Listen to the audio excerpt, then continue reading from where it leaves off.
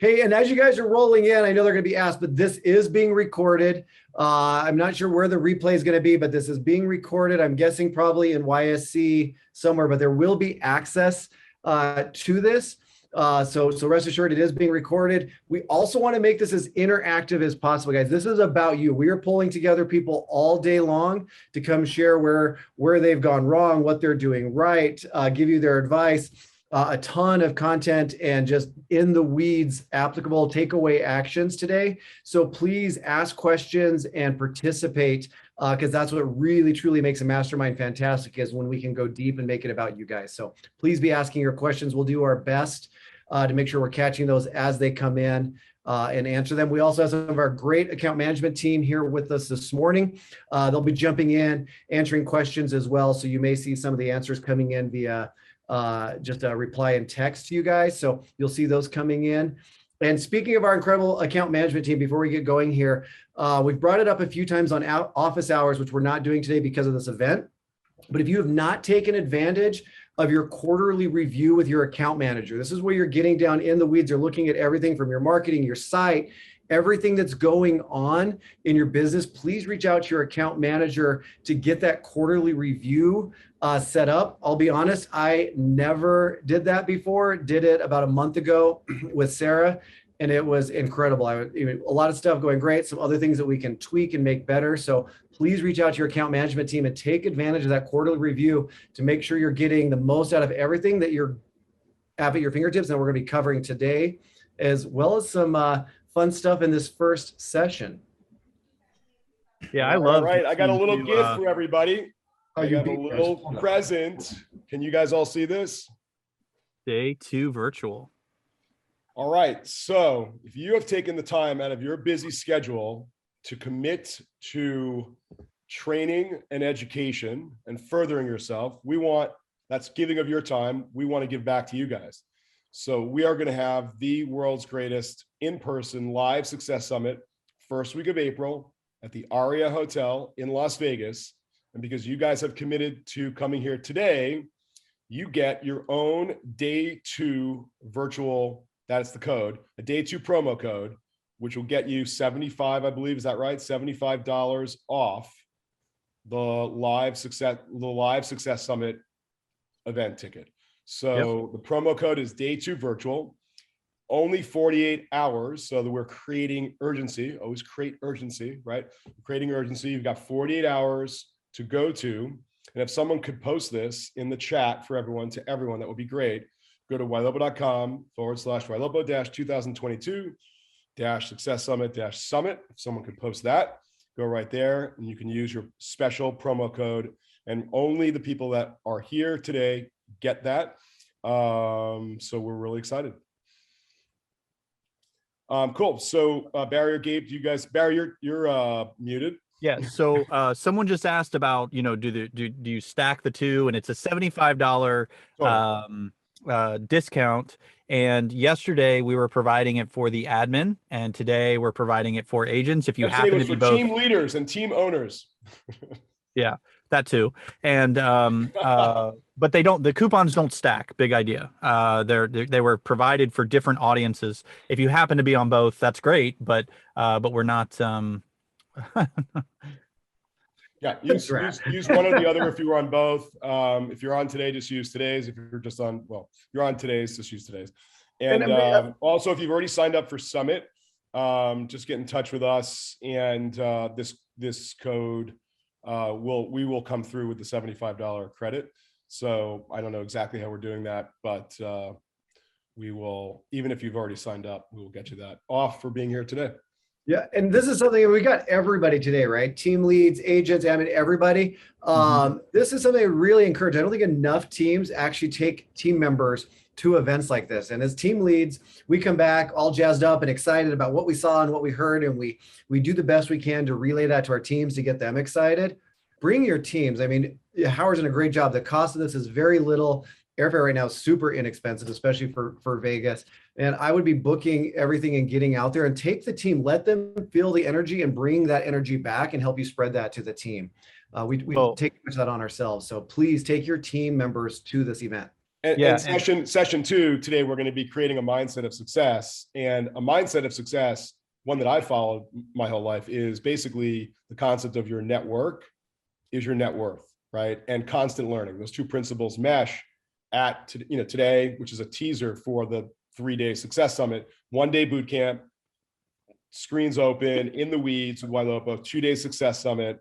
I can't tell you the number of people who've gone to success summits, whether it was at Tiger Lead or Ylopo, and completely changed their business life, the perception of how they see things, how they actually do things, how they approach business and life. And so you're just going to meet people. Like if you're here and you want to get here, right? Don't network with people here.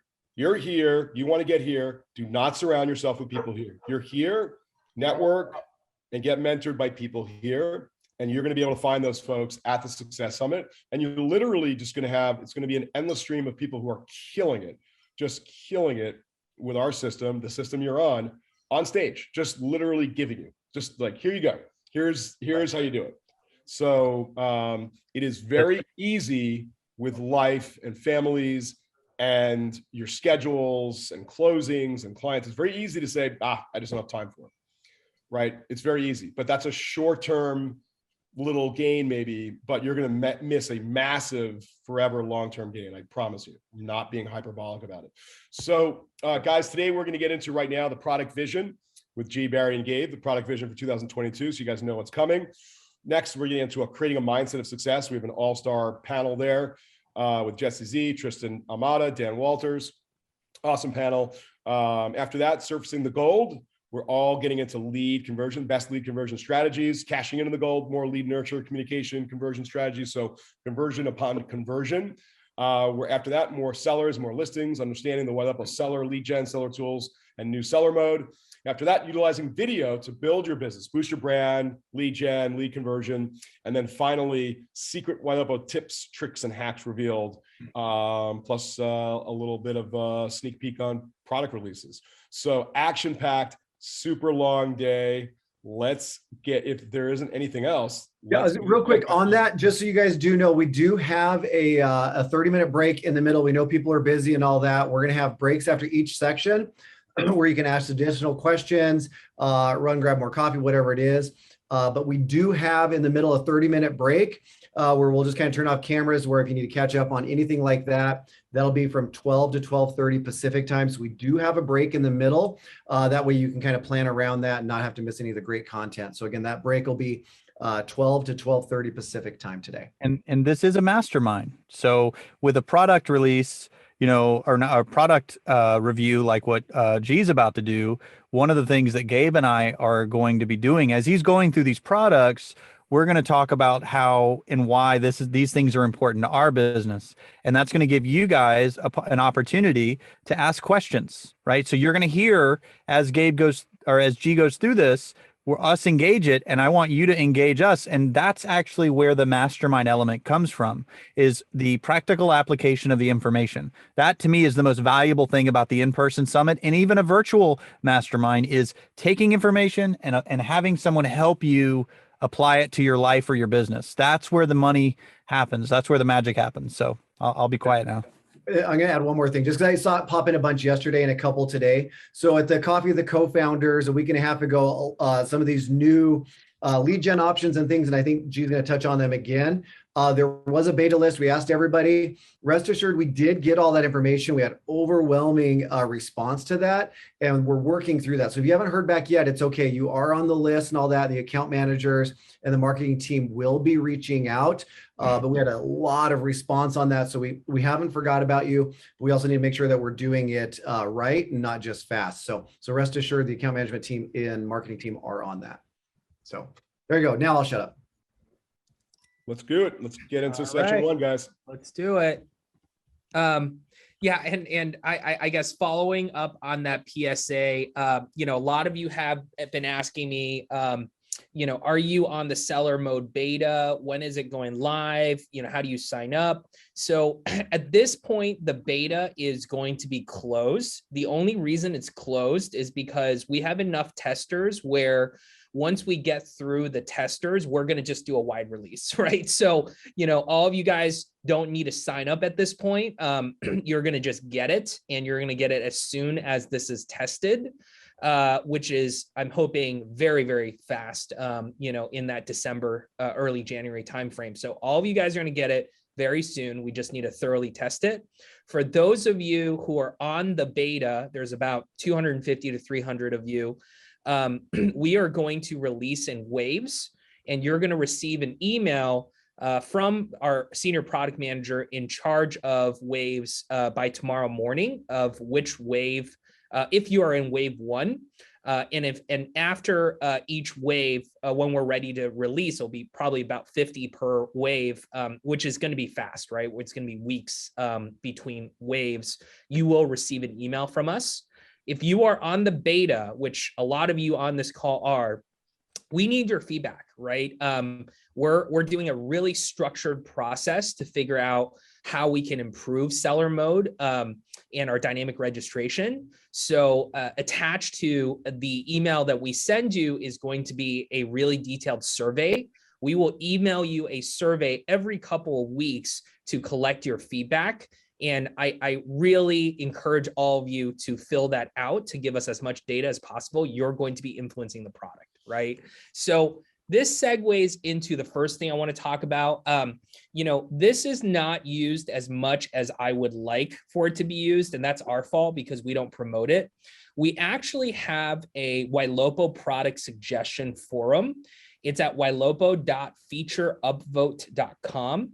And it's a place for all of you to be able to give us feedback on what features you would like to see with Ylopo. As you can imagine, the features that we tend to build are features that this core group plus our product team have strong convictions around that would help you guys, especially on the digital marketing and agent tool side. And also the clients that ping us, right? Like, if you tell us about a feature and we hear about it enough and you're super persistent, we're going to prioritize that feature, right? So a perfect example is I get pinged by several Canadian clients, I won't name who, about, hey, can we get HomeBot? Can we get Canadian feature A, Canadian feature B? And that's really influenced our roadmap, right? We said, hey, we hear about this a lot. We have 8% of our clients in Canada. We got to do more for them. And, that's one of the motivations behind dynamic registration, which is going to help Canadian clients generate seller leads, as well as, other Canadian features, which is on the Coffee with the Co-Founders, presentation 2 weeks ago. So if you're a Canadian client, you want to know what we're doing for you guys, go watch that. But for all of you guys, you have a feature idea, you have a request, go to featureupvote.com. And what it's going to do is allow you to add features and allow you to upvote existing requests. And guess what? The features that show up at the top, those are the ones that we're going to pay a lot of attention to, right? So we want to hear from you. Go to featureupvote.com when you think of ideas, that way we can kind of hear and crowdsource all of the new great things that we want to work on. And real quick, since you brought it up, and I don't know, Michelle or maybe somebody in account management, if you guys would grab a link to the replay with that Coffee of the Co-Founders and throw it in the chat to make it easier for everybody. There is so much great stuff in there, especially Canadian clients and all that. Let's throw that in the chat form. Awesome. So today, we broke our product, announcement. Introducing Lucia. The easiest. Is that you, Gabe? Nope. Oh, I'm trying to look to see who I can mute. I think we're that's good. weird. Now. Anyways, so we broke our product, kind of presentation into two parts, right? The first part, again, Coffee of the Co-Founders. Please check that out if you weren't on that webinar. We talked about all of the product releases we are working on right now that we are releasing in the next quarter or two, that we have betas on. And that you're going to get very soon, right? Because we wanted to show you guys what we've been working on, get you excited about the things that we think are transformative. What we're going to show you today are ideas that we have that we are going to work on and test in 2022, and maybe even 2023, right? These are what I call concepts. They are pilots, right? They are things that we are going to test in the water and see if it works or not, right? Some of them may not work and you'll never hear about them again, but we're excited about right now because, we believe in either our alpha testing or in talking to clients, they're incredibly valuable. Don't take these as gospel. Some of them I'm going to tell you, hey, we're going to work on this, right? We're working on the things you saw in our Coffee of the Co-Founders today. So the things you're going to see today are not slotted, meaning there's no engineer that is assigned to work on it, but we are going to work on it once we get the Coffee of the Co-Founder stuff done, right? So, a good way to think about what I'm going to show you is this is kind of Q2 of 2022 and beyond projects that we're working on. Some of them might get escalated, right? So I'm going to show you some lead generation stuff that's starting to be really promising that we may push forward because it's so effective. But, for the most part, you're going to see these developments in 2022, right? So we divide what we're doing on the product side into 4 categories. We have generate higher quality and lower cost leads. That's, one of our huge missions for you, right? We're a digital marketing platform. We want to do that for you. We also care about lead nurture, right? So we want to generate more signals for you on lead nurture to both identify who you should be talking to and also do that for you automatically, right? That's the Riot component. We want to improve the consumer experience because at the end of the day, what consumers see and what they engage with is going to impact the signals that you receive, right? And then we want to improve the agent experience with tools, with features that make your life easier on the Ylopo platform, right? So those are the 4 broad buckets of technology we want to enable. So at a high level, go back for just a second. When you're looking at this, I would say 90% as a real estate agent, when you're looking for leads, 90% of the companies really focus just on that first tier, which is higher quality, low cost leads. Like you can get those at a lot of different places. I happen to think Ylopos are better, but that's a whole nother discussion. To me, the reason why this is such a business building topic, and it's something that you guys really that are listening need to focus on, is generating more signals for lead nurture, AKA notifications, AKA it's not just noise. Johnny looking at your home 3 times is not might not excite you, but it's a signal. And you guys need to learn how to action on these signals and organize these signals. Am I preaching to the choir, Gabe, or what, man? Yeah, 100%. And we have an entire session later where we're going to go deep and explain and literally show you what Barry was just talking about right now later today. But I was just going through looking at all of our transfers and appointments being set. Almost all of them have come off the brand new lead right off the bat or priority alerts, hitting them within minutes. So guys, what we're going to show you is maximizing what G's about to show you that we're also working on to get you more opportunity. And the reason why I'm interrupting right now is we gloss these middle 2, generate more signals for lead nurture and improve the consumer experience. If I'm improving the consumer experience, which means my leads and my database wants to use my website, and then Ylopo's telling me about what the consumer's doing, I need to learn and change my business model to focus on the consumer activity on my website. And if you do that, you're not going to be always living off the next lead. And so this is a major initiative on behalf of Ylopo, and it starts with Howard and G. They said, we want to have the best search site anywhere available. So sorry, G, for interrupting, but I'll probably do that more because I'm excited. Yeah, love it. Please do. A lot of these are your guys' handiwork, right? So let me start with lead generation. Again, these are all the sources we're testing. And right now, the one I'm most excited about is click to call, right? The idea here is that both Google and Facebook have released products fairly recently that allows the consumer, us to target a consumer where the call to action is call me, right? You all know about Google LSA, how powerful it is, how cost effective it is. Scott Tremblay yesterday, who was on, gave one of a killer session. He's getting 10x returns on LSA, right? I've heard that over and over again from clients. The problem with Google LSA is you're not getting enough phone calls, right? Our clients average under 6 phone calls per month. That's nothing, right? Even if you close one deal every 2 months, it's a nice addition, but it's not scalable. With click to call, we're able to target consumers anywhere on Facebook, anyone searching for a realtor, anyone searching for homes for sale, and present an advertisement where we say, call an expert today, call to see this listing today, etc. Right? And all of these calls are funneling through our Ylopo inbound call center, which we've set up and we're piloting right now with 100 clients.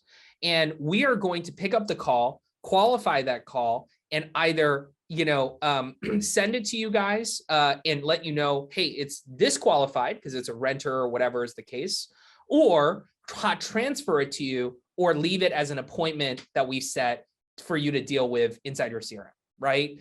And what is amazing about click to call so far is we're seeing the potential to generate 10x or more of the volume of calls you receive from LSA, right? So obviously, these leads are more expensive. They're actual inbound phone calls, right? So they're not someone filling out a form. So it is a higher intent person.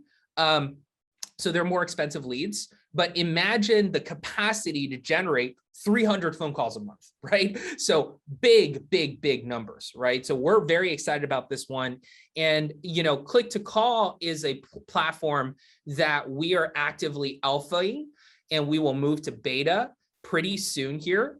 So I will have a sign up for this, fairly soon for you guys to get on the beta.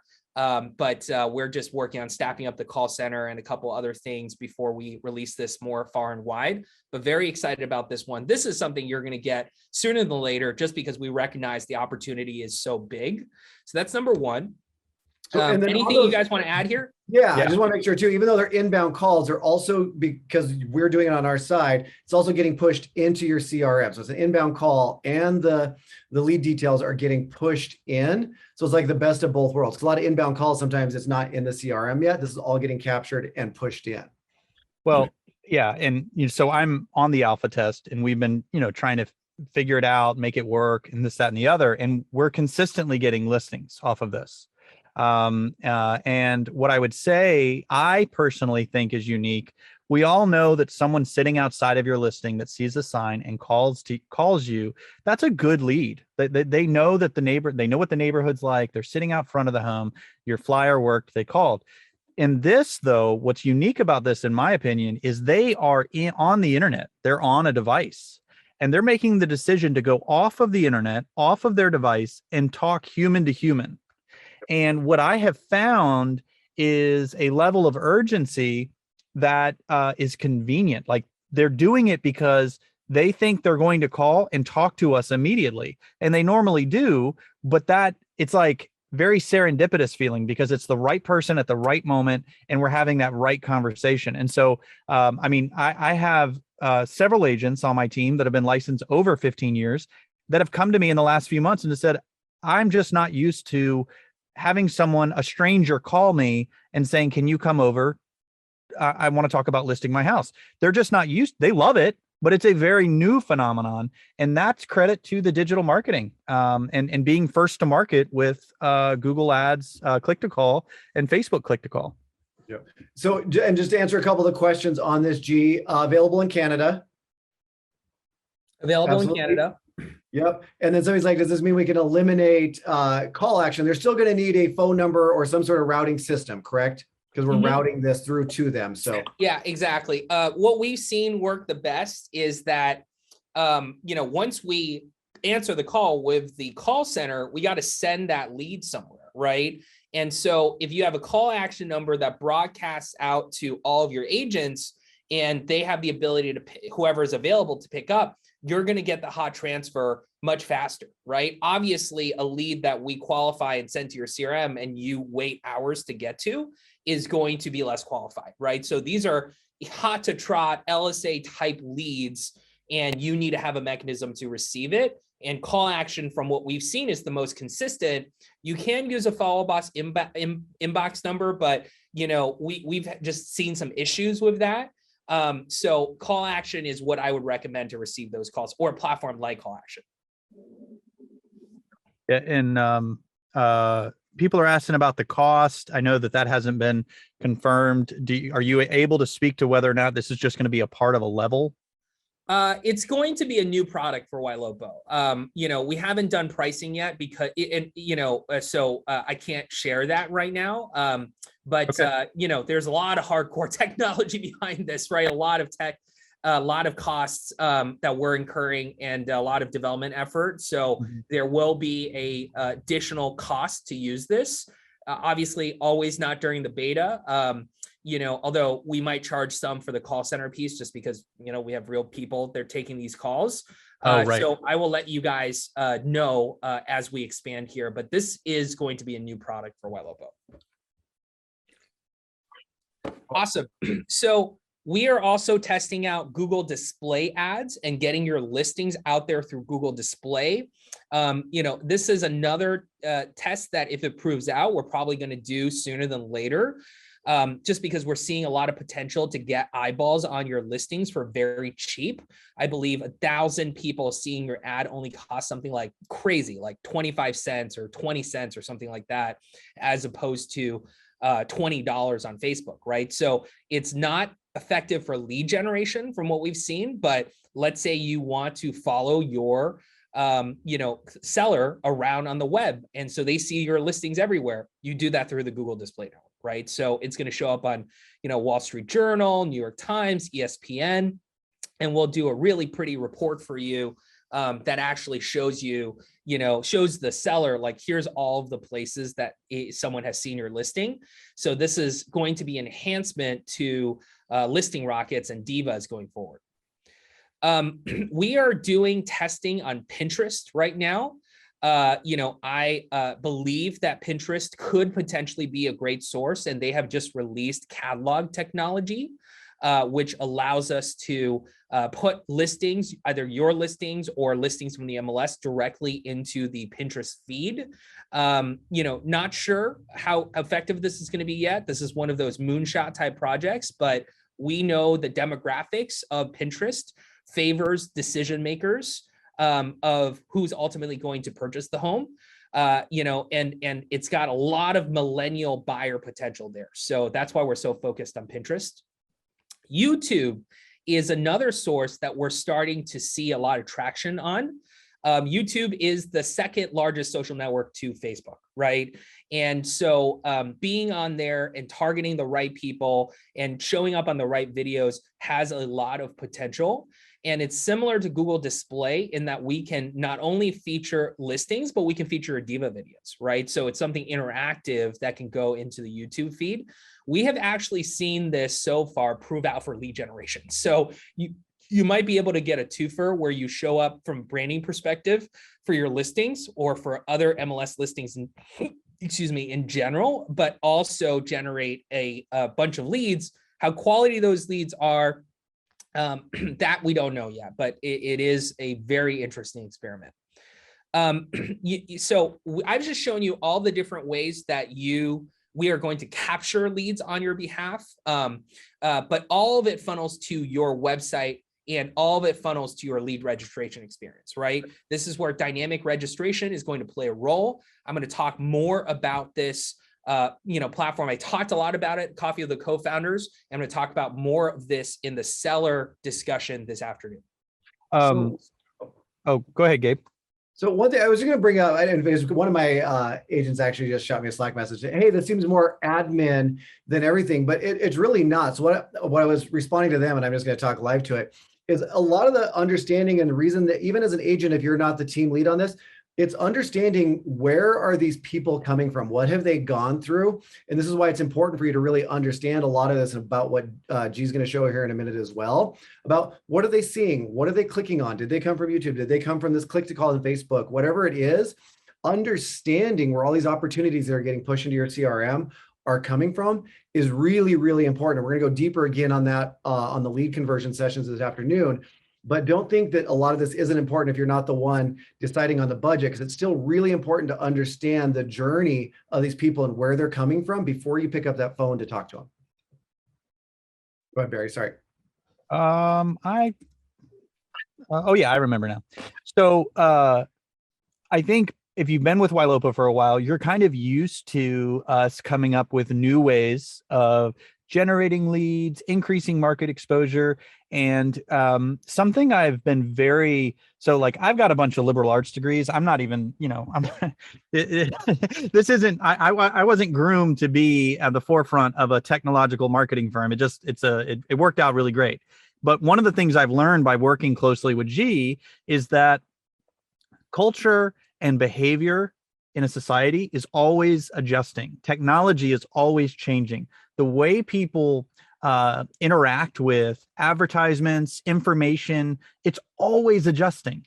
And, the genius of Ylopo singularly focusing on digital marketing the way that we are is really starting to show, because other companies are just now starting to come out with what we did 2 or 3 years ago.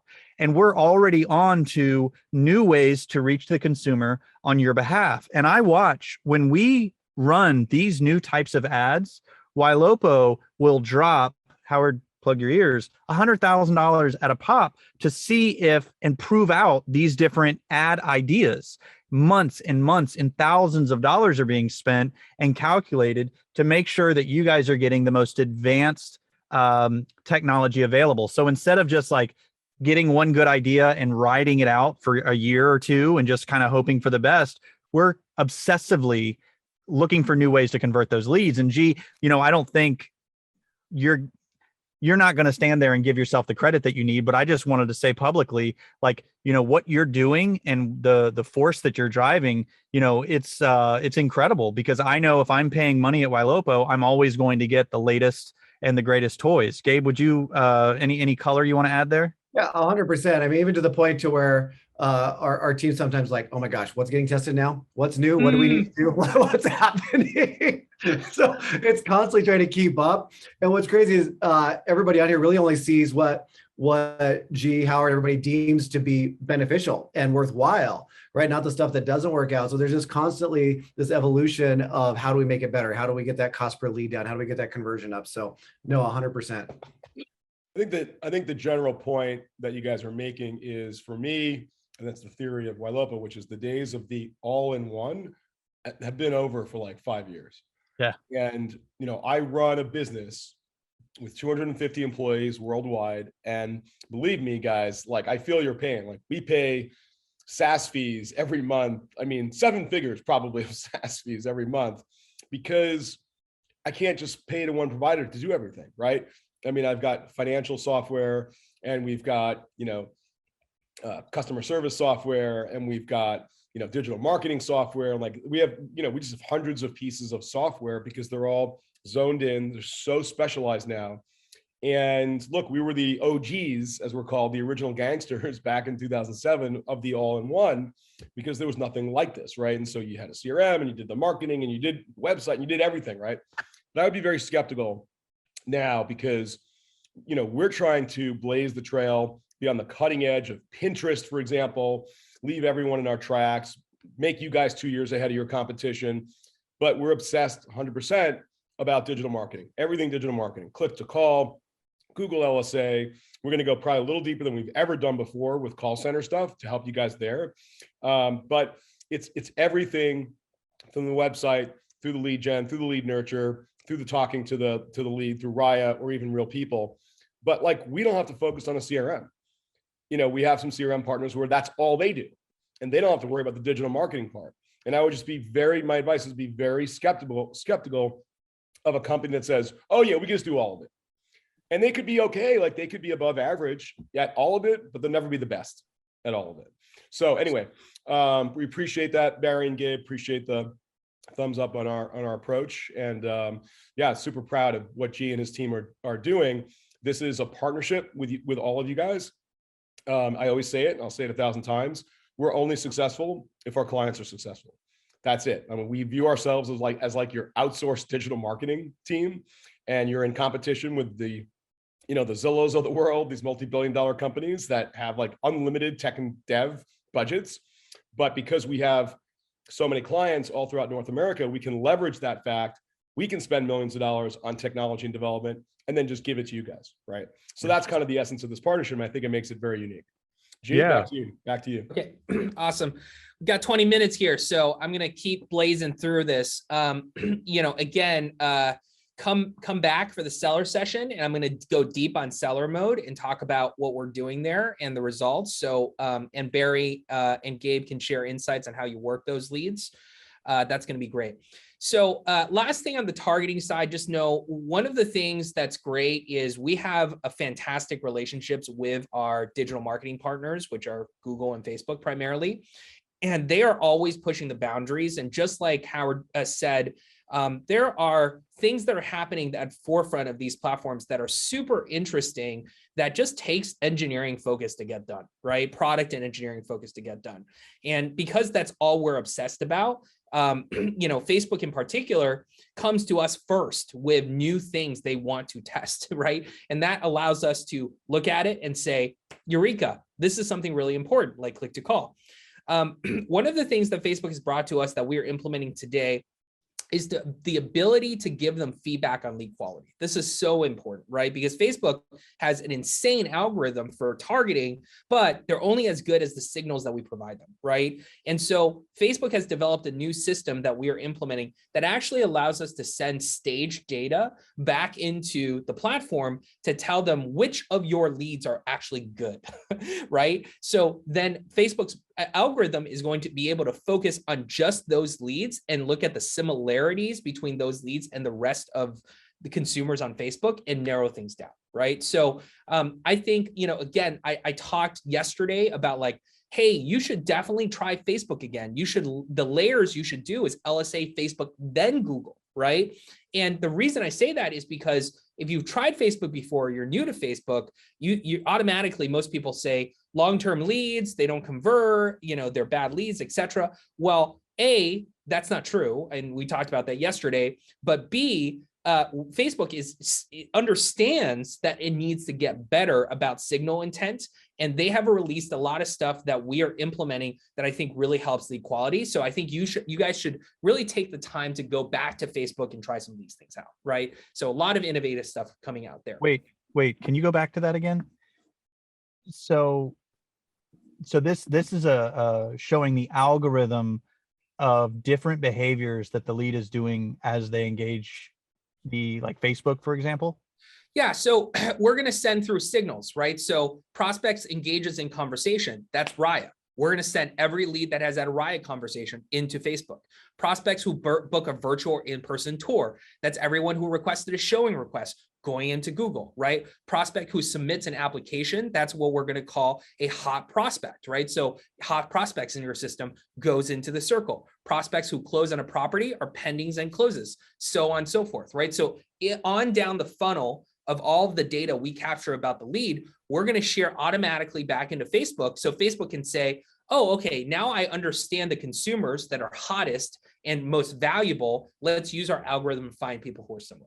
So this now takes search site behavior to another level then, because like it was just about like, oh, they looked at 3-bedroom, 2-bath homes for 500,000, but now that's one behavior, that's search behavior, but you're basically saying everything they're doing within our ecosystem is going to inform Facebook ads, more or less. It's going to be on-site behavior, Riot conversations, and most important, your CRM data, right? It's going to use your stage data of consumers to actually optimize. It's really big. G, a lot of this is what the consumer does, but I'm getting the sense is also like stuff that the agent does that actually is feeding this information loop back through us, through Facebook.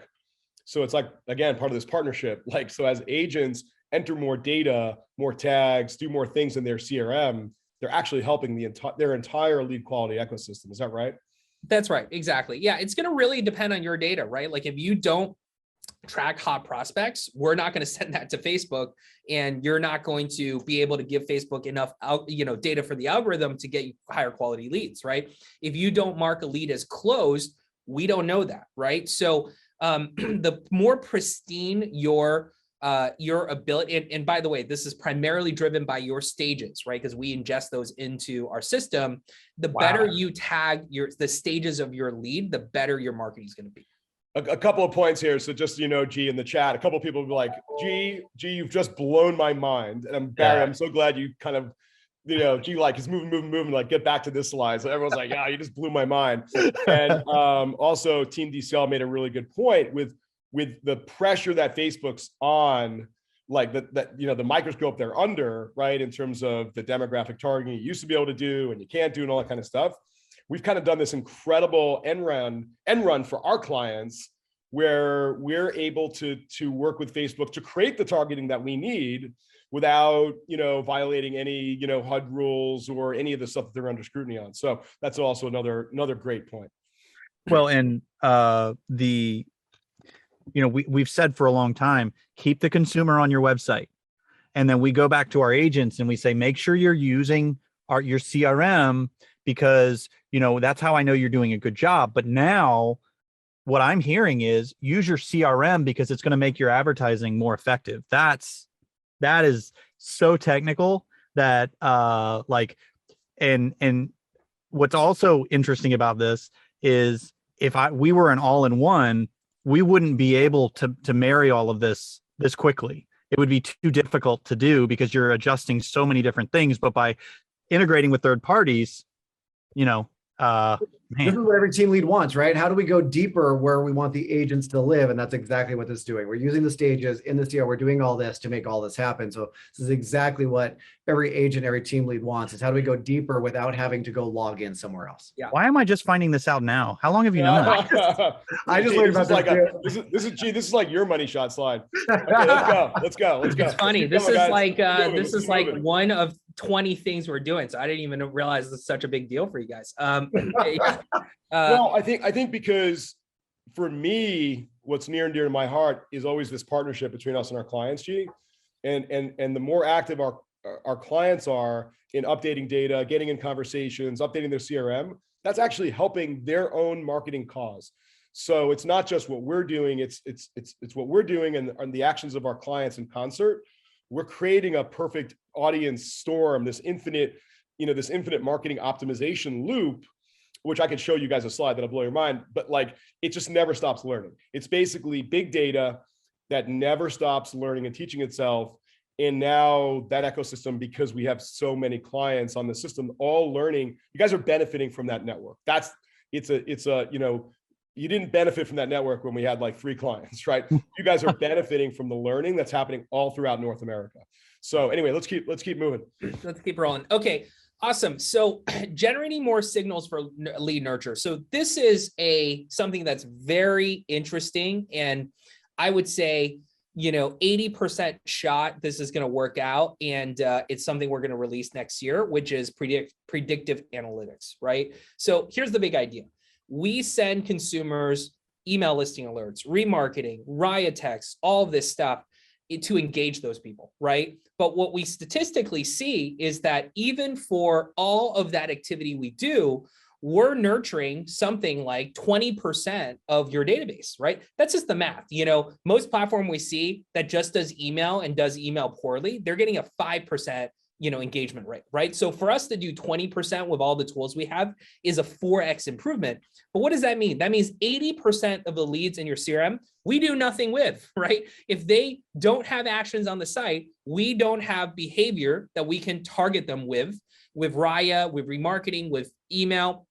So they're still dead leads in your CRM, right? So we've been thinking really hard about this, because if we can take that 80% and get another 20% of your leads with some data, some signal that we can get to say, hey, let's engage those people in a more aggressive way. Let's have Riot text them. Let's spend more on remarketing. Let's send them different types of emails, right? Then we could potentially double the amount of engagement you get from our platform, right? Imagine getting 40, 50% of your leads highly engaged because of signals that we receive that we don't have today, right? So how are we going to do that? The idea behind predictive analytics is that we're going out there and we're sourcing 2 types of data. We are sourcing demographic data. So someone gives us an email address and phone number, and we go and append that with what's their age, Are they a homeowner? What's their job? What's their income? Like 20, 30 different variables associated with their demographic, right? Obviously, the better the demographics are, the more likely they are to be home purchasers, right? So that's the first bucket of data. The second bucket of data is life event data, right? So that means, are they switching jobs? Are they interested? Are they going and improving their home, which is a predictor of selling, right? There's so many different life event triggers that you guys know, contributes to someone buying or selling a property, right? And if we can marry these two data sources together, even if they don't give us any active signals of looking for properties, we can do predictive analytics to figure out in your database who are those hottest leads, right? So that's the idea behind predictive analytics, the ability for us to give you guys a score to say, these are the people that you should focus on. Well, and go ahead. this as we've been testing this,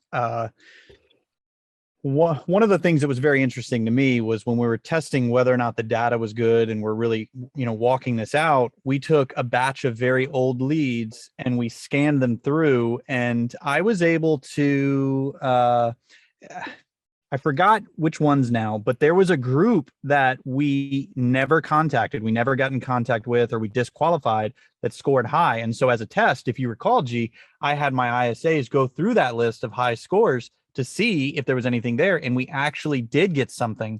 We got a listing off of that.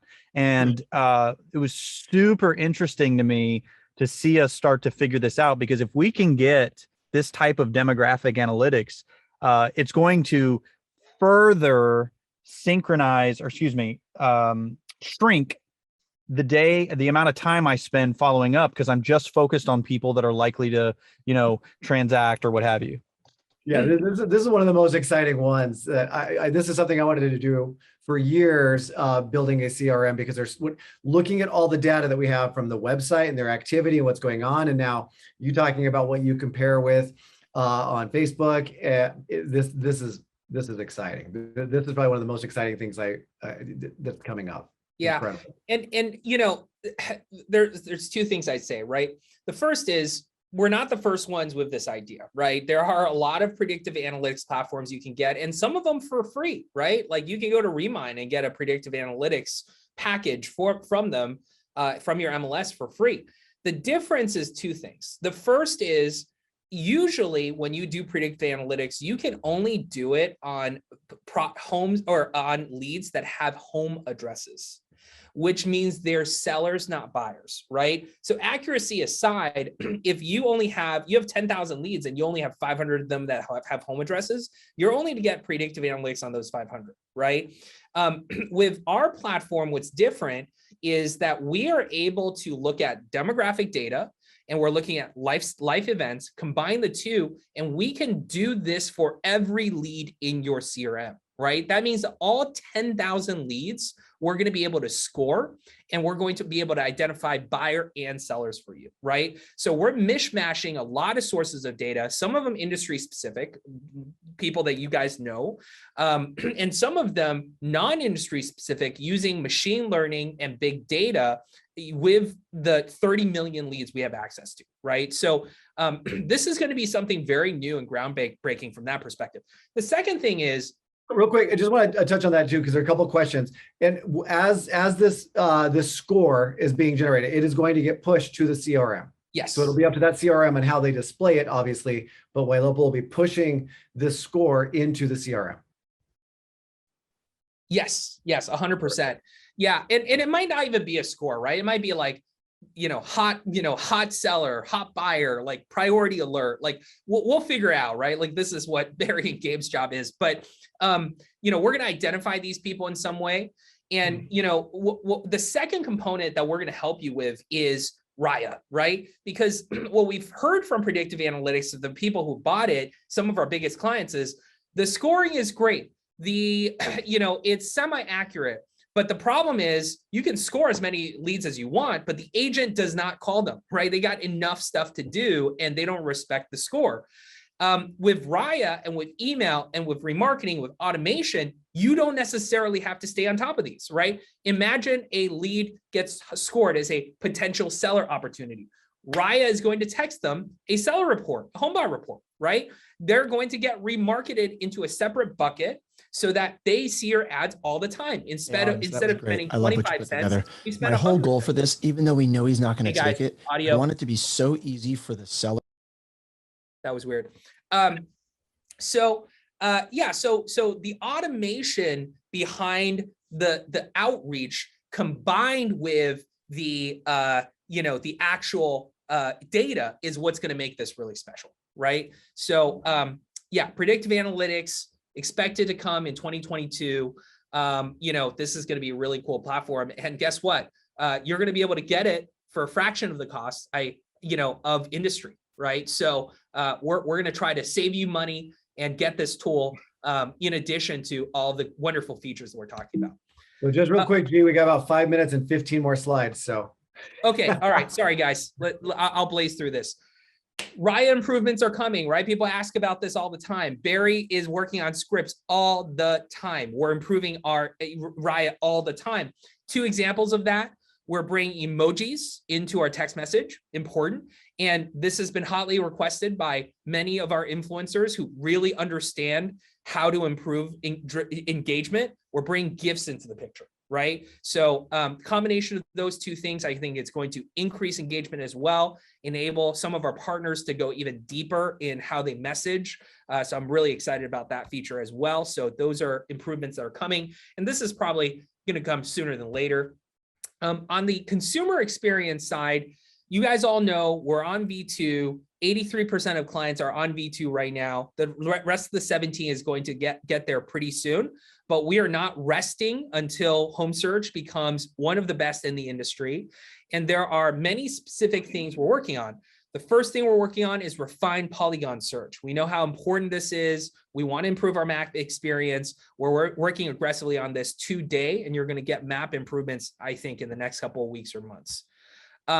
We are working on leveraging Maponics data, which is the industry standard. That's what Zillow, RDC, Redfin all use to create areas. So when you're searching for a subdivision, you're searching for a neighborhood, we gather the same data that the best of breed out there are using. We've already licensed this data. It's incredibly expensive, but we know it's a commitment that is going to help you guys. So instead of relying on MLS tagging, we're actually using a third-party source that is very vetted by the top industry leaders.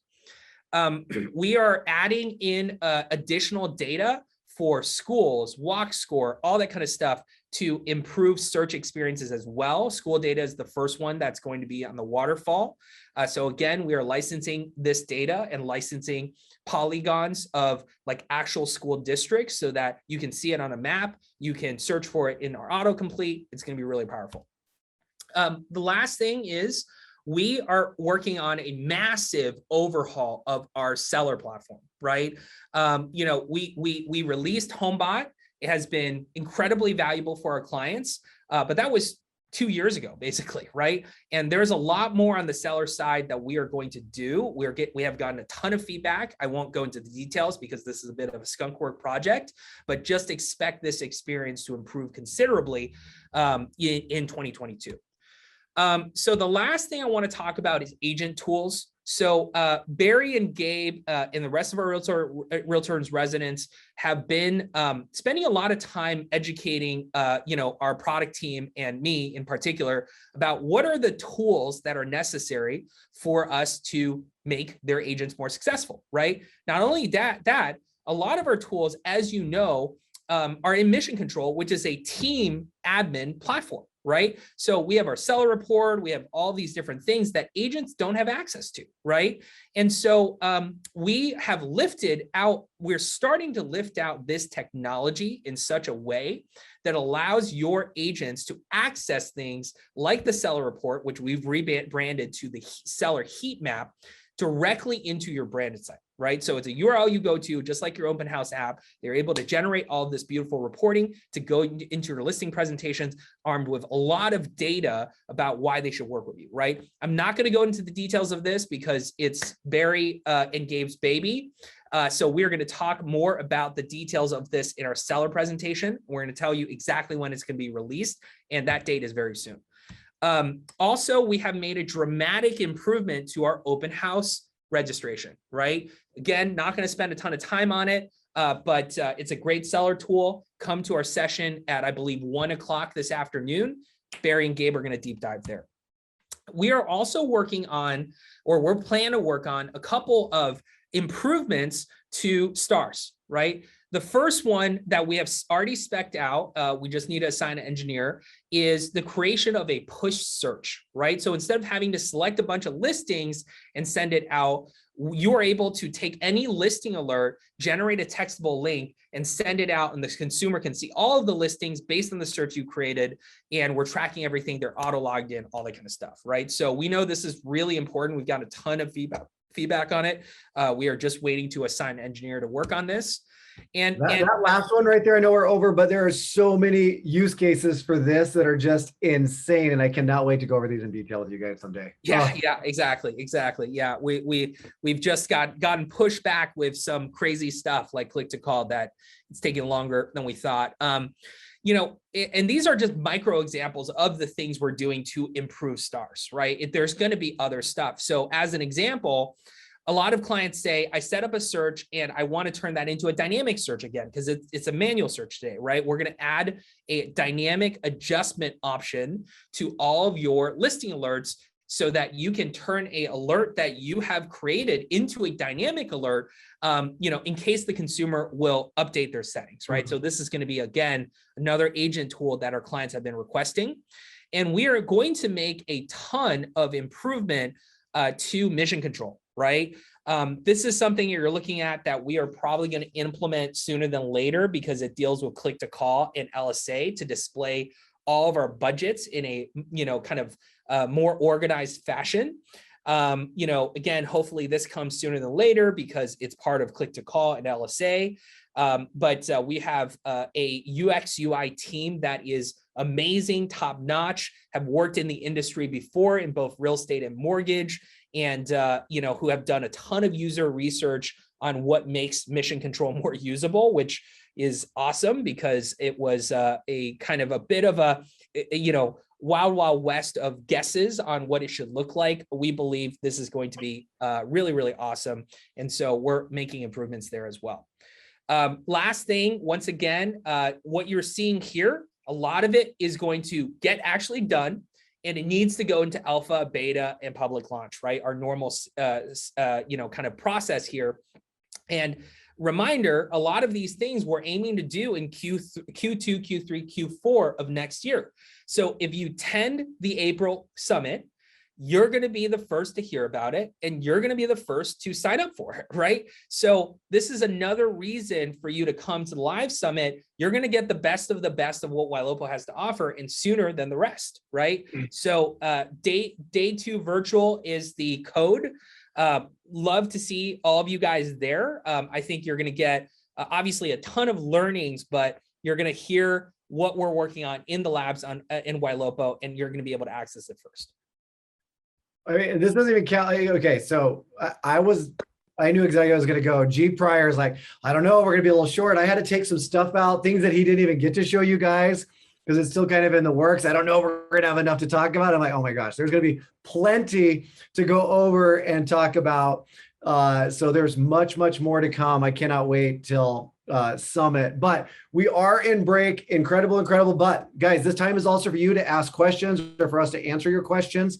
So the next session will start in about 11 minutes, all about mindset. But any questions in here, please don't hesitate to ask. And then I'm also I'll have this up just kind of while we're waiting. If you guys have not signed up yet for Ylopo Success Summit in April, there is a promo code to give you $75 off that ticket. So here's all the information for that. And I'm going to start scrolling through looking for questions. So G, there's a question about like whether the summit's going to be live streamed, or I mean, certainly it'll be recorded and we'll create chapters and stuff like that.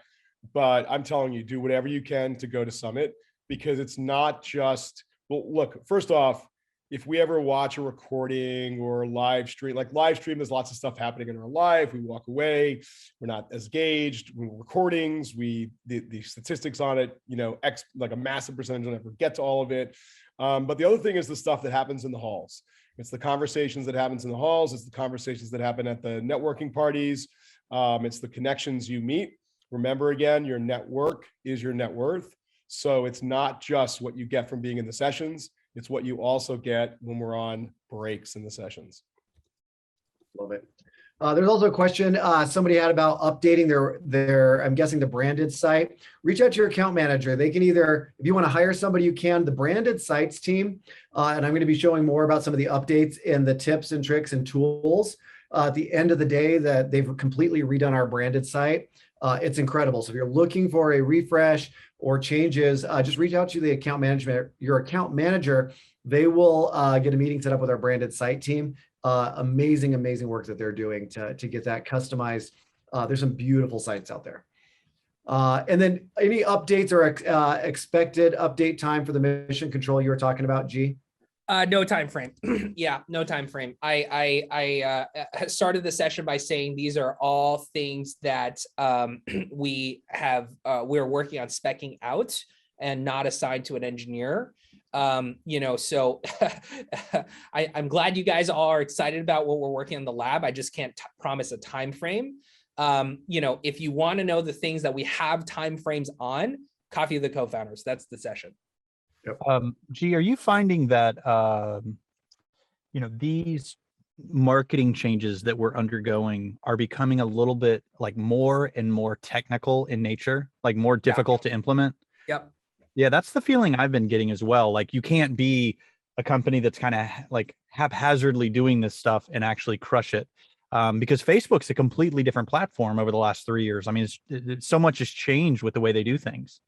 Yeah, you know, this is a general trend in technology, right? Which is a movement toward machine learning. There used to be in the ages of display ads, right? In the, you know, ages of Google search back in the day, you could, as a kind of amateur marketer, go in, make some adjustments, target people and get results. I'm not saying you can't do that today, but more and more, both Google and Facebook and Pinterest and Snapchat and all of these guys, they're realizing, hey, we need to build in-house algorithms that take this out of the control of, you know, kind of demographic targeting, all that kind of stuff. Frankly, because, you know, consumer, you know, reactions, that kind of stuff has not been positive, right? You all read the news. And so they're anonymizing all these signals and saying it's up to the algorithms, right? When it's up to the algorithms, what happens is you have to have really good signals you're sending to the system, right? You have to be organized about the data you share in order to optimize, because it's no longer just like clicking a couple of buttons and saying, I'm targeting homeowners, right? And so that by its nature is technical, right? It's stuff that you can't do, you know, and that's going to be a trend. I mean, you know, I wouldn't be surprised in the next 3 to 5 years if there is going to be like essentially no targeting options available other than geography, you know, in Facebook, right? Because they're just getting so much trouble for it, right? Like even targeting languages, targeting certain things can be viewed as discriminatory, and they are spending billions of dollars on their algorithm to figure out how do we fine tune things without all of this data that we're collecting from consumers that marketers can have access to, right? So to stay on the forefront of this, we're spending a ton of dollars, ton of research into, you know, kind of sending all of the appropriate signals. And, you know, and that's kind of a lot of what we're working on in the lab. Love that. Again, just going back to the benefits of having a company who focuses on marketing and your digital services versus trying to do everything. I love it. Hey, a couple of questions I want to get out of the Q&A section. Brian asked, speaking of networking, and I actually don't know the answer to this, is there a resource or a database or somewhere where users can go to find out what Ylopo users are in what areas for referrals? And maybe that's an account manager. I don't know if we've got that anywhere in YSC or not. Does that exist? So referrals are normally made directly in the YSC. That's the place for referrals, and that happens all the time. Okay, there we go.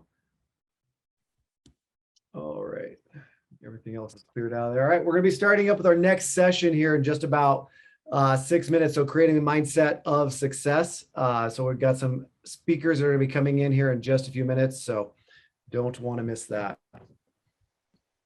Actually, Gabe, why don't we start on the next session now? It was due to start at 10 a.m. actually. Oh, perfect. We can, yeah, do we have it? There's one familiar face. Oh, perfect. Well, sweet. I'm going to turn this over to Howard then. If they're in and ready to go, let's kick it off. Absolutely. Okay. So do we have Jay-Z, Jesse Zagorski in the house in San Diego? What's up, Jay-Z? And I'm rocking my Ylopo shirt. If anyone wants me to wear their face on a shirt, just send it to me. I'll wear that. Howard, if you send me a shirt with your face on it, I will wear it. Tristan, same for anybody. I'm in. I have some leggings with my face. Challenge accepted. Challenge accepted. I want Barry Jenkins leggings. I keep saying though, I want someone to make a like Ylopo, why not t-shirt. I don't know why. I think that's kind of a cool Ylopo, why not? I don't know. It's weird. I have other bad t-shirt ideas. Dan Walters from good afternoon or good morning, I guess. Florida. Yeah, we're afternoon. You're morning, I think. All the way from Orlando, Florida. That's right. That's right. And Tristan Almada, California. Look at these like nice places that people are in California, Florida. I guess the first part of having the success mindset is live in a place that's warm. There you go. What do you say, Tristan? What's going on? Dude, I'm just happy I have a Ylopo hat. I don't. Wow. I never even seen a Ylopo hat. Neither have I. I think Gabe and I were looking in the back and it's like, here's one and I'll take one. I was like, dude. Well, I'm really excited about today's session. I think we have a rock star panel. I think everyone is really, really fortunate. I mean, Tristan is an inspiration to literally the largest Facebook group of real estate agents in the world. As my friend Gary Ashton always likes to tell me, he is the largest RE/MAX team in the world. So I'm going to give you those props, Tristan. Thanks, bro. And clearly you've had your challenges, you've had your ups and downs. You're a great pillar of success. And I know that you talk about this a lot. So really thankful for you to give us your time today to teach about the mindset of success. Jay-Z has been podcasting away, and I know has been talking a lot about this subject. So he happened to text me about something else yesterday. And I was like, oh my God, how do we not have Jay-Z on this success mindset? So he was added literally yesterday. And I'm just like, so humbled that he could be here. And then Dan Walters, who, literally is the head of all of operations for the Robert Slack team and runs probably like the biggest team in the world. I don't know, like it's like, are you guys like the biggest team in the world or whatever, Team Ridge or whatever you call it? Like how many, what's your 2021 number, including everything, mortgage, title, real estate? What's that number? Oh goodness, all of that. I'd have to do some looking at that, but I can tell you what we just hit yesterday. I can tell you it's north of $1 billion for sure, because I talk to Robert all the time. So it's way north of $1 billion. Well, I can tell you, Howard, just the real estate side this year, we're going to do 2.2 billion just on the real estate side. Oh my God. Yeah. Oh my God. Okay, then that doesn't include mortgage and title. Yeah, mind blown. But before you get going here, why are we having this kind of very high, level discussion? And as we were putting together the agendas, I was working very closely with Gabe and Barry on the agenda. We were going to spend a lot of time, and we are going to spend a lot of time today on systems, processes, content, scripting, lead conversion, like all of the the nuts and bolts and the nitty gritty that we're just going to be teaching, like what you need to do.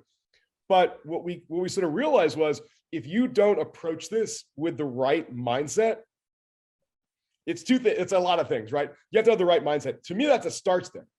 Like that, it just starts there. And we're going to all talk about that mindset, because from there, with the right mindset, you then can get the right people. And you can get the right technology and the right opportunities and the right systems and the right processes. And we create the wrong team. And then we learn from that and we create the right team. We create the wrong structure. And then we create the right structure because we learn from that failure. We have the wrong tech. And then we get the right tech because we're networking with people who are bigger and better than us. And we're learning from them what's actually working, right? But it all starts here. And then we're going to get into all the other stuff. So I thought it'd be so cool today to get into that with you guys who are the masters. And there's no, like, this is a, I love this. We called this a mastermind, like not a summit, not a boot camp. We're doing that live in Vegas. But this is a mastermind where we're all just kind of riffing off each other. And like literally you guys can choose like whoever, we're all going to talk, and whoever wants to go first, and screen share whatever you want or don't. Dan's got a good presentation. Dan, I went through it. You want to get started first, bro? Yeah, you want to roll with that? What I loved about everything that's going on so forth. You're right, Howard. It's all about technical training, and this is going to be more about that behavioral training, right? I mean, this is about how do you make sure in today's world of real estate or just life in general that you've got to master the mind. I mean, and you do have to master your mind. Things are going to go wrong, and it's how you react to it. And so I tried to think about this, and I will share my screen. I put a few things together.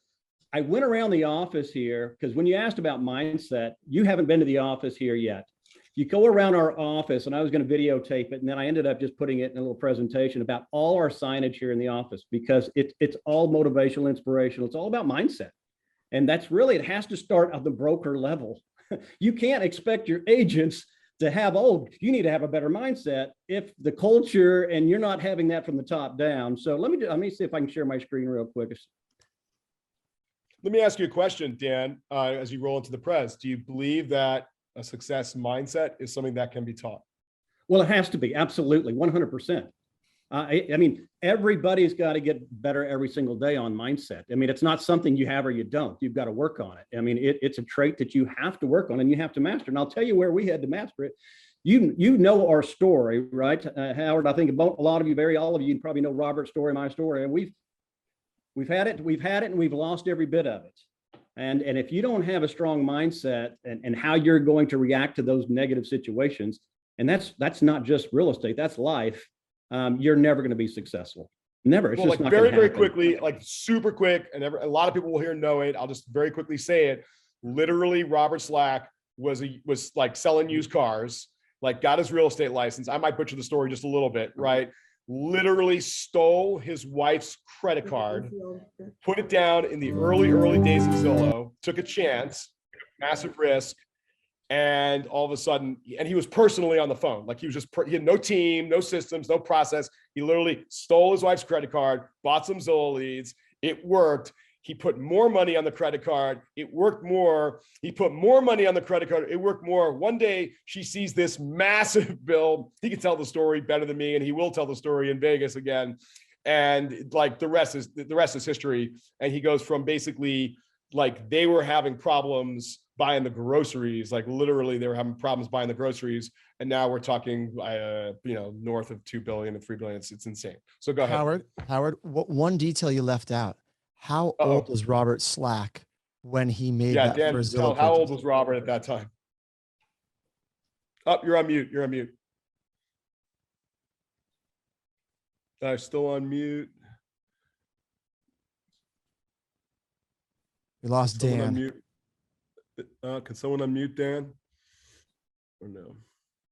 I think I know how old he was, but I'd rather have Dan say the exact age because this is the part that's mind blowing to me. 60s, but we're going to need to unmute Dan. So Dan, you want to like click on your own box and you'll see a little three dots. And then there we go. Sorry about that. No worries. Yeah, let me share my screen again. So how old was Robert at that time? Robert was 65 years old, right? 65. I was close. I said 67. 65. Dude. Nuts. I mean, he started the brokerage at 67. At 65, when you think, what you should be doing is really trying to figure out where you're going to retire. That's when he sat down that day with a piece of paper and wrote down some things he could do at that age to make a living. Think about that. To make a living at age 65, not where am I going to retire? So. Right. And I just think, Dan, as you roll into this presentation on mindset, if we're doing a free form talk on this, that says so much about the mindset of that gentleman and yourself, right? Because I love that. I think it's super important people realize where he was at.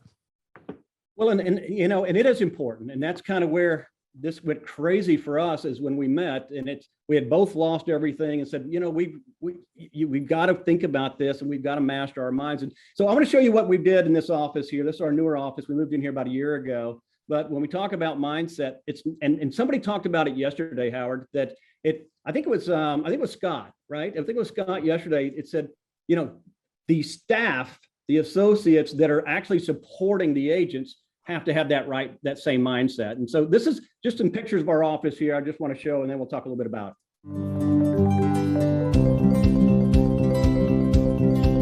They're all pictures in our office.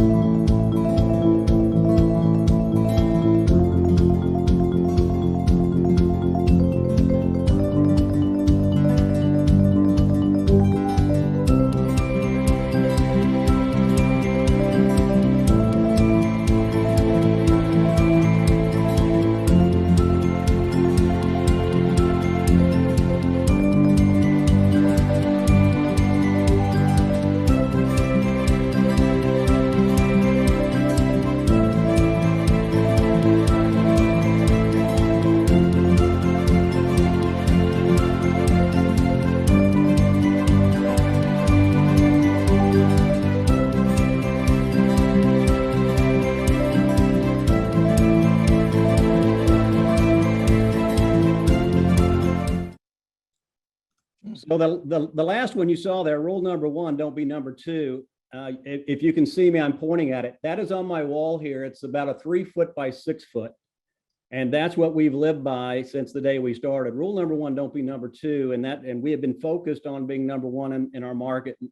In Florida, then now all of a sudden it seems to be the United States and the world. But everybody in this office, we're all passionate about getting better. And you saw that one. As we walk out, it says, did we get 1% better today than we were yesterday, right? And so mindset starts, I believe mindset starts from the top, and there's 2 different types of mindset. There's a fixed mindset, and really that's not going to get you anywhere, but it's going to be that growth mindset, right? The growth mindset is how to take those negative situations and say, wow, well, that hurt. I'm going to learn from that, versus blaming, like putting the blaming game on somebody. Why me? Why me? But I didn't understand what really, mindset. There's so many different descriptions of mindset, and I got a few here. Mindset, the established set of attitudes held by somebody. Yeah, okay, I get it. Your collection of thoughts and beliefs that shape your thought habits. I love it. One's mental attitude that determines how you will interpret and, more importantly, respond to situations. To me, that's the perfect mindset. So you can negatively come out of something, which is a fixed mindset or a growth mindset. And to me, give you an example for all the realtors out there, right? You go out, you met this new client, you're showing them $500,000 houses, maybe it's $1 million houses. Great rapport. You spend all day with them. Everything looks great. You're thinking, this is it. I've got it. This is perfect. You get back to the office, you took them to lunch, you picked them up from the airport that morning, and then you get back to the office and you get that text message that says, hey, Dan, really nice meeting you. Thanks for showing us the homes, but we decided to go with another agent. You have a choice of mindsets. Everybody's been there, right? You've got a choice of the mindset at that point of, probably a lot of us would say a few choice words to start that conversation. And then we'd be negative. We'd be saying a blame game. But really the growth mindset for people that are looking for success, it's more about, wow, okay, what did I do wrong? What could I have done different? Where did I miss the boat of that connection, right? So everything that you have for success, I think of, and I know Robert and I do, I look at it as, don't look at the negative. Don't look at the blame game, but why? What happened? How do I get better the next time? And so I'm a big proponent of mindset and understanding why it's important. So I'm gonna open that back up to everybody else. I don't want to just take on this. Cool. Who wants to go next? Thank you so much, Dan. That's super, super constructive and helpful. Let's go around the room. Who wants to go next? Tristan, Jay-Z? Jay-Z. Hey, Tristan. I was just going to say, Tristan, I was invited at 6 o'clock last night, so I have no PowerPoints. I don't have a PowerPoint either, guys. It's a mastermind. It's a mastermind. I got a few slides, but it's hold on. But let's start here. Ready? Or go ahead, Tristan. You got something? I'll jump in because what Dan was bringing up here in regards to mindset isn't something that's just been discovered over the last few years. Yeah, Carol Dweck wrote the book on mindset when he was talking about fixed mindset versus growth mindset. Check that out. But we can go back to Marcus Aurelius. emperor of Rome, right? Greatest stoic probably of all time. And here's a simple quote I just want to share with you because it goes exactly to what Dan was saying. You choose how you respond every day. And when you're at the epitome of being the best human possible inside of your mind, you realize that the hard way is the way. We often think that, life and real estate are going to be pretty easy. And that's the biggest mistake we make, right? We think about these online leads coming through, and you see the ones that fail, because I've been hearing it. Howard and I, we met at realtor.com years back. And even then we were hearing, online leads suck. And the difference is all in the mindset. You can have somebody pick up the phone and say, hey, you just visited our website through Google. Tell me what you're looking for. Like, I'm just browsing. I'm just looking. Oh, great. Thanks. I'll call me when you need me. Hang up. And then they tell you, oh, online leads suck. And then you have somebody with the most amazing mindset, right? Like Barry or Gabe go in and they're like, oh, we're just browsing. And then Barry's script, you know what? Me and my wife are always looking for homes. In fact, I just sent her one yesterday. We're probably not going to buy it, but I don't want to spam you. Tell me what you're looking for. So at least I send you homes you want to see. And then they turn around like, online leads are amazing, right? And it starts with what Dan was saying.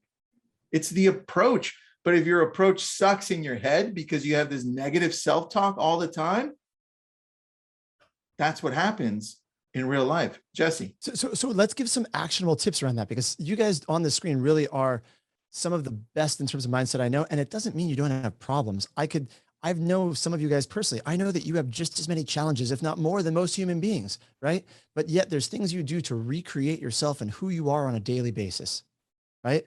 Literally, that's the way I look at it. On a daily basis, it's like you go to sleep, it's a clean reset, you wake up. I might not wake up feeling happy or energetic, but I know that bringing energy and being positive will impact my success in the way I take on the day in a certain way, right? So there's certain steps that we take. If we're going to go actionable, Howard, with you and G getting really nitty gritty on these other systems, why don't we do the same with mindset? Why don't we go actionable for a minute? I'd love to go around the panel and just see what are some of the things, as Dan and you and Tristan framed it up so well. Now that we know that, what do you do each day? And I can share what I do, but Tristan, or Dan, what do you guys do each day to not just a routine, but to really make sure the mindset's right? Yeah, well, I tell you, we've got we've got a process, and I think, let me share a few things with you, right? I think developing a long-term perspective, right? There's going to be ups and downs. We all know that there's going to be ups and downs, and expect there's going to be a crisis every 2 to 3 months. Just expect it. So when it gets here, it's like, oh, there it is. But I think that's the key to this. Is not a short-term game. It's got to be a long-term perspective on real estate and life. And you've got to understand that there's going to be crisis. So if you know there's going to be crisis, just go ahead and get ready for it. It's okay. But don't, there can't be these ups and these downs. You can't just get that emotional roller coaster. And that's what we try to teach our agents. It's going to happen. Things are going to happen. And we use the things as other words, but it's going to happen. And especially think about it during the last 2 years. During the pandemic, right? All of a sudden now I'm facing 20 offers on every deal I've got. Now I've got to do this. Now I've got cancellations. You just got to know that this is a long-term perspective. Things are going to happen. It's how you deal with it. Dan, on that, I think one thing that we can take away from scripting and dialogue, which we're going to get into, I know there was a question on that. I think we're thinking ahead of possible responses for online leads or just past clients in every situation. But we never take the time to do the same thing in our personal lives when we know shit's going to happen anyway. We don't take the time to say, hey, this is how I'm going to choose to respond if this goes wrong. And it takes a lot of awareness and reflection. But unfortunately, we're so busy doing everything else that we don't take time to reflect on how we're treating other people around us and how we're going to respond to when they yell at us, get angry at us, do certain things that can trigger us, and we don't think ahead. We need to treat that part just like we're treating our business and saying, hey, I've got the perfect script for that, and put it on autopilot. So let me riff on that for a second. So one of the things that I want everyone to take away from this is that the success mindset can be infectious. It's important to partner with and surround yourself with people who support this success mindset. You need to excise or cut out the negative people from your life. And if you are the one, you need to have self-realization. If you are the one, if you're being really honest with yourself, that is being all too often negative, you have to cut that out of yourself. And I can't tell you the number of times where I was feeling down and I'd call G and he'd be like, no, it's all right. It's all right. I just got like, I just did like this click to call leads and they're going to be amazing and they're going to be incredible. I'm like, oh my God, like this, that was the best call I had, right? Because he is, and we'll talk about this, and we're going to talk about this a lot at the Success Summit. He's part of that fail forward mentality. Fail, learn, succeed. So as everyone knows, I love to wake surf, right? It's my hobby. Great that I finally found a hobby. I had no hobbies other than business. I like to wake surf. But what I noticed about wake surfing, I could stay in the comfort zone. I could just kind of stay in that wave and stay in that pocket and not fall, but I don't get any better. And when I push myself and try something new and I literally land on my face and I look hysterically awful and I keep falling, then I'm learning. And it's a cliche, like with snowboarding or skiing or any new sport, but I have to push myself to have that accident. I have to push myself to have that bad tumble. And then I actually get better. And it's a great metaphor for me at work where, and no one knows this, and we mentioned it yesterday, like Ylopo was literally almost out of business like 3 or 4 times. Like literally, I can tell you exactly 4 times, and I'm not going to do it here, where we were just like flat out like done. But we were so resilient. Another word you should write down. We were so resilient, and we learned from the perceived failure. We learned from it. That's critical. If you fail but don't study it, like you have to study it. You think about it, and that is what you can turn into success. Early on, we weren't doing what we were doing now. We started really what we're doing now in 2016, but we were around before 2016. And we had all of our eggs. I'm just going to give you an example. We had all of our eggs in one basket. We had one client that we were kind of in the wholesale lead gen business. We had one client that accounted for like 80% of our revenues. Right. And then one day they get acquired by a competitor and they call me up and like, you got 90 days. You're done. You got 90 days. Right. And I'm like, okay, I've got like, millions of dollars of expenses. 80% of my revenue is going away. How are we going to do this? And as I look back on it, I made a promise to myself and to G that I would never put all my eggs in one basket. That was a particular learning that almost caused a cataclysmic disaster, right? And whether it is a technology that we use, a vendor that we use, a client that we have, right? A key employee, anything, I look now at all of these things and say, I'm never going to put my eggs all in one basket. So I'm just giving you one of like 100 examples how we literally almost lost the shop, but shame on me if I committed the same mistake, right? I learned from the failure and we eventually turned it into a success. But I'll go back to like, I feel like I can see Dan and Robert refusing to fail, being resilient, and they were lifting each other up. And the times that I'm down, G lifts me up. Times that if G's down, he lifts me up, vice versa. And I think that's really important and something tangible you can do after today to look at everyone in your business life and everyone in your personal life and cut out the negative.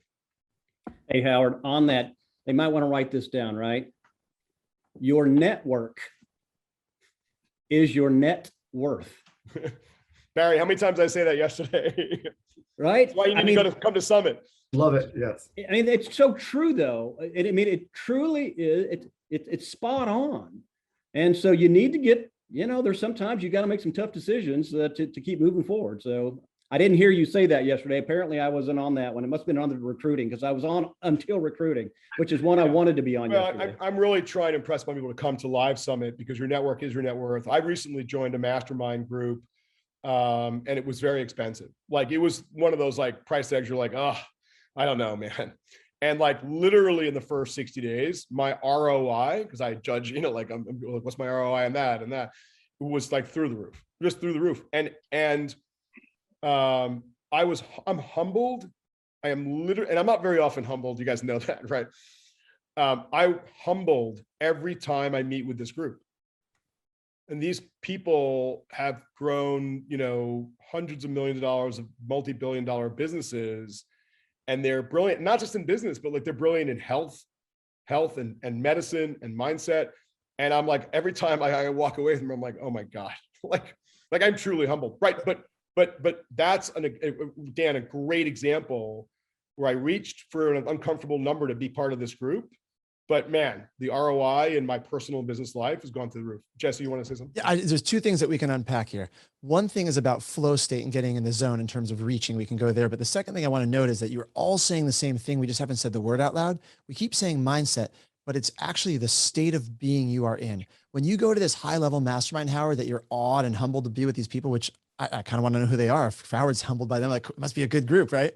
But the state that you leave in, it's not the knowledge. The knowledge is great. And I guarantee you're learning amazing things, but who you are being and the state that you leave with, like, let's do this example for all the 600, however many people watching this thing. Picture you're driving home to see your significant other, friend, whoever. Okay. You're driving home and you had the best day ever. Everything went right. You had deals fall in your lap. You got a free lunch. Just all this stuff, good stuff happened. You got home and your significant other, friend, whoever you're meeting says to you, you know, hey, how was your day? I'm going to go out and do this. And you're like, oh, my day was incredible. Go do whatever you want, babe. You're good. Now, let's say you had the opposite day. You lost 3 escrows during the day. Driving home, you spilled a cup of coffee on your lap. You burned your pants. Okay. Someone cut you off. You rear-ended a tree. You backed out. You still managed to drive home. You're in a crappy mood. You walk through that door. Your significant other says, how was your day? Hey, I'm about to leave to go. You're like, my day was terrible. Same question. It's your state of who you are being. Right. And so when Howard, tell me if I'm right, when you're in that room with these people in terms of ROI, does it just put you in like, I'm going to run through a brick wall. I'm the Kool-Aid man. You know, it's a pain in the ass for me to go because it's not in my city and it's easy to not go. And then I make that investment going. And then every time I come home, I'm like, oh my God, I cannot believe if I had missed that. Like I literally cannot believe, and it took an effort, right, to disrupt my flow, to use your word, right? And it took a little bit of pain, but then I was like, my God, like if I had just not done that, like that's really crazy. You know, I have a question for you guys. Start with Tristan, which is like, have you ever come across someone on your team who doesn't have that success mindset? Have you coached them? This will be a question for everybody. How have you coached them? Have you seen it like actually work? I'm really trying to get to this thing. Like, is it this, how do we help, how do we help our teammates kind of change their mindset or get to this success mindset? I think it's a challenge if you have the wrong people on to start off, because there will be some people who will not fit in. So early on, after failing terribly, I realized, okay, I have to hire the character first, right? That's the very first thing I have to hire for. And after that, then you still have that curiosity, right? And that's what I love at the highest level. You have people that are like always wondering, well, what can I do to get better? I wonder if I'm even doing it right. And the best thing is, I'm not doing it the only way possible. There are other ways to do this better, right? And that you find that at the highest level and even at those people that are growing. And that's what I look for, because if you don't have that, you might as well just get rid of them now, because they're going to be toxic for your team.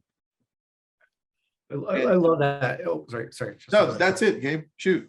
So I'd love to throw this out there because we have a lot of people talking, and this is all incredible. And I've got notes. I feel privileged to be part of this. And I want to throw something out that was asked to me yesterday. I'd love to know how you guys would handle it, because I'm always wanting to learn. I had an agent reach out to me yesterday, shot me a message saying, please don't listen to my calls this morning. Her exact words, I was in a terrible mindset. There were terrible calls. It was just like, very, very negative. And I'd love to know, and I'll share what I shared with her, but I'd love to know how you would answer that, how you would respond to somebody on your team. Like, don't listen to the calls. I was in a terrible mindset and I just wanted to knock out a bunch of my follow-up calls. I'll give my short one answers, and Dan, you give me your long one. The short one is, so this is an agent on your team, correct, Gabe? Correct. Newer agent on the team. Short answer is totally get it. I got bad days too. What's going on? That's where I'm going to start.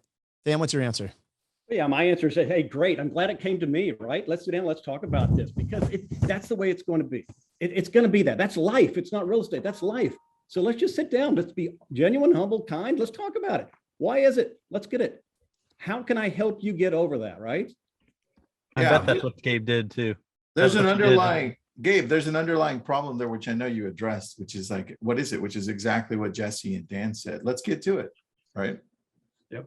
But it's coming from an empathetic place. So I'm married to a therapist. I'm not one, I play one on TV, but you can't invalidate their feelings. If you're trying to coach, like Howard's question, for team members who have, non-positive attitudes, because not everyone's version of positivity looks like mine, right? Tristan doesn't look like, hey guys, we're doing this. Tristan's very but he's still probably as positive, not more positive than I am. Dan's got his version.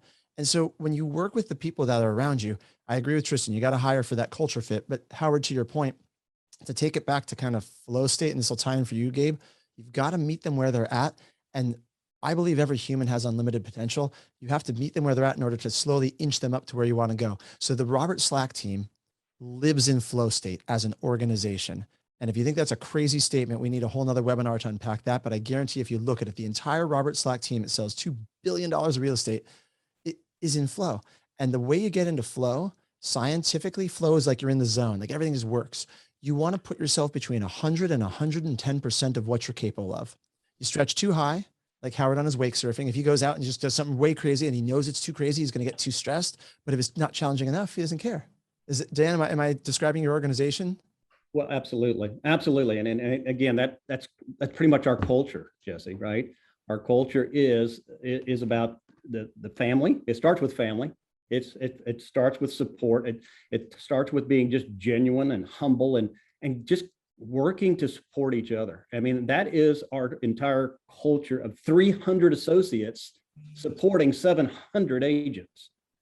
And everybody cares about the success of the others on the team more than the success of themselves. And if you think about that, what that means is, I know I've got 700 people or 1,000 people have my back. I'm just not out there trying to do my own thing and trying to be successful myself. If I care more about everybody else being successful, then it's a total team approach for us. And I can honestly say, I don't want to brag about it, but I can honestly say we've got a fine-tuned, humble, genuine, caring machine. Dan, a couple of the, I think it was pretty cool. You guys are using the Monopoly images, which of course is great for Ylopo, right?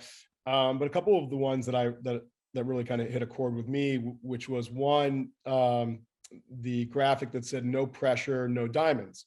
Yep. No pressure, no diamonds. And I think that the greatest things that we have achieved, or I have achieved, is when I've been under tremendous stress and pressure and back against the wall. And I think we're trying to write down some tangible stuff, right? Which is one is, and the other graphic I like, which is like, 1% better every day. Well, you're not going to be 1% better every day unless you're trying something different. So you guys need to write these things down. You have to try some new stuff. When's the last time you tried something new in terms of marketing, or you tried something new in terms of meeting, expanding your network, or tried something new in terms of going to not the same conference every year that you feel comfortable in, but a new and different conference, right? You feel comfortable with the same coach you've had for 5 years. What about pushing yourself to a different coach? Well, your network is your net worth, as Dan said, and as I've been saying, you need to use your network to find out who's the best coach. Someone yesterday, we asked Scott Tremblay, who's taking his business from 100 million to 200 million this year. He's like, I use this coach. This coach is amazing. Well, maybe you can get in with that coach, right? But you've got to be trying new stuff. You've got to be failing, and then you're going to hit your successes. Again, tangible things. You've got to surround yourself with successful, positive people. So can I piggyback on the coaching thing here? Because I love coaches. I got a lot of friends who are coaches, and I think a great coach makes all the difference in your business. I will say though, you can get coaching in a lot of ways that don't involve an actual coach. When you talk about your network, how about the podcasts you listen to? How about the webinars you're on, like the Zoom right here? How about if you fill your brain with that, I mean, coaches fill a specific role, but if you're just trying to surround yourself with the right food for your brain every day, like we do a Mindset Monday call in one of our groups every Monday, right? Like there's places you can put that are free, just like plug in and start to, you don't need to necessarily move to Florida and sit in an office with Dan, although I'm considering it, but like you can do it virtually in so many ways these days. You guys agree with that? Yeah, That's man. it. I totally agree with that. I don't know which one of you mentioned something, but it prompted me to talk about taking time to identify how you lead as a company. And it came from, I don't know if it was an article or what I was reading, but when I looked at Jeff Bezos's Amazon company, back when it first started, it started with like 8 principles and then they grew to 14. And I thought, well, why don't I do that? And so I started looking deeper into how I lead, and I reverse engineered it. And it started inspiring the different teams I have for the different businesses I run. And I want to share that with you because everyone's is going to be a little bit different here. And I made a little acronym so I could remember it. But this can help people identify what it is about the company that you work for that they love. And then if they're out of character, like I'm cropping some of this sometimes, something like yesterday, I cropped this resilience one and I sent it over to the team. I'm like, hey guys, resilience. And then this is how we lead. This is how we keep each other accountable to the values that are important for our companies. And I think you need to take the time to be able to do this because we all have our different styles of leading. And it has so much to do with your mindset, right? This will keep you, because look, we all fall off. Sometimes I feel like crap and I let my negative self-talk come in and I'm like, oh, but then I go to this and I'm like, you know what? This is how we lead. This is how we get to the next level. So I think this is important for you to look at and get inspired to do something very similar. I love what Clarence Graham said yesterday, Tristan, which is he's always working on being a servant leader, not a selfish leader. He didn't say that, but not a selfish leader, but a servant leader. And that really resonated with me. He was saying a lot of stuff and then servant leader, and that just stood out. Like, wow, like I could really continue to try to work on that myself and get better. Right. And I failed at times, but learn from it, think deeply about it, and try to be better at it. Right. Anything else, guys? Let us know in the group. This was like too high level. We're going to get really in the weeds, but we thought it all kind of started.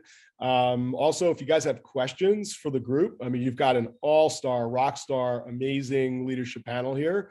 If you've got some questions, please fire away. Gabe and Barry, if you're seeing any questions there. So there's a question here. So I'd like to hear this group discuss emotional intelligence in relation to teams, clients, leads. That's a question.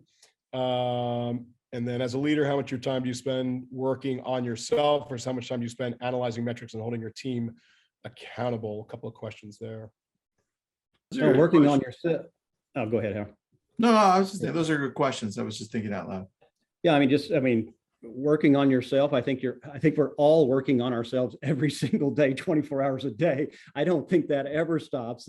I think it doesn't matter if you're at work, whatever the situation you're in, you're out actually, having your own time, you're still thinking about working on yourself. That'll never stop it. Analyzing data, with an organization such as ours, I analyze data probably 2 to 3, 4 hours a day, actually. Now I've got a structure where I'm able to do that because I have multiple layers of teams across the state. So data is everything, and moving the metrics just a little bit when you're doing this kind of volume, it means everything. So I'm always analyzing data. But going back to some of what you said, and here's just a real quick, some of the things that I think is the beliefs of creating success, right? I said the first one, developing that long-term perspective. This is not a short-term gain. Practice self-discipline, right? Do what you should do when you should do it, even if you don't feel like doing it, right? And a great statement that I learned coming out of it is, work 5 years like other people are afraid to, so you can live the rest of your life like others only dream of. So go out. I mean, just give it all you've got. And look at us. I mean, literally, our company's 7 years old. I mean, but you've got to be able to have that mindset to just go through it. Work every day with that goal in mind. Develop strong work ethics. Here's another one I love. You work 40 hours a week. This is the 40+ formula. You might want to write it down if you haven't written it down. The 40+ formula. You work 40 hours a week for survival, and everything after that is for success. Meaning every hour after 40 is an investment in your future. The average millionaire works 59 hours a week. Don't waste your time. Make each hour count. So 40 is just survival. I guarantee billionaires, millionaires, and highly executive CEOs, and so they're working more than 40. I always believe the fact that 40 is just that baseline to survive. Do the first things first, right? Dedicate yourself to lifelong learning. We just talked about that, Howard. We learn every day. We have training every single day in this company. We have multiple training rounds. Get around the right people. We talked about that. And then my favorite, never consider the possibility of failure. Never consider the possibility of failure, ever. That's not even an option in my book. So someone asked like what books you would recommend. And this is funny, like I can give you like a whole list of books. You know, Tristan is a voracious reader and give you a whole list of books. But I'm going to tell you that like, honestly, and maybe this sounds, I don't know, immodest, my greatest learnings have not come from books. I would agree with that, Howard. My greatest learnings, it's called experiential intelligence. There's actually lots of different forms of intelligence. Contextual intelligence is kind of how street smart we are. Cognitive intelligence is just like taking regular tests. Metacognitive intelligence, creativity. Experiential intelligence, which I've talked about before, which is how well do we learn from experience and draw conclusions and lessons from our own experience. And you got to get out there and do a lot of stuff to get a lot of experience, right?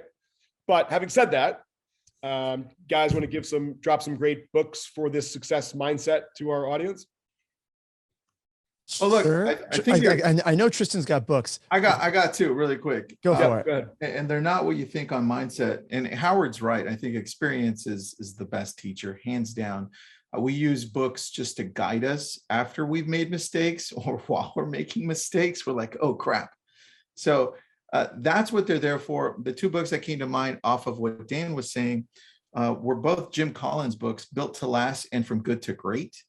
And the reason I bring those up is because they focus and say, primarily, they say, hey, look, you're hiring to lead people. You're not hiring to micromanage them.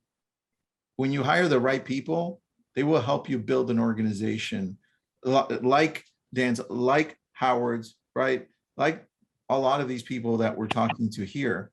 And so I think when we're talking about people, it's important to really pay attention to the talent that you're hiring. And it goes to the mindset. And look, if your mindset's in the gutter, that's the type of people you're going to hire.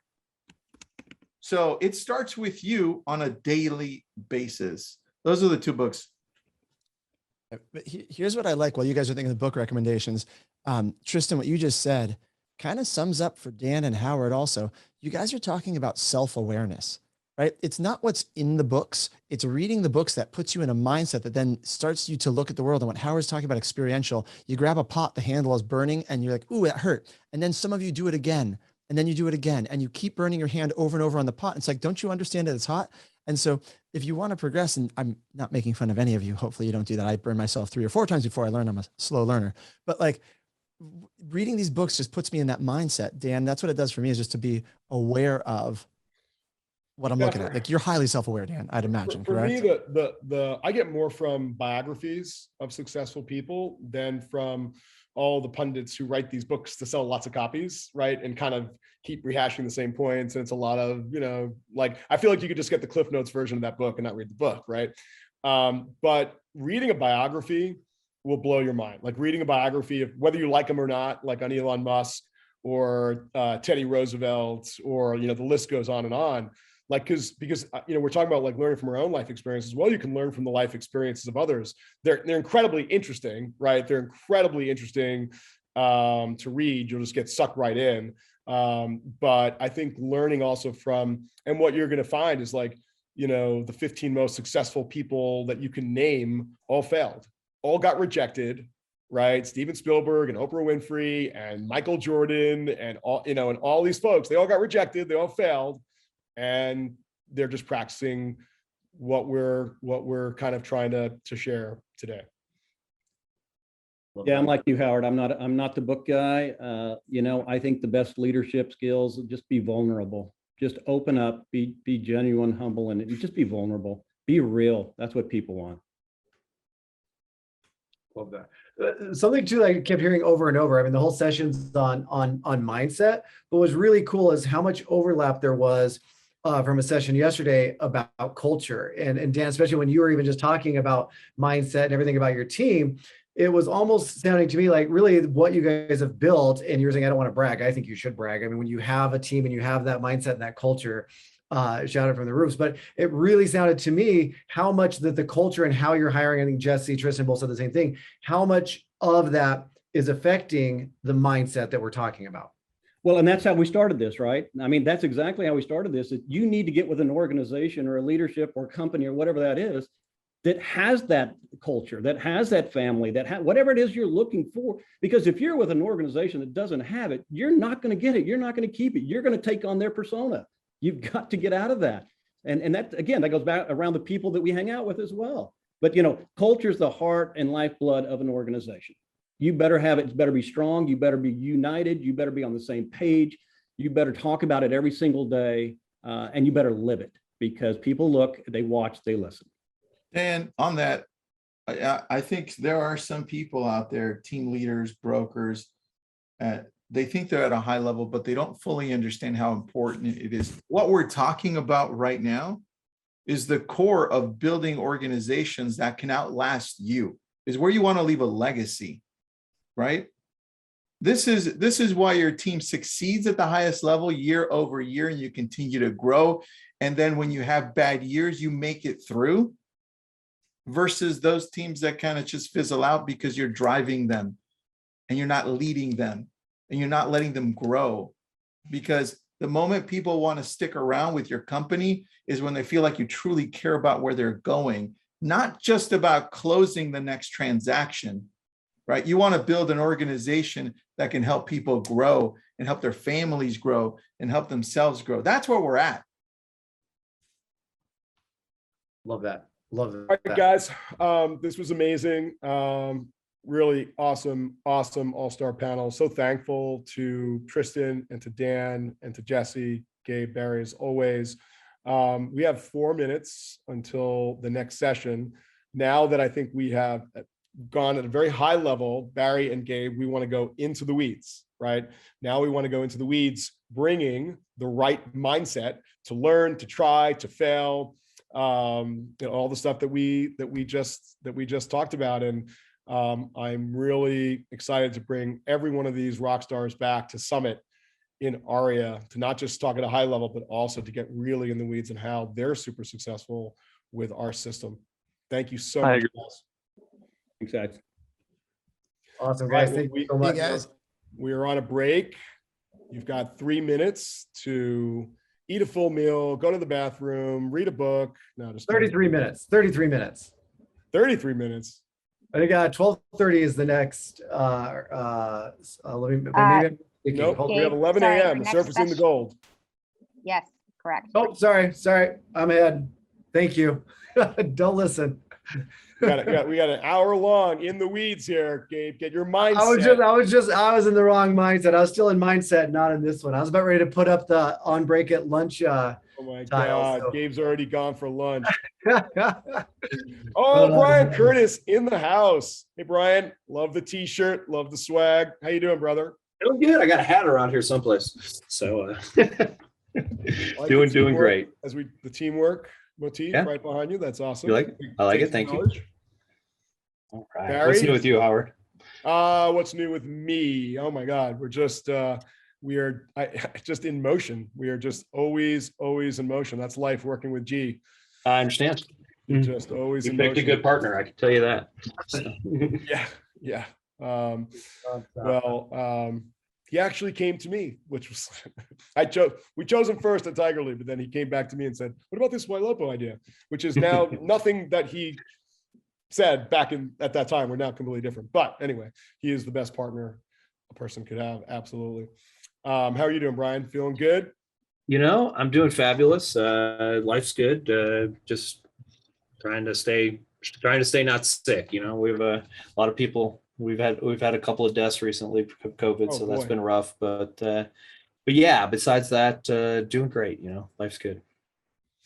Well, I was traveling last week. I flew to Dallas and then Austin and then back here, and then I picked up a little cold. So took that. It's so crazy nowadays. Like you get a cold and you go buy the in-home COVID test. I'm like we've got some sitting on our kitchen table because I walked up my stairs and I was like, I'm a little winded. I'm like, I shouldn't be winded, do I? It gets in your head. I don't care who you are. I forgot how to just have a common cold. Yeah. So.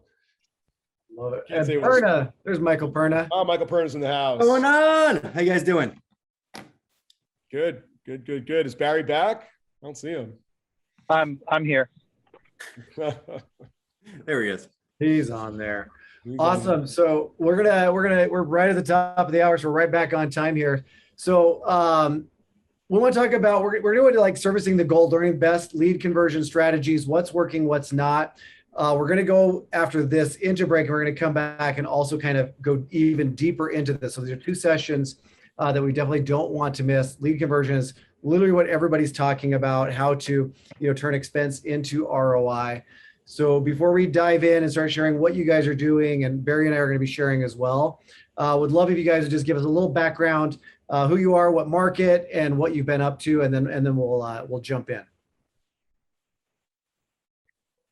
So whoever, Brian, you're first on my screen. So you go. All right, there you go. Yeah, you got to moderate because otherwise I'm just going to sit here and look like this.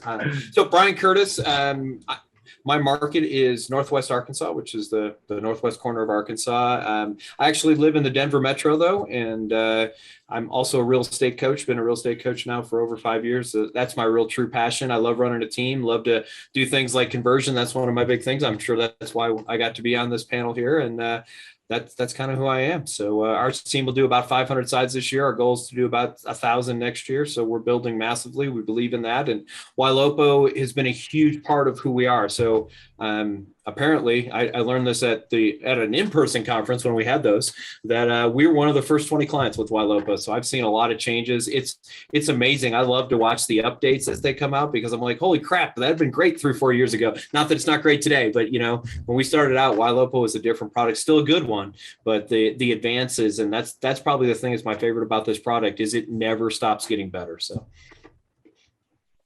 Brian, the real reason you're here is your good looks. Let's just be honest. if that's what I got to book on, Barry, I'm going to die broke. So.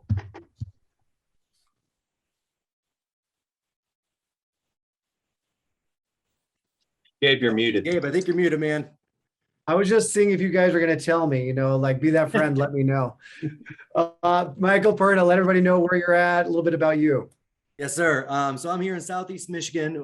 We cover like the surrounding Detroit area. Been in the business 20 years this year, actually.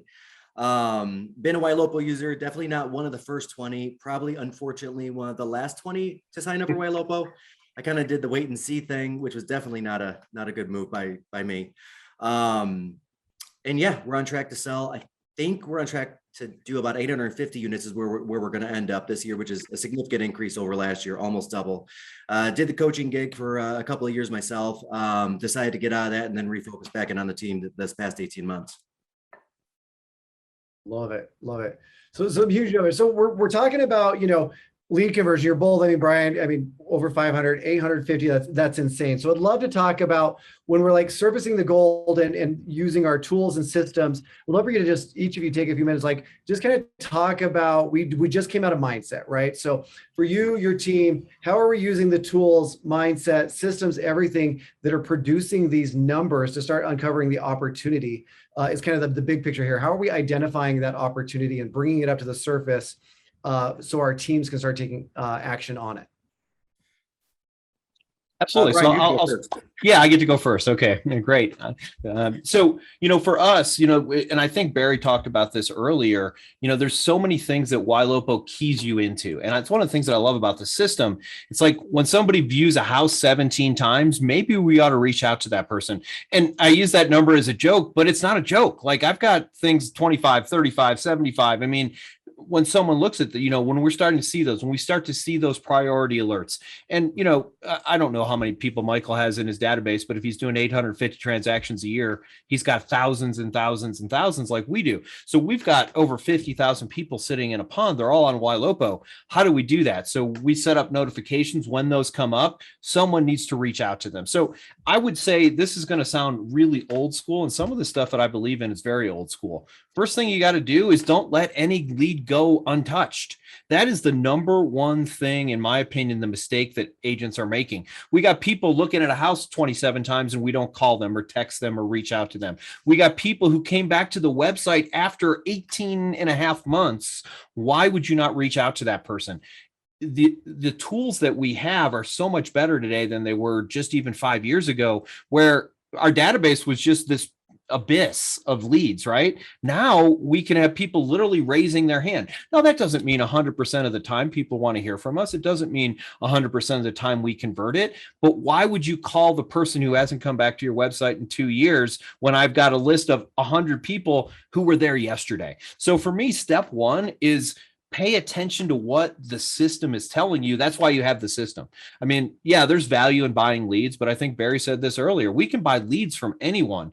Ylopo is not unique in being a lead provider. Ylopo is unique in the opportunity to identify people who are taking activities that we need to contact. So I'll pass to Michael there, but that's my first thing, is pay attention to what's going on in the system. All right. So real quick, though, I'm going to try and unpack a few things as you guys are going, because to a lot of us, I think certain terms of what you're saying might make sense, but I want to also make sure we're servicing and describing what you're using if it doesn't. So you said something about ponds and how you're using ponds. I want to go a little deeper there on exactly what is a pond to you and how are you using that to help in surfacing this information and opportunity to your agents. Okay, so let me start by saying I use Follow-Up Boss. I can't speak to other CRMs. I know that multiple CRMs have ponds, but ponds basically is a storage unit for leads, for lack of a better way to put it. And we organize ponds several ways, but mostly we have one gigantic, massive pond. I also have a past client pond. I have a real estate agent pond. I want to separate some of these people out, but the majority of our people sit in a massive pond. Why is that? Well, we used to do this. We used to have people who had 1,500, 2,000, 2,500 leads assigned to them. And that's chaos for those people. They can't monitor them. They can't. So on my team, we want you under 150 leads, and ideally under 100, but at least under 150, which means if you're getting 30 leads a month on my team, which is the approximation of what you're getting, you're adding 30 leads every month, and then you're taking 30 leads out. So for me, it's constant and never ending improvement, constant top grading. So, I've got this new lead that I want to work with who wants to buy in the next 3 months. That means I got to go into my CRM, find somebody who I haven't been able to contact, somebody who's ghosted me. That person goes in the pond. The beauty of how the ponds work with Ylopo is, though, we've got set up when they become a Ylopo priority alert, someone can grab that lead again. So basically think of a pond as a storage group of people who are sitting there. We don't necessarily know what they want to do. They've told us maybe, or maybe we haven't been able to contact them. And now they're going to raise their hand and say, look, I'm somebody you need to talk to. Got it. Love it. Love it. So when you're talking about the agents you're wanting them, I think you said 150 or 100, whatever that is. Those are people that they have claimed that they are on as the lead owner, so to speak. Yes. And then everybody else is in this pond, this holding bucket. And so if they do want to bring somebody or take it out of the pond, they're exchanging it really because you want them to focus on a smaller number of very active people versus everyone. Yeah, I've got a really simple philosophy. If you had 100 people who said that they were going to transact in the next 6 months, and you just paid attention to that, watch this quick math. 50 of them lied. So now I'm down to 50 people, and 50% of those people work with somebody else. I just found a way with only 100 leads to close 25 transactions in the next 6 months. And I know that that was overly simplistic, but here's what people do. They hoard leads. Now I've got 2,700 leads assigned to me. And unfortunately, I have no idea what any of them are doing, why they're doing. I have no relationship with any of them. So literally every day, these leads are closing. They're just closing with somebody else. Yeah, love that. No, that's exactly right. Awesome. All right. How about you, Michael? You know, and I gotta say, I'm very similar. I'm very similar to Brian, and we do a couple of things different, I think. So we do utilize lead ponds. I use Firepoint at the moment. Gabe, you know that. I think you kind of set us up with that back in the day, which is where our journey began. But we do use lead ponds at a very high level. I set everybody up on listing alerts. I set everybody up on HomeBot that has a home that we can find. There was a question in there, I think, from Terry on that one. I don't think that there's such a thing as too many alerts. And then we also use retargeting, remarketing at a high level. Another thing that we've started doing is just a quarterly mailer out to the people that we can find addresses for, like an actual physical letter with a QR code on it that links back to our sites and different calls to action. I found that there's something nice about that physical letter, and they're already seeing our branding a couple of times a month. They're between the Ylopo alerts, the HomeBot, and the retargeting, remarketing.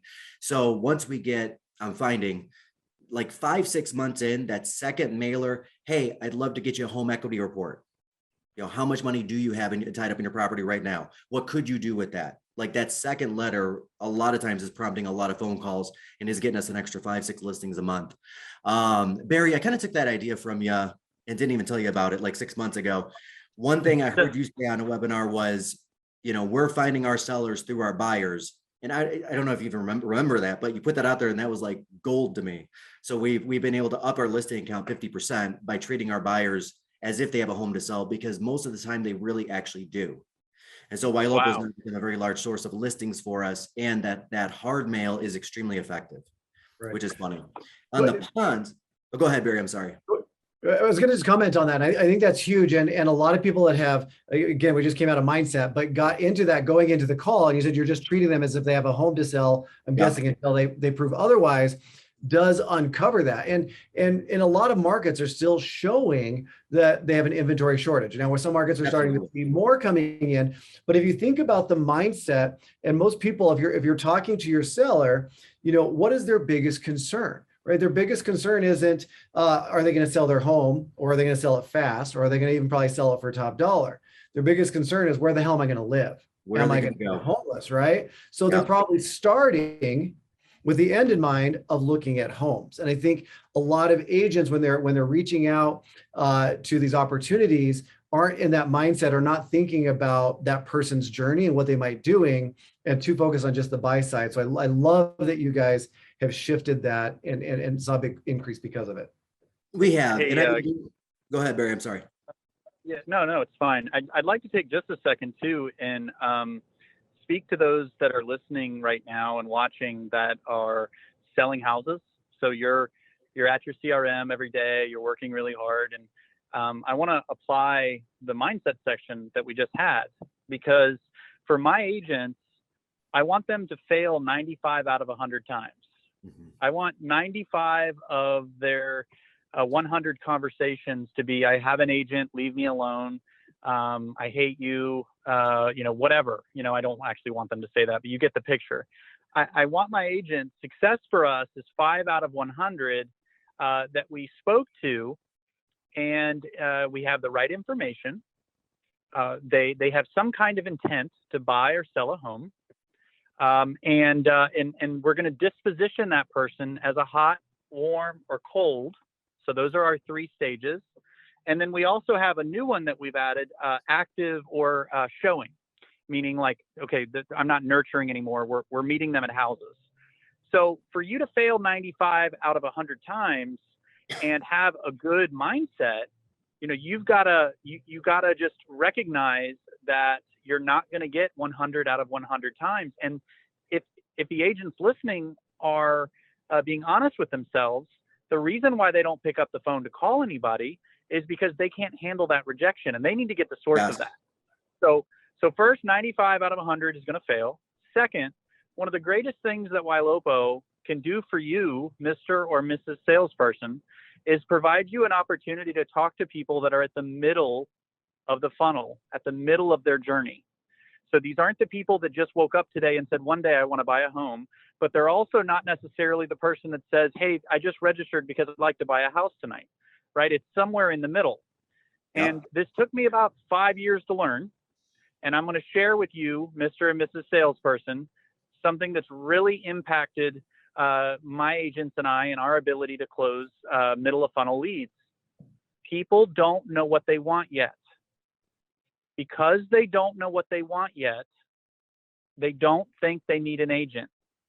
So when you call them and you can feel on the phone, they're trying to get off the phone with you, and it's because they don't think they need you yet.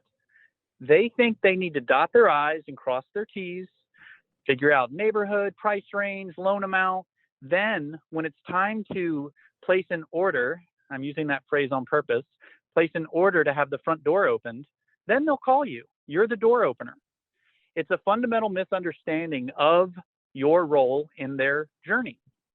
So because of that, you have to learn how to have a different conversation. And this is especially difficult for people that are used to talking to people that are at the bottom of the funnel. So if you work with your sphere all day and you work referrals all day, you're used to people calling and saying, I need you. And you're saying, sure, how can I help you? Right? And they love it. Oh, I'm so glad you're so responsive. Well, if you call a middle of funnel lead and say, how can I help you? They're going to say you can't and hang up.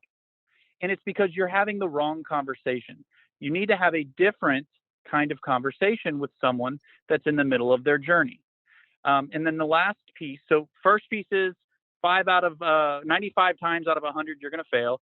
Second piece is you need to learn how to talk to middle of funnel. Third, because they don't know what they want yet, you have to learn how to teach them through questions. So my favorite example is our opener. Instead of asking the lead, what kind of home do you want? And them saying they don't know, they're just browsing. We say, whenever you do decide to move, what are you hoping to change about where you live right now? And by answering that question, they're learning along with me. It's no different than going to a therapist, right? You sit down with a therapist and they ask you questions, and those questions surface your true feelings about a matter. So didn't mean to like take over or anything, but those are the 3 steps for us on surfacing opportunity and mixing in the mindset. When you guys, if you allow me to talk anymore at the end of this session, I'll share some signals that we're using inside the CRM as well. Yeah, Barry, I'd like to piggyback on that because I do think that one of the first steps when you're talking about leads is understanding where that person is in their journey. And you may or may not know that based on what they initially did, but it's crazy to think, and Ylopo leads, we've closed plenty of them. I'm not saying they're bad leads, but they're also a good chance that they may not be right now leads.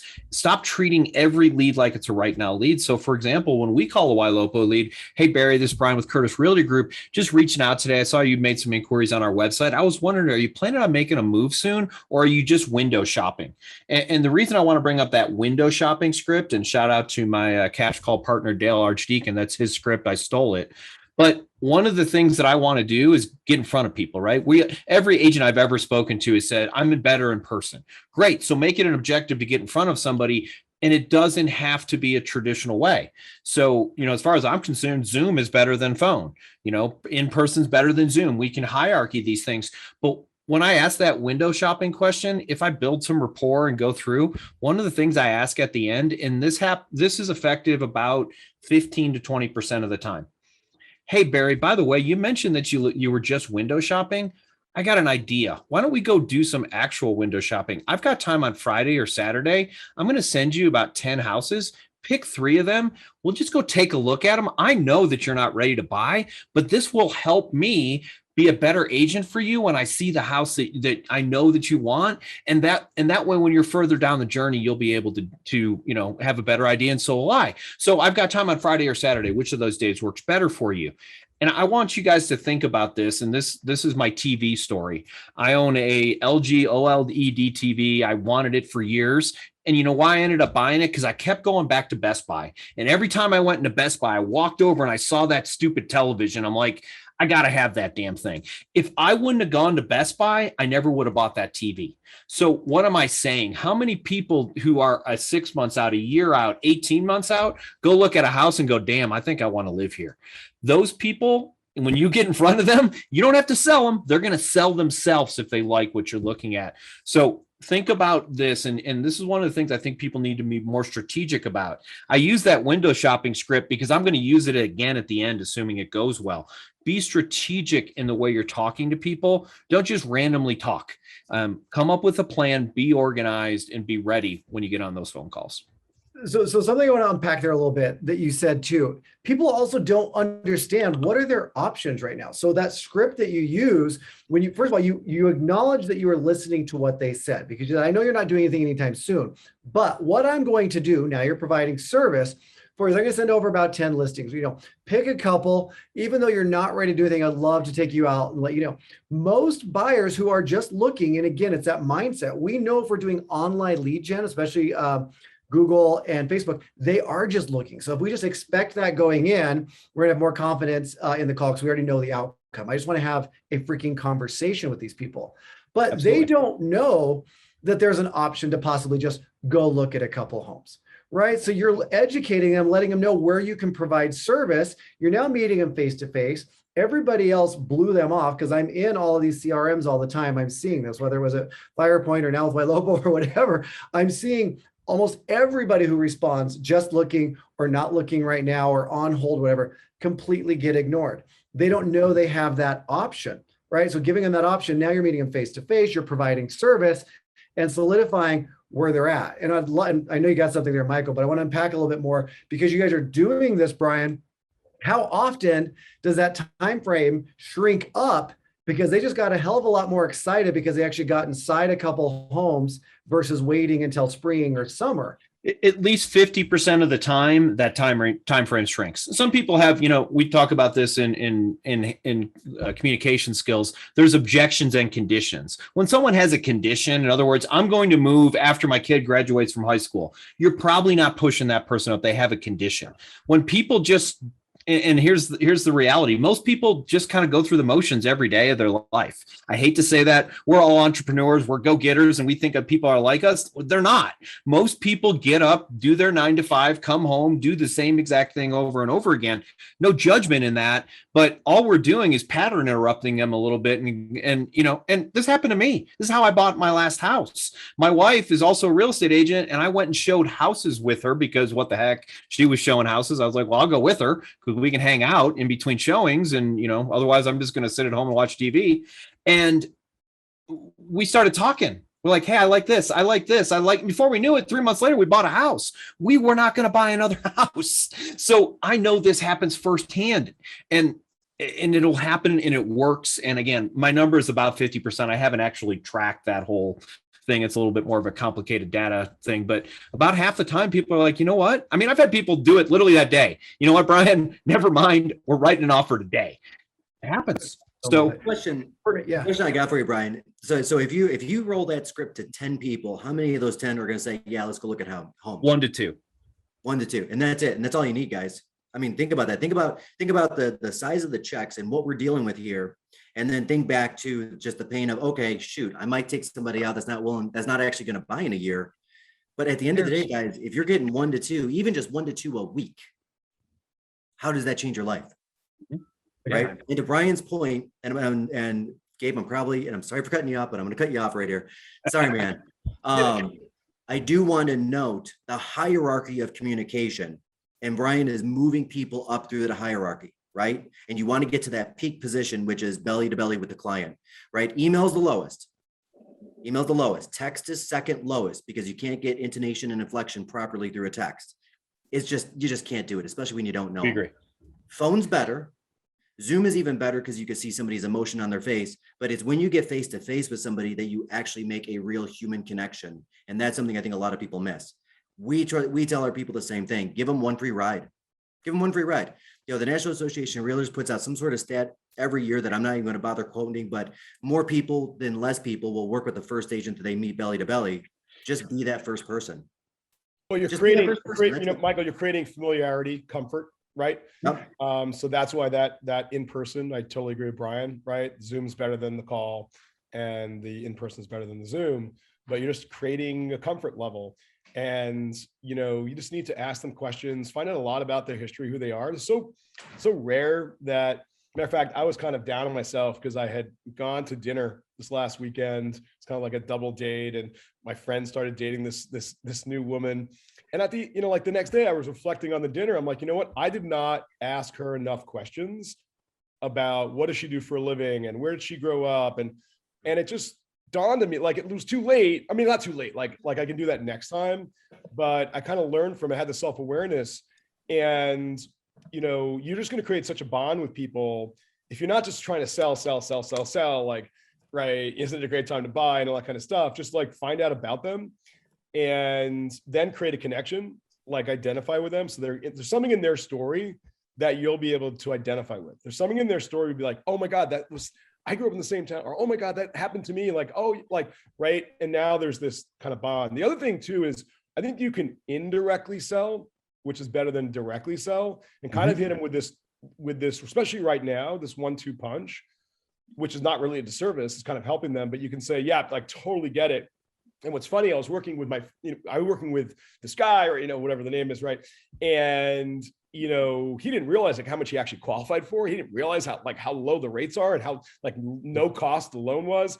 And he read this research report, had the research report, like this market's going to increase like 12% over the next 12 months.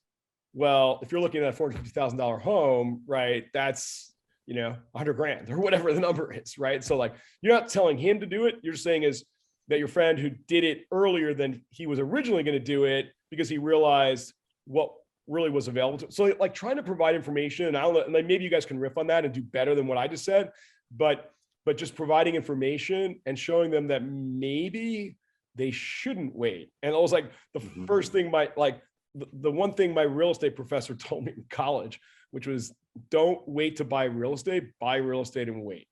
Right. And so getting somehow to that concept and being a teacher without trying to overly aggressively sell, because I just don't think they're thinking about all of the numbers. And if you think about all of the numbers, the lowest interest rates ever, incredible options, what you can qualify for, the fact that, home prices are still going to be doing this, they might want to transact sooner than later, right? And not have to get into the market 12 months from now when that $450,000 home is $510,000. And the interest rate's a point higher. Yeah.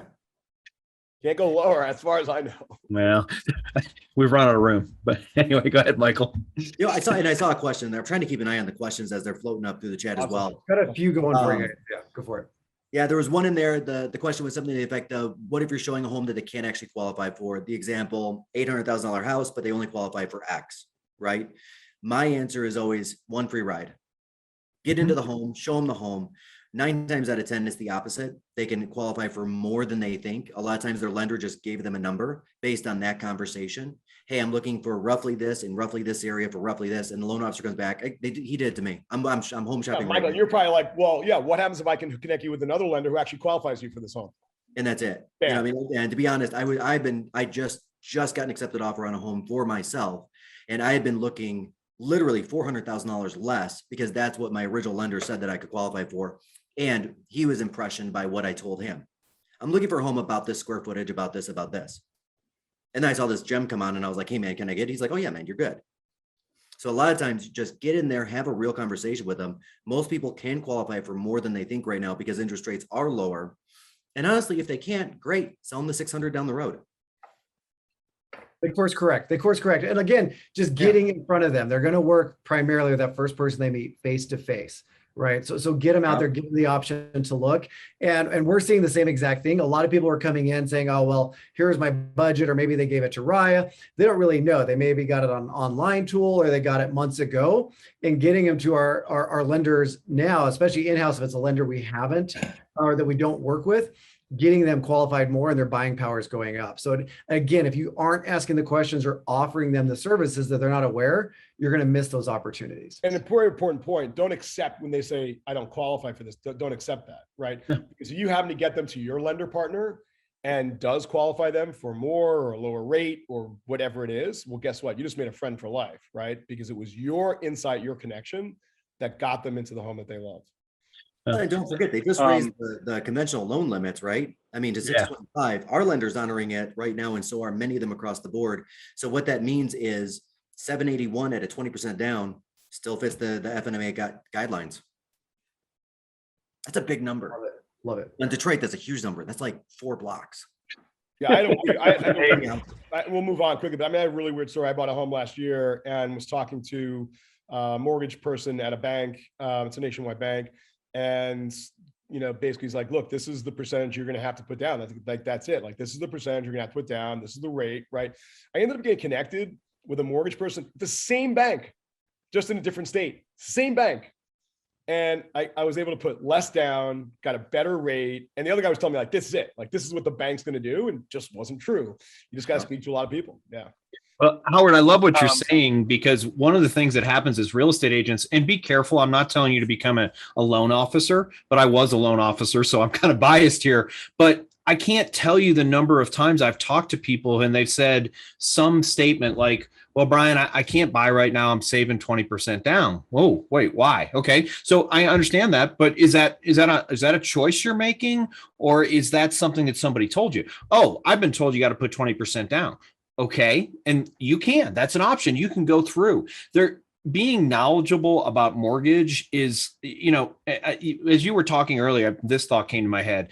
The people who get paid a lot of money, people who are successful, they don't get paid for showing houses. They don't get paid for opening doors. They get paid for solving problems. And that's in any industry. And so to solve a problem, I have to be able to understand it, and then I have to be able to have a solution for it. So those of you who don't know anything about mortgage, I'm not dogging on you for that. You need to learn about mortgage. You need to be able to talk, because guess what? 8 out of 10 agents don't know much more than Fannie, Freddie, FHA, VA, RD. That was the extent of their knowledge. When you can talk about what works and how it works and what you do, it puts you up here right away. And I've converted a lot of people that way. I converted somebody one day because their lender told them their husband needed to get a higher credit score. He did, except what I did is I took him off the loan. His credit sucked, but she made $125,000 a year on her own. She's only buying a $200,000 house. She didn't need him. They were going to wait 6 months. I solved that problem. When you solve problems, you get paid. Look, consultants, yeah, that's a great point. Consultants, advisors, psychologists, are all expensive. They're all expensive, right? Yeah. You ever pay consulting fees? You ever pay, advisory fees? You ever pay therapist fees? Like, they're all really expensive. Well, guess what? When you're repping the buyer, like, they don't care if you're a salesperson like that. No one, like, they never want to pay salespeople, right? But if you can shift the conversation, which I want to get a little more granular here and have Barry and Gabe and you guys like get into what in the conversation exactly can they say and do to shift this perception of this consumer that you're a salesperson, right? And that's I was actually getting ready to crazy. go there. Yeah, that's what drives me crazy about this whole like, oh, real estate people shouldn't get 3%, or shouldn't get 6%. Like, but they don't get it. Like, you're not salespeople, right? You're consultants, advisors, psychologists, deal makers. Like, you're a lot of things, right? And so what, guys, when we ask you a question, what can the agents on this call do and interweave into the conversation and then the interaction to move the consumer's perception of you as a salesperson to a trusted advisor? Yeah, Michael, you want to go? Yeah. Well, yeah, and Brian, I'm going to respectfully disagree with you on getting into the mortgage game, only because like I do own a mortgage company as well. I just want to put that out, full disclosure. And I saw the question, how do I find out more about mortgages? I very purposefully teach my people as little as possible about mortgages, because I want them to do is get into the home and be the connector, right? And be, hey, Brian, that's a great question about loans. Let me call Jeremy on over at Silverline Lending. Let's get him on the phone right now. In fact, let's sort this thing right now, because they're in it every day. They know infinitely more. And then as they start trusting Jeremy, Jeremy's going to reach back around and say, yeah, you got to call Mike back on this next house as well, because they're on your team, right? I agree with that. Get them connected with as many of your team members as you can, which includes the mortgage person. So I purposefully, when it comes to consumers, I just kind of play dumb, like I don't know anything about mortgages, and let's get this other guy on the phone. Because and let me tell you why I agree and disagree. First of all, I definitely want to connect my preferred lender, but secondly, a lot of times they're talking to another lender already. Yes. And so that's when your knowledge becomes very, very powerful, because if you just say you should talk to my guy, they're going to say I'm good. But if you can say you should talk to my guy because it feels like maybe you haven't been advised on all these different types of loans and different options, and my guy focuses on creating a strategy for you, not just giving you it allows you to transfer. Again, you shouldn't be pulling people's credit. You shouldn't be, doing that stuff. But go ahead, Barry. I think you guys are just like put it together. I think you're both really like in the middle. It's sort of like, look, it's going to be no harm, no foul to talk to someone else. But I saw them work with someone who another lender had told them like this was it, and like they just you got to talk to this guy because Jim solved that problem, and like it was amazing what he did. And I'm hearing that this is what's going on. Like we're seeing it in our network, and we've got. Look, if you come as like someone who has this professional team, right, then you're just going to get and really seem established and professional to that consumer. Barry, I know you wanted to chime in on this. Yeah. So, one of the things that has to happen when you're talking to a person on the phone, they're deciding if they want to trust you or not. And they're deciding if you're a telemarketer, a salesperson, a counselor. And so everything you say, how you say it, when you pause, all of those things matter. And so a couple of quick things that I want people that sell houses that are calling leads to jot down. One, when the person tells you why they don't think they need you. So it doesn't matter, some people call those objections, but I'm just going to reframe it and say, when they tell you why they don't need your help. And I said this yesterday, I need you to not act like it's bad news, but you're being polite. So I need it to be good news. So if they say they're waiting a year, I don't want you to kind of have this downward intonation. Oh, that's okay. I'll still help you, right? That's bad news, but I'm being polite. What I need to do is I need to say, oh my gosh, I don't even know what I'm having for dinner tonight. How do you know what you're doing a year from now? Please teach me. I think that's amazing. You need to compliment their objection. First of all, it's disarming, and you're making the person feel heard, not sold, but heard. And then from there, when you decide the direction you think they need to go, instead of, because we're talking, in my opinion, the middle of funnel, instead of bringing up the question of, have you been pre-approved, to a person that you haven't met yet, and you're just quickly talking on the phone, what you need to do is you need to get the conversation there in that direction, so without actually bringing it up. So Brian, you actually taught me this. Instead of asking the person, do you have an agent? You say, have you had a chance to look at homes with another agent yet? That's going to get me to that. I'm going to find out if they have an agent.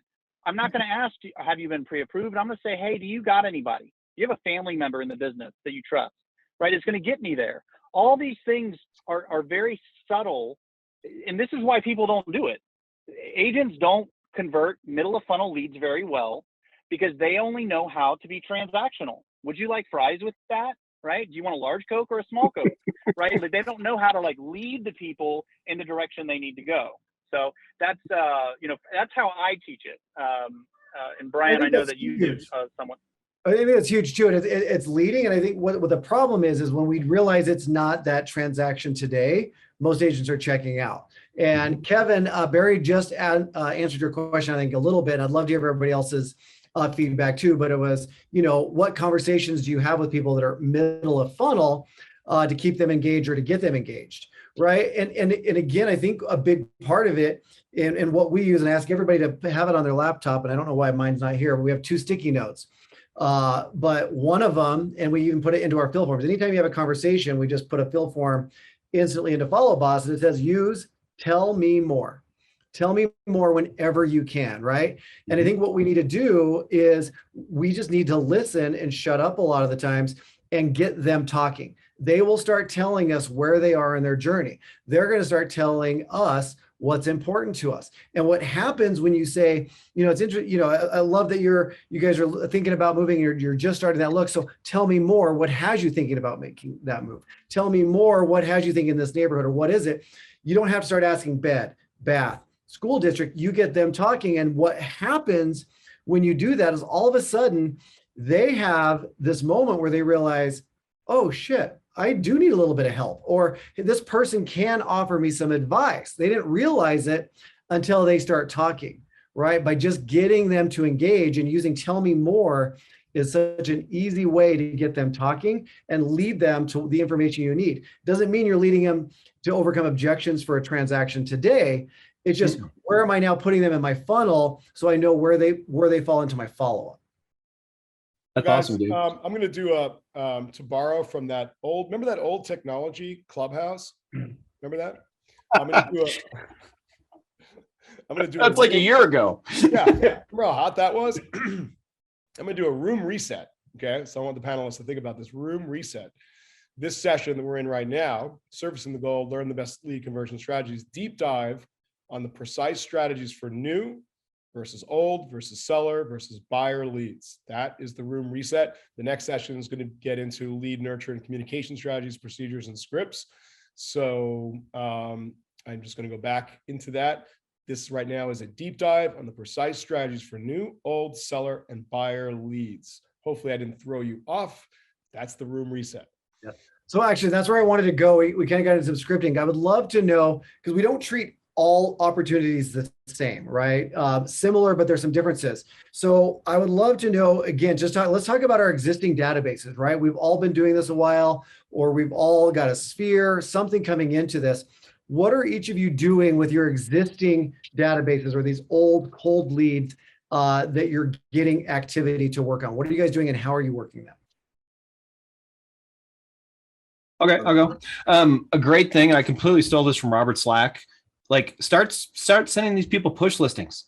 Like, I think I listened on Clubhouse, if of all things, Howard. On Clubhouse, I heard Robert Stack say that he hired 4 VAs. The only thing that they do all day long is do push listings. And it's a fabulous thing to do on Monday morning. Now, do I sit down with 100,000 leads and push list them? No. But if I'm an agent on my team on Monday morning, I look for anything new that came out that's relevant to my team. And I push that to people. Hey, Gabe, saw this house, thought it might be interesting for you. Bam. And that push listing, I'm not saying you're going to get 100% response rate, but you're also probably not going to get a bunch of, you're such a jerk. Why are you bugging me? Because I gave you something at some point in time, in theory, you told me you wanted. So even if you don't want it anymore, you're probably not going to be a jerk about it. You're probably going to get a very positive response from that. Do you feel, Brian and Barry and Gabe and Mike, do you feel like this is something that is easily or not easily trainable for like an offshore VA? Exactly, through Zoom training, exactly how to do push listings to your whole database? Because I think it's brilliant. 100%. I think it's an action that we don't really want to do personally. Right? No, it sounds boring, right? It's really boring. It takes a lot of time. It's time consuming. And you can pay someone, I don't know, $4 an hour, $4 an hour to do something really repetitive. And you could check on them. Like, your time is valuable to check on it, right? The push listings being done well and right and relevant and all that. But it's guaranteed. And again, this is where we get into, let's keep growing your database, keep growing your database. I don't mean to interrupt you, Tyler, but this is very important. This is in the chat. I'm a VA from the Philippines, and that's what I do. That's what the chat says. So clearly you can hire someone to do it. And I think it's brilliant. It's helpful. And I'm assuming that what happens to Robert Slack at scale is he just gets not unsolicited. They've been solicited by the push listings. He gets responses. He basically probably now could even predict, I will get 7.5% or not that high, whatever. I will get 3.2% response rate. Last week it was 2.9. This week it's 3.3. Like, he's got probably that down, right? For percentage response rate. And then people that can respond to that. I think it's brilliant. Like, it's pure gold. I'm good at stealing people's stuff. Yeah, we do push listings. We also do a lot of conversational style mass emailing. And when I say conversational style, typically the subject of the email is a question like, whatever happened, or do you agree, or are you still looking around Virginia Beach, or I found something around 123 Smith Street that I thought you might like. So it's always some kind of engaging question, some little details, all lowercase. It never looks like a well laid out subject line. And then the body of the email typically will just say something like, let me know, or, let me know, I think I found something. And then Follow Up Boss has that last 5 preview. And so what it does is it says like the last 5 properties that the lead looked at while they were on my website will show up as thumbnails in the email. Now, I don't say I put a few down here below because I'm sending this email to 5,000 people. I don't know who's looked at homes recently, or who's going to show a thumbnail versus not. So I'm not even going to mention that I put the 5 properties below. I'm just going to say, hey, let me know. I think I might have found a few that you like. And then for most of them, there's going to be thumbnails of properties that are links to my Ylopo site. And when I do this, I'm not exaggerating, our database just lights up like a Christmas tree, because then priority alerts start triggering, Raya starts engaging, all of our automations start kicking in, and it all comes through push listing text, last viewed, merge fields and email. And, at scale, this works really well. Okay, so Barry, just repeat that again so everyone can write it down. Because there was also a question, why is push listings better than setting them up for instant showing alerts? I think it just means for setting them up for MLS listing alerts. But 91% of text messages are read, 12% of emails are read. That's it. Say it again. 100%, yeah. 91% of text messages are read, 12% of emails are read. Right. Plain so and simple. Those push listings are going to happen through text. The MLS listing alerts are going to happen through email. And then Barry, sum up again the different things you do to get the reverse communication. Well, see, the idea here is instead of with email marketing, I don't think people read email, and so I need to write the email like I would a text message. Yep. And I'm not making a big deal. Like, I'm not saying, wow, look what I found, check it out below, because that's kind of overselling it. Mm-hmm. I'm just kind of like suggesting, again, going back to what I said to you guys earlier, I'm not stating what I'm giving.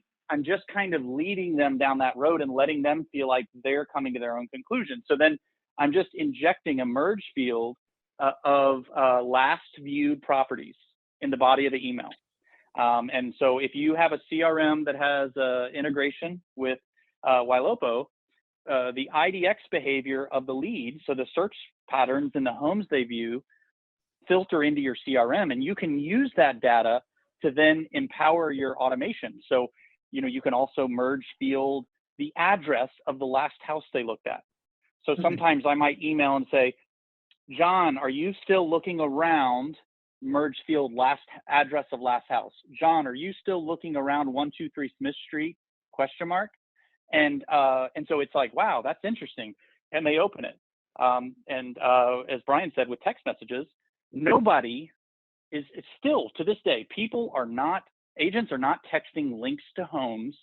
They're sending screenshots of Zillow or a website. And so we're providing a very concierge-like experience.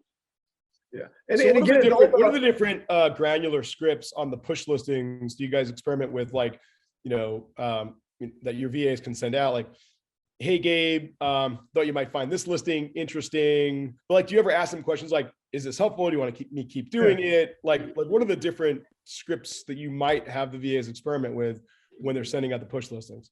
So I'm going to share something, and I shared this a month or so ago. Laura Combrick and I worked on this, and it's using this concept. You can do VAs. We also did some automation through Agent Legend. But again, we're kind of talking. The question was bringing up how are we engaging our old leads, bringing them back in and servicing it back to the top. So something that we did.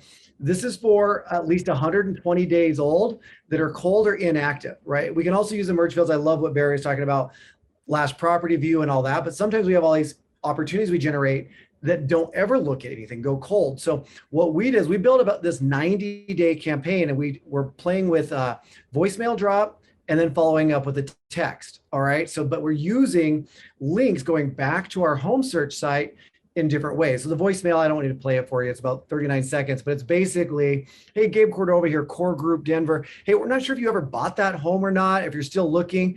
What I'm going to do just in case, I'm going to shoot you a link to the recently updated homes available in the Denver area because the market has been crazy and we're finally seeing inventory. If you have any questions, let me know. 15 minutes later, text goes out, and we're going for engagement because if I can re-engage, and again, we're talking old inactive leads and we automate this, if I can engage them on the website, not only now is it filling my lists, and we're going to go deeper into these later about last active and all that, but now it's triggering priority alerts. Now it's triggering behavior texts. And this goes on. We do it 2 days in a row, goes on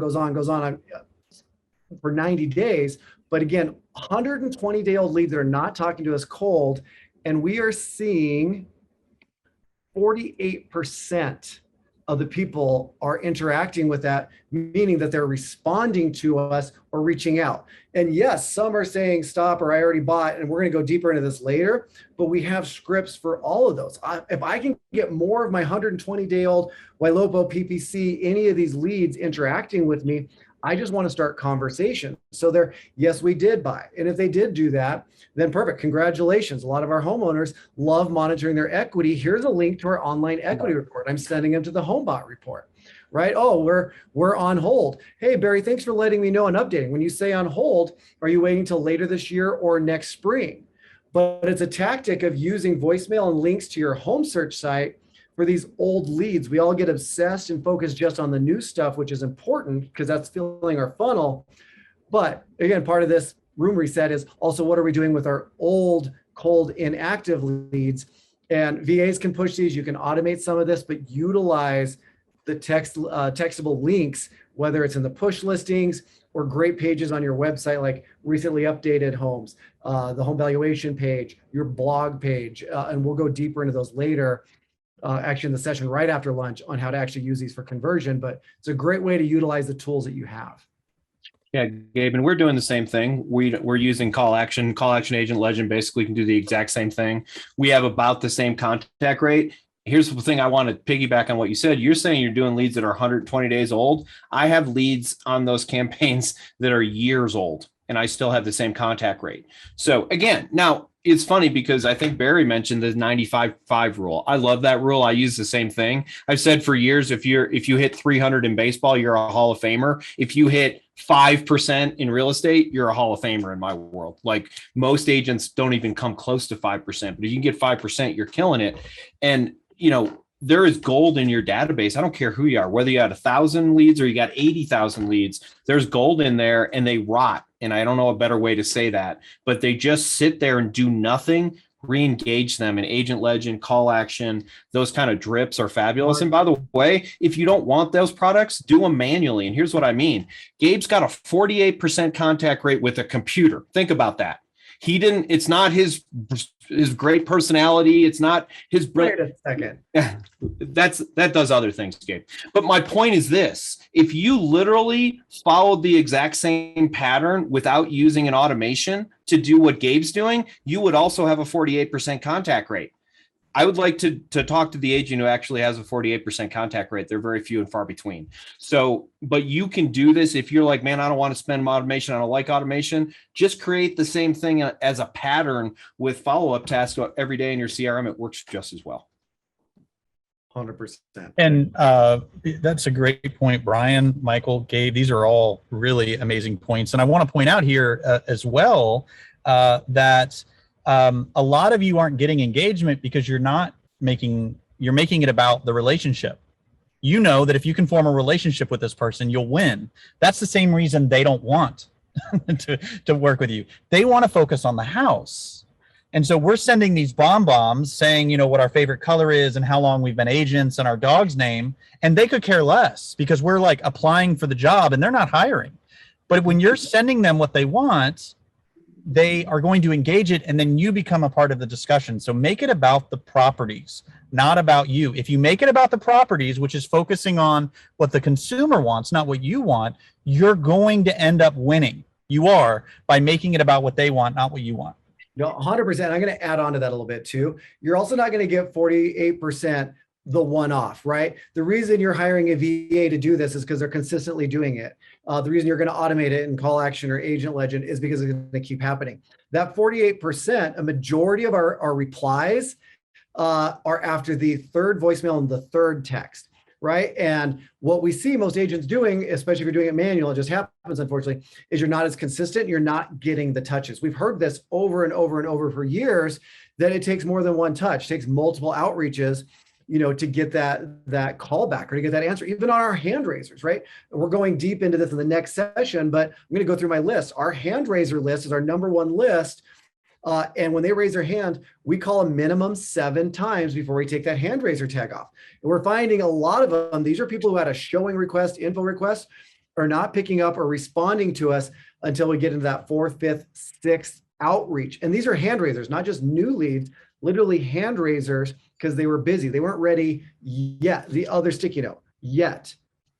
Yeah, no, that's good, Gabe. And one more thing too, I want to share, since, when Howard reset the room, you need to decide who you want to focus on. Do a search in your CRM and save it. Okay, so like save search filters in one CRM, smart lists in another, save lists in another, and you need to make it a workflow. One of the things that made my masterclass for Ylopo so popular was I numbered the lists. So my agents go to number 1 first, go figure, right? Then 2, then 3. And so I made a decision what I wanted them to focus on, and then I numbered them. And then every day they just go through those lists. And it just so happens with Follow Up Boss, I can filter based off of last communication. So if I have a list number 1 that says, all the appointments that we've set for you that you haven't tried to reach in 3 days, as soon as they try to reach them, that name disappears for 3 days, because I'm filtering the list on singularly just people that my agents need to speak with right now that they haven't tried to reach recently. So make your searches and make your saved searches in your CRM a new workflow. And you'll know that you're doing this wrong when you click on a search and you start scanning the names to see who you can contact. If you're doing that, instead of being your gregarious, funny, happy self, selling homes, shaking hands, and kissing babies, you're using the pragmatic and logical side of your brain. And what I've watched is I've removed the planning side of things out of my agent's ballpark and just let them focus on talking to humans. They're actually spending it's up now to 35% more time following up with leads because they're not having to plan anymore. They're just talking to people. I love that, Barry. It's great. Think about the profile of a successful agent. As a rule, it's not extremely organized. Right. It's not their personality. They're people. They're out talking to people. They're making friends. They're influencing people. And you say database and they look like they're going to cry, because none of us, Barry's probably like me. I don't like my database, but I know it's where all my money's at. And so that's why we do it. The database is your money, and you've got to do some of the boring stuff, or like Barry's doing, have someone do the boring stuff for you so you can go out and slay it. And I think that's a great idea. So I think Barry and Gabe, let's add this either to Bootcamp Day or the Success Summit days in Vegas. Let's get in the weeds about showing them all the possible lists and how to make those lists.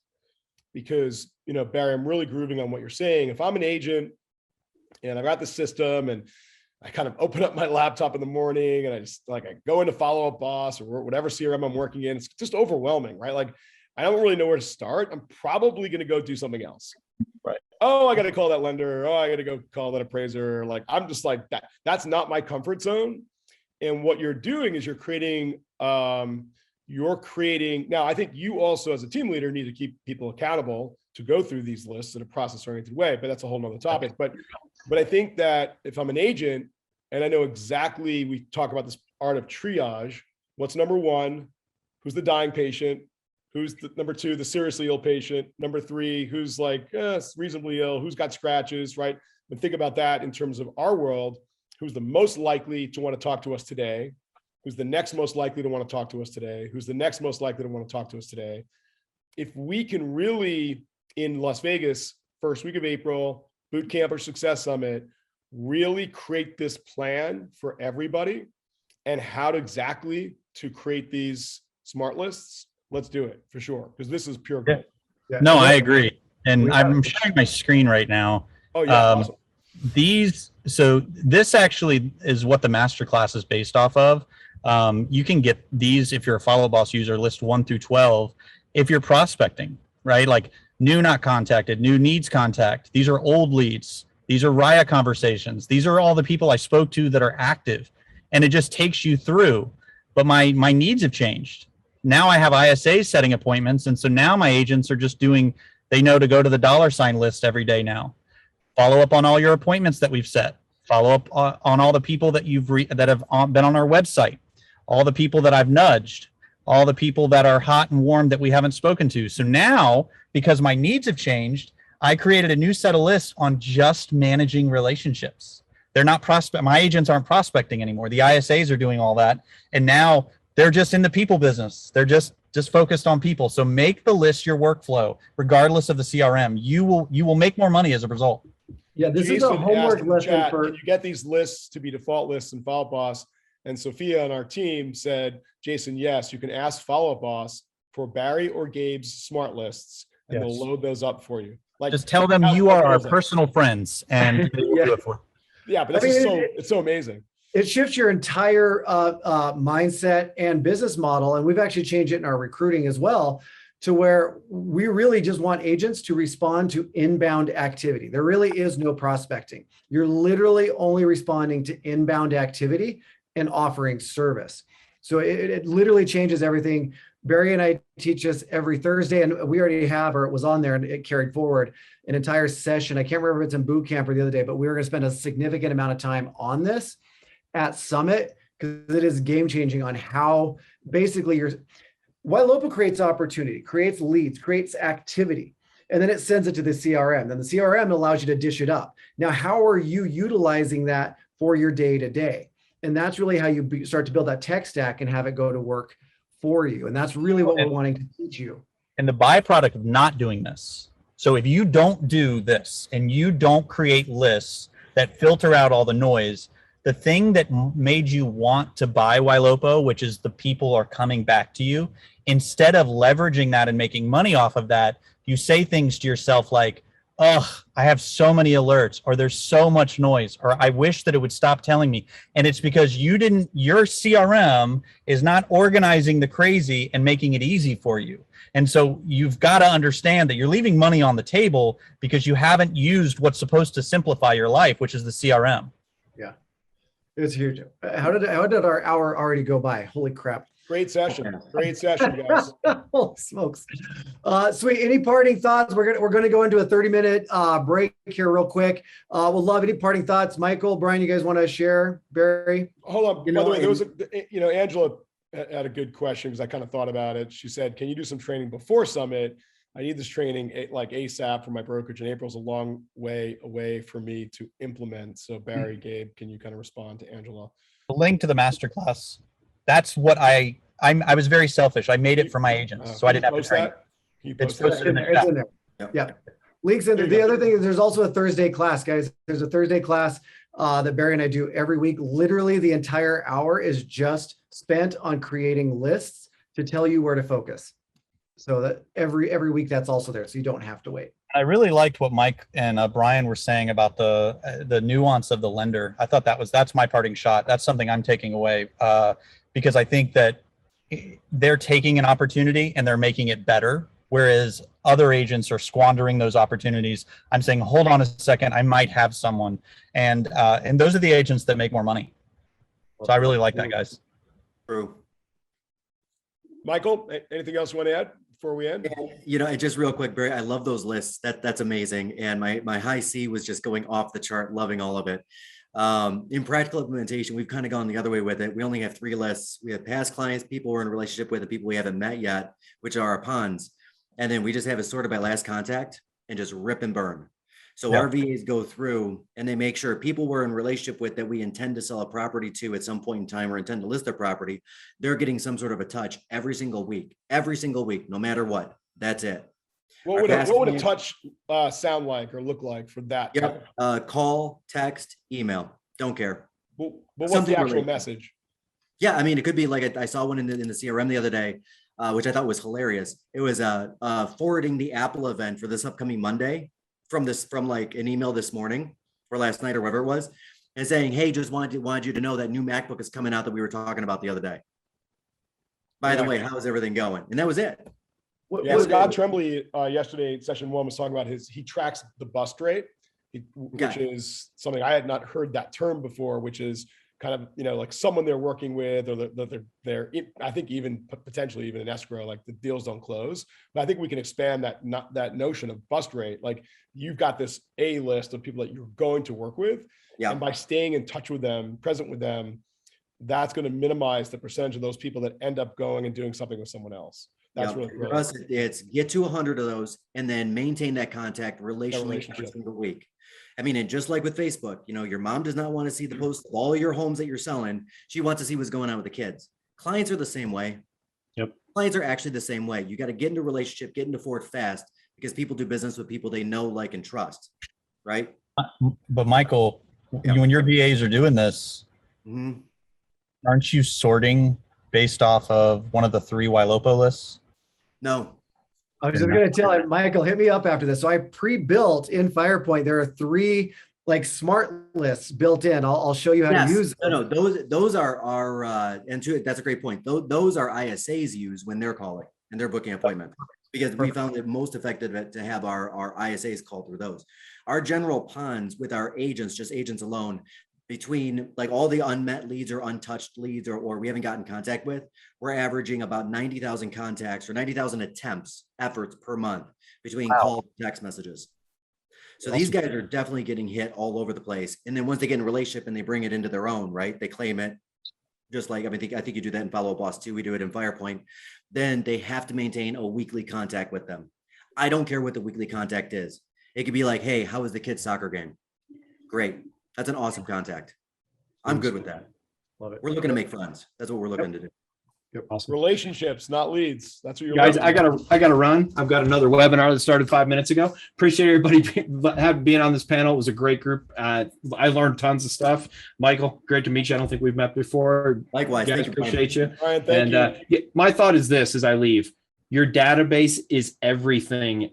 Organize it. And I don't care if you use Michael's system, my system, Gabe's, it doesn't matter. You have to have a system, or otherwise you're just hoping and praying, and the database is your business. So that's my thought. Thanks, everybody. Thanks, Brian. Appreciate it. Thanks, guys. Awesome. We're going to go into a break. We are going to be back here in 25 minutes with another session here. In fact, I think I've got 1 second right here. We'll throw that up there, cashing in on the gold. This is going to be really exciting. We've got some coaches coming in. We're going to be throwing some scripting, role playing, all that with them, with Barry and myself. So it's going to be a great session. So see you guys back here in 25 minutes. Gabe, anybody that's watching right now and is tempted not to come back to the next session, I just want to say the reason why you need to come back to the next session is a lot of you are talking to your leads. And you have a great conversation, you mark them hot, you mark them warm, you mark them cold, but then you really don't do anything after that. And so this next session is going to be devoted to teaching you how to take those lead hot, warm, and colds and actually turn them into something. So sorry I cut you off, Gabe. I just wanted to make sure. You're good. No, I love it. I love it. All right. Are you going to sing during the break? I'm gonna stop talking and I'm gonna go eat some food real quick, and then I'll be right back. Then I'll sing. No, I won't. You can sing for us, Barry. Yep. All right, be right back. I want you guys to each introduce yourselves first, and then for those that don't know, what we're going to do is we're going to talk about lead nurture, not initial lead conversion, but these are the people that you've already spoken to. Your hot leads, your warm leads, your cold leads, the ones that you're afraid to call because you don't want to screw it up. Those. And then we're going to do some role playing, allow these experts in the field kind of unpack some things. So let's start with, let's see, Dale, you're first in the alphabet. We'll start with you. You want to introduce yourself? Yeah, I'm Dale Archdeacon, founder of Smart Inside Sales. We're a lead conversion, scripting, dialogue, coaching, and training company. We focus on lead conversion for agents and ISAs, as well as sales management, really, right? Getting people to do what they're supposed to do. Okay, great. And to the right is Isaiah. You want to share a little bit about who you are, who you're with? Yeah, I'm with Real Estate Nexus. We offer concierge services, helping them with their database marketing and lead conversion, with a goal to draw more business from their database and really focus on generating more listings. Okay, great. Robbie Tizzle. I just like calling you that. Robbie T. Robbie Tizzle. I'm going to change my name now. Hey, everybody. Robbie Trefethrin in the house. I go by Robbie T because the last name sounds like a pharmaceutical drug with all the problems and none of that cash money, my friend. So I got to work for a living. Somebody posted in there and said, if I'm up north, yes, I'm from Fargo, North Dakota. I'm a former ISA, and let's be real, you're never a former ISA. I am an ISA. That's who I am at heart. I coach and train a lot of people just like Dale about, not scripts, but questions they need to be asking, psychology and business. And, we have a coaching company where we help people replicate the success of our team here in Fargo. My business partner and my better looking half is Mr. Eric Hatch, and love working with him. He's my brother from another mother. And yeah, that's us. Our real estate team will sell about 1,100 homes this year in good old Fargo, North Dakota. And I like to jokingly call them, don't tell them I said this, just kidding, a few of them are probably on here, that they're the ultimate beta test for everything that we do. So there we go. That's me. That's awesome, man. Love it. Love it. All right, Michael Hellickson, you want to share who you are, what you're from, where you're from, all that stuff? Happy to do it. Michael Hellickson, coach out of Seattle, Washington. I'm with a company called Club Wealth. We're the #1 coaching and consulting company in the team and brokerage space. So our typical client does 200 to 500 transactions a year. My claim to fame is as an agent, very consistently closing 120 to 180 homes a month, built the #1 team in the country. On the listing side, I was personally, not counting REO, not counting anybody on my team, but I was personally listing 50 to 75 houses a month on single appointments with mom and pop. And I was doing that, working 12 days a month. And so today what we do is we teach people how to build the biggest, most profitable teams in the country. And that's it. That's what we do. So, awesome. Yeah. Awesome. Howard, are you going to help me pull these guys and get them talking? Because we know it's going to be really hard. Right? Well, you're going to have to referee. You might have to throw some elbows to get in there. You need to have your finger on the mute button, right? Where's Kiwi at? He's got the power. Yeah. So no, first off, I just wanted to thank Michael and Dale and Robbie and Isaiah. This is a really powerful, incredible all-star panel, right? I'm super excited about this. Super excited about this session. I'm super excited about having Michael and Dale and Isaiah and Robbie at our live Success Summit in Las Vegas, first week of April. I mean, I've talked to all of you guys and work with all of you guys individually. Dale, I probably need to get to know you a little bit better, but I read the stuff that you send, out through. I'm on your email list, man. So I read that stuff. It's really I'm so honored and impressive. Michael and I have worked together, forever. I think one of the things when I think about Michael, I think he literally puts on probably like the best live event that I've ever seen. Oh, thank you. And I know how hard live events are, and you have to obsess about the details. And so I'm really, he probably didn't know this. I'm really impressed because we have to pull off our own, and Michael has to do it twice a year, which I can't even fathom how they do that twice a year. But it is I think he obsesses like we do about not just speaking at the high level, but bringing it down into the weeds, and delivering a lot of value. Robbie T has just been such an important and powerful member of our community, leading with giving, right? And sharing and just the master of everything sort of, ISA. Isaiah, I got to know, also probably more recently in the last few years, and has tremendous experience in all things, lead gen, lead conversion. So every one of you guys you've been hand curated for this really important panel to reset the room. We're getting into cashing in on the gold. We kind of started with mindset today, got into some systems and processes in terms of how you deal with buyers versus sellers versus new leads versus old leads. I think we're really getting into like scripts, dialogues, objection handling. I think Barry and Gabe, you've got a certain thing you kind of want to do. But I think for you guys who obviously all have your own businesses, and we support your businesses, I think this is a collegial time, to work collegially and professionally together. It's a mastermind, and you are the masters in this area. So you are masterminding and riffing together. And so after that, I'm going to mute myself and let it go. Are you going to say anything nice about Gabe and I? Are we chopped liver? What the hell? You know, I'm in a very thankful mindset. I was actually thinking on the last session about how thankful I am to have Gabe and Barry, our senior realtors in residence, who really do profoundly and internally love to give back to the community and help others succeed. So yeah, I mean, honestly, you're probably not going to find me in a lot of these moments, maybe because I'm sick with a cold. I'm going to be this humble and gracious, but no, I'm really, of course, I am very, very thankful. After that, I'm going to go back to just making fun of you guys, because that's, okay, I'm from Long Island. So if you make fun of someone, you love them. That's what I told Barry. So I'm going to shut up, let you guys handle it. So let's just kick it off in no certain order.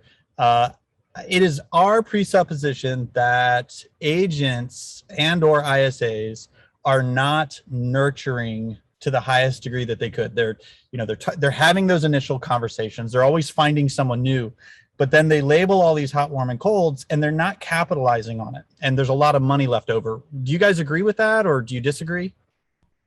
Agree. 100%. What are some reasons you guys are seeing out there with your coaching clients as to why people aren't capitalizing on these nurtures? Who you want to pick some? Why don't you pick somebody? This might be mass chaos. You're going to get a New York traffic jam. Go ahead, Dale. Oh, that was me. I guess I volunteered. I'd say from what we're seeing is that, one, they're very so one, team leaders are really hammering on people on getting all of these initial touches up front. And so sometimes they just are overwhelmed. They don't know who to talk to, right? They don't know how to prioritize their time between these brand new leads that I'm supposed to hammer, and they came in 5 days ago. I'm still supposed to be touching them X number of times in a row, versus I'm supposed to also talk to these nurtures and come up with something to say to them, which isn't, are you ready to buy yet? Again, for the 5th time, right? And I still have to go on appointments, and I still have to argue about contracts and inspections and all that stuff. So I would say a big, where it gets missed is it's uncomfortable to have a one-sided relationship with a nurture, and you have all these other things to do. So that's some of the things that I see that are going on right now. Interesting. All right. Well, I'll just go left to right. Isaiah, anything you're seeing out there? Yeah, my opinion first and foremost is to really understand the value of a relationship. And this sounds kind of obvious, but when you look at our industry with all the things going on, it's very easy to get distracted with from doing your follow-up. So one of the things that I like to teach and train is when we don't do our follow-up properly, or we don't have systems in place to do our follow-up properly, and there's a whole list of things we can go down that we just don't have time to do right now. We're making a conscious decision by our actions to say that building relationships are not valuable to our business.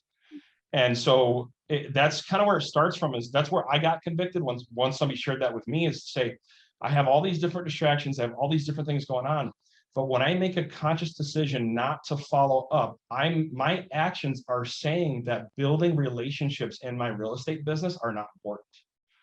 And so first and foremost, I want to never, ever say that to myself, because then I'm cheating myself, I'm cheating my family, I'm cheating my clients, I'm cheating everybody when it comes to following up.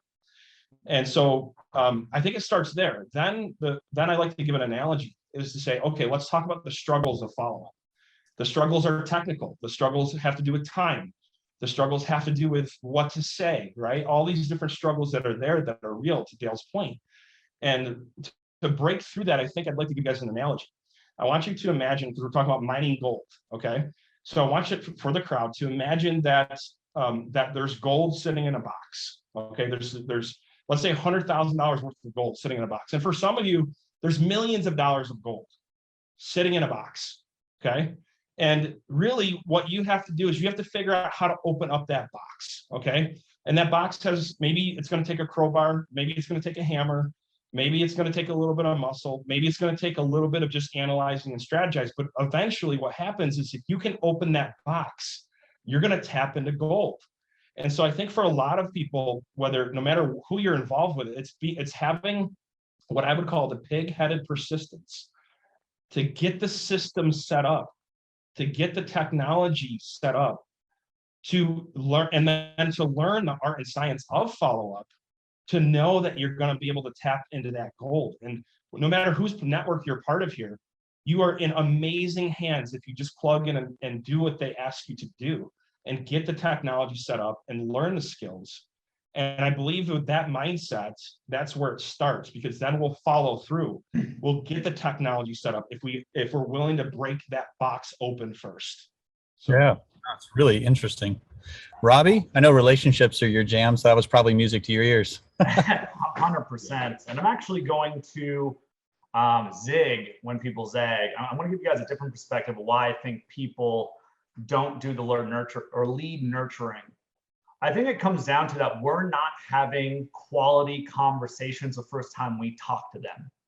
And what happens is because we don't have a quality conversation the first time we talk to them, we're just literally throwing arrows at a dartboard, hoping to hit something. You see, what I've realized is that in our conversations, a really good example is this, the common mantra in real estate sales, right? Is if somebody tells you they're a year out, schedule a follow-up for 6 months later, cut it in half. I'm gonna say it very clearly. That's terrible advice, terrible advice. All right, here's why. What I always believe you need to be doing is when somebody says they're a year out, you need to seek absolute clarity on why that 1 year mark stands out to them, right? You got to come from curiosity and dig deeper. So really what it comes down to is when someone says they're a year out, one of the questions I'm going to ask is, well, help me understand, Dale, why you're thinking you want to wait about a year.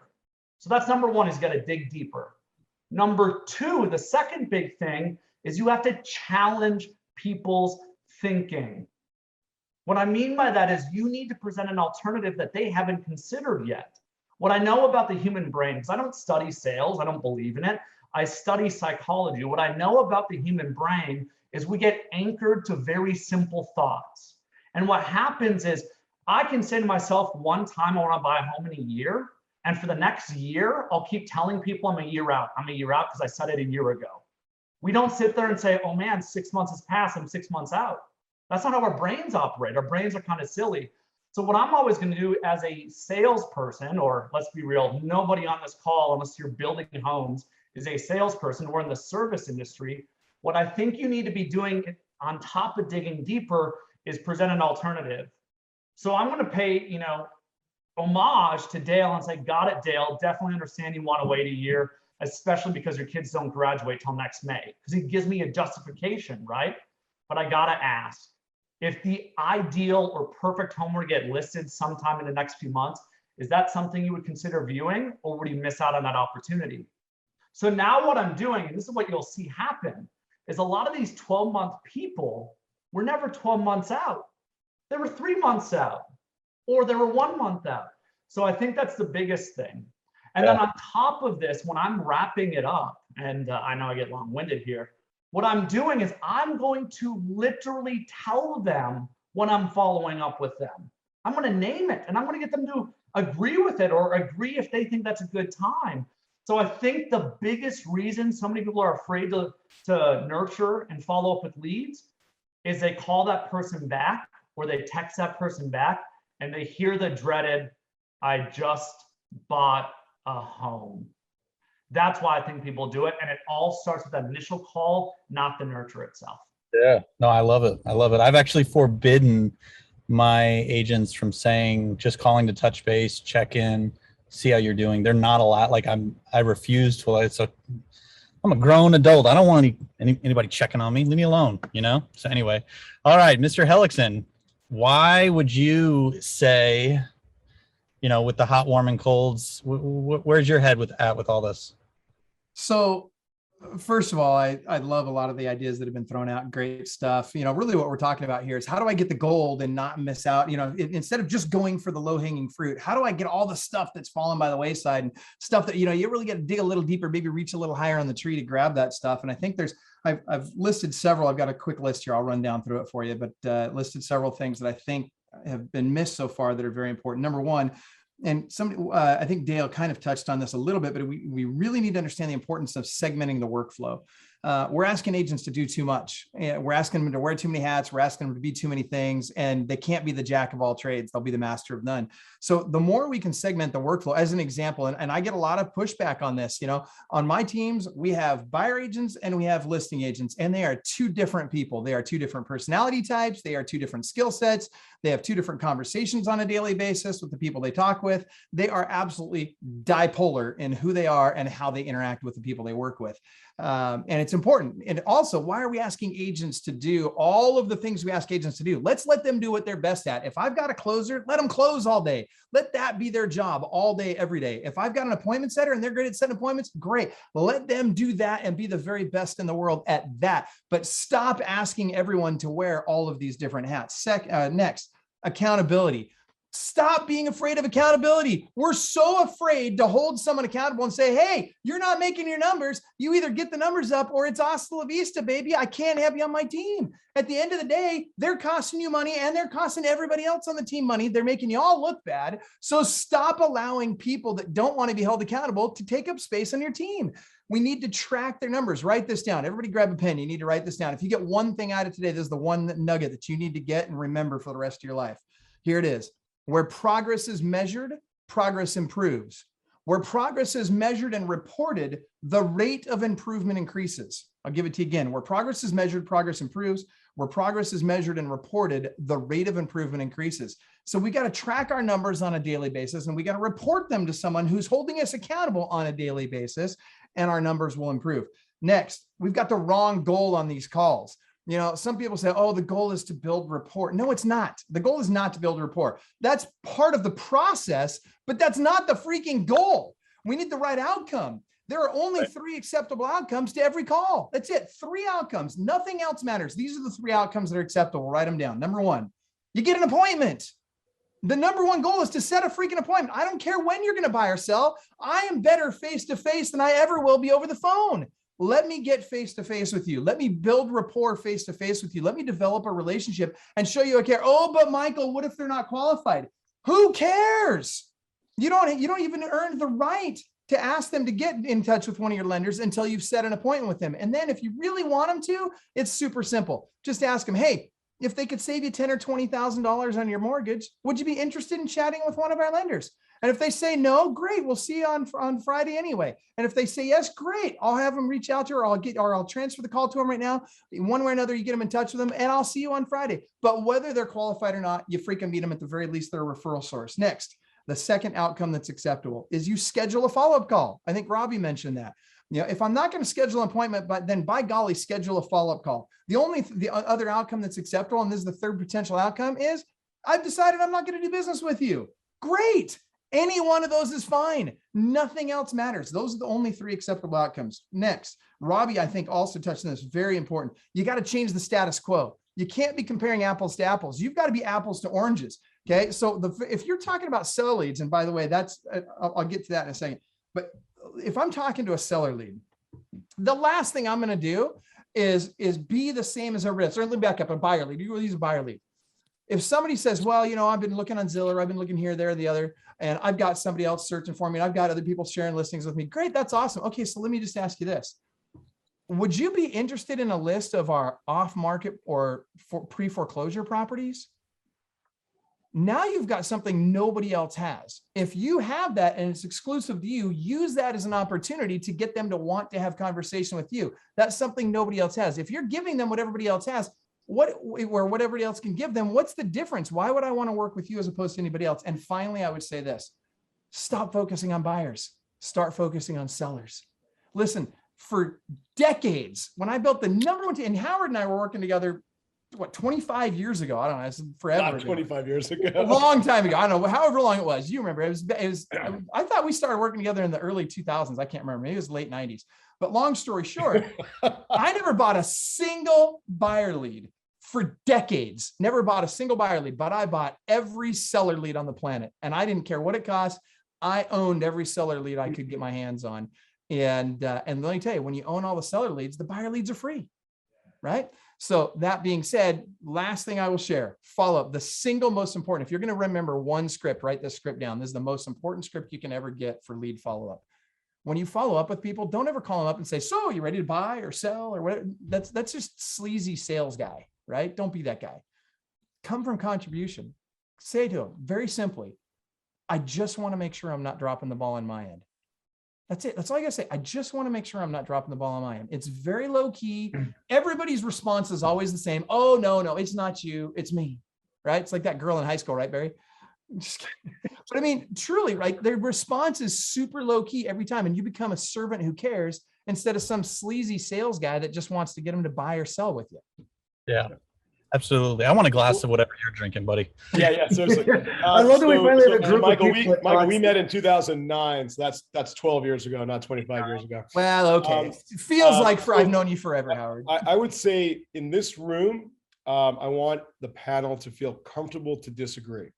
Feel comfortable to respectfully disagree. This is not a room where there's one right answer. Michael's very, very passionate. I've been known to be overly passionate. That's fine. That's good. I think that Barry, when on the prior set. So first off, Michael, yesterday we got a lot into. Yesterday was like the licensees, team leaders. Today it's everybody. We got a lot into measurement, accountability, visibility. It's probably one of my number one presentations. Has become a maverick, MAV, measure everything. That makes people accountable as long as it's visible. So all three concepts work, but this is for the actual, today is really also for team members as well. And I would say, like Michael Perna just in the last session really talked about both. He definitely talked about developing a relationship, but he also talked about getting that face-to-face. So I would, a lot of times I think it's the way my mind works is I'm not a black or white person. I think the world lives in the gray, and I think where things come together, and I want to do both. I want to develop a nice relationship over the phone. I want to do things differently over the phone. I do want to develop a relationship. That relationship I'm leveraging, Michael, I agree, to get a face-to-face, because a face-to-face is better than a Zoom is better than just a phone call. And then we continue to develop that relationship. And one of the things that Michael Perna does, which is super smart, right, is bucketing his, we talked a lot about in the last session, bucketing your leads in different classifications. And those folks that are in we are going to work with them as a buyer and seller, there's a different flow there, a different conversation, and it's staying in front of them all the time. So there's no bust rate, right? And Scott Tremblay got into measuring the bust rate. So, right, we smother them at all times. So I would, kind of open it back up to the group and let people not necessarily rebut, right, in an unhealthy way, but rebut in a healthy way, anything that you kind of, if you want to continue to riff on kind of what Michael said here. Well, and I'd love to go in there, Michael, on that, because somebody commented on it and everybody kind of touched on, we were talking about where agents are failing on that nurture and follow up, and everybody kind of had a version of wearing too many hats or not focusing, it was similar but different.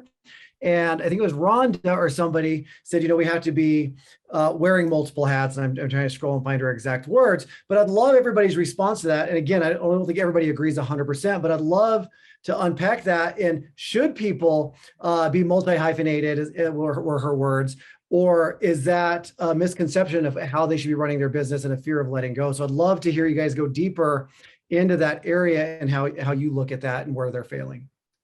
So I'll jump in. If I'm looking at it from the agent's perspective, right, or even the ISA's perspective, the highest and best use is exactly what Michael just said, which is get that appointment, right? Who are you? Are you a qualified and ready and willing buyer or seller? And can I move it to the next step with you and do everything that I possibly can? And then if I can't, you are now going to become a nurturer. So every single day, I'm first up, who can I get an appointment with? Who can I move forward? Once I roll through those people, then I go to who do I just simply want to further or advance the relationship with that is in my database, who is responding to me, who I've clicked with, who has a story, who sounds like they're going to do something and will actually answer my call or text usually, right? That's kind of where I would go with the prioritization in terms of that. So get those appointments, absolutely move the ball forward, but then work on those relationships that you're going to be cultivating, right? Because just because I planted, a bunch of carrots yesterday doesn't mean I can go pull them out of the ground today. I'm going to have to water them for a little while. So Dale, to your point, Gabe and I've talked for a long time. And Barry, I know when we were coaching together, we talked about this a lot too, is the rule of three, right? If I'm calling people on a regular basis, right? 3 times a day for the first 3 days, 3 times a week for the next 3 weeks, 3 times a month for the next 3 months. If I'm following up with them over a very, very long period of time, touch after touch after touch after touch after touch, and I'm remembering things like last time we talked, they said, well, I'm going to be out of town for a couple of weeks because my girlfriend or my daughter's getting married, so 3 weeks from now, when I'm talking to them, I'm going to say, hey, how was the wedding? Right. And so I'm really building that relationship over a long period of time.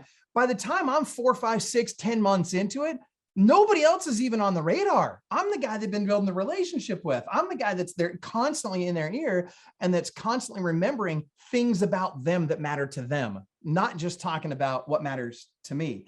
So yeah. I agree. I mean, it's got to be a relationship over a long period of time for those people that aren't ready to do something right now. Yeah, because by then, 5 months later, the competitors have that brand new agent they just added to the team and said, go call the old leads. And they call up and they say, hi, Marty, and your name is Michael. It looks like you registered on our website a long time ago. Have you bought a house yet? Right? And you're like, dude, I have a relationship with somebody over here already. So no, thanks. That's exactly right. And Robbie, I know you and I chatted a couple of weeks ago in Fargo, and you said something I thought that really resonated with me, and I'd love for people listening. You were talking about where it begins with them, and I know it's kind of mindset, but it was also going into this, like, what are they doing? What are they focusing on? I'd love for you to kind of share a little bit about that, because I think it's in line, but a little different. Yeah. So 2 things. I firmly believe that lead conversion comes down to 2 simple things, and I'm going to take what I presented on for half an hour with Gabe and cut it down to a minute. Basically, I actually think lead conversion doesn't start with the lead, it starts with you. And it really depends on your mental state and where you're at. What I see happen a lot of times is so many people are in a very frustrated, conservative, scarcity-minded place. You're exhausted and you haven't prioritized taking care of yourself. And what I've seen happen, and what I really was getting at, is when I see people that are exhausted or tired or worn down, there's no accountability that fixes that outside people prioritizing themselves. And that's what we're seeing in business these days, right? It started with Silicon Valley of, oh my goodness, humans have to take care of themselves and we get better performance out of our people. Here's why. When people aren't good, they can't do good for others. You will not see opportunity in what they say when you are not good. When doors get closed in front of your face, instead of having the energy to lean into it, what happens is you feel like you just got kicked in. So it starts actually not with the lead. It starts with, where are you at? What's the mental state that you are in? Are you good? Very simply. Secondly, Tony Robbins once said, it's one of my pillars in coaching and in life. If you want to influence somebody, find out what is already influencing them. And that's the big thing that we're doing when it comes to leads, is we're finding out what are the key things that they're hoping to do. What are the big things that they're afraid of? For me, I want to learn all about their ideal home, their ideal process. I'm going to ask questions like, what are you afraid of? If you're not asking leads this, right? We think not leaning into the stuff that will scare people away makes it vanish. Nothing could be further from the truth. The things that are hidden in the shadow are the most important things that we need to be talking about. And I will disagree, right? Howard, you told me to disagree if I want to. You don't have to get face-to-face to do this, friends. You don't. People will open up on text. Gen Xers, or Gen Zers, sorry, and millennials are more comfortable texting you than they are talking on the phone a lot of times. These people will open up. What really matters is this, what I firmly believe. You don't have to be face-to-face in person. You gotta have the curious mindset that you can't just settle for surface level information. Here's a really good example, and then I'll turn it over. If somebody says they're looking to get a bigger home, don't just settle for the idea of, okay, how big you want it to be. I'm going to use the open-ended question of, okay, you want a bigger home, help me understand that a little bit better.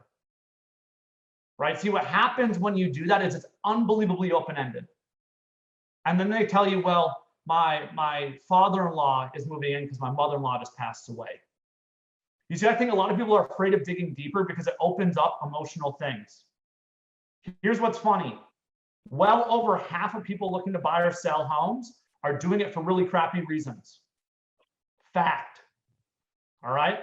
Divorce, death, debt, disaster, right? The D's out there.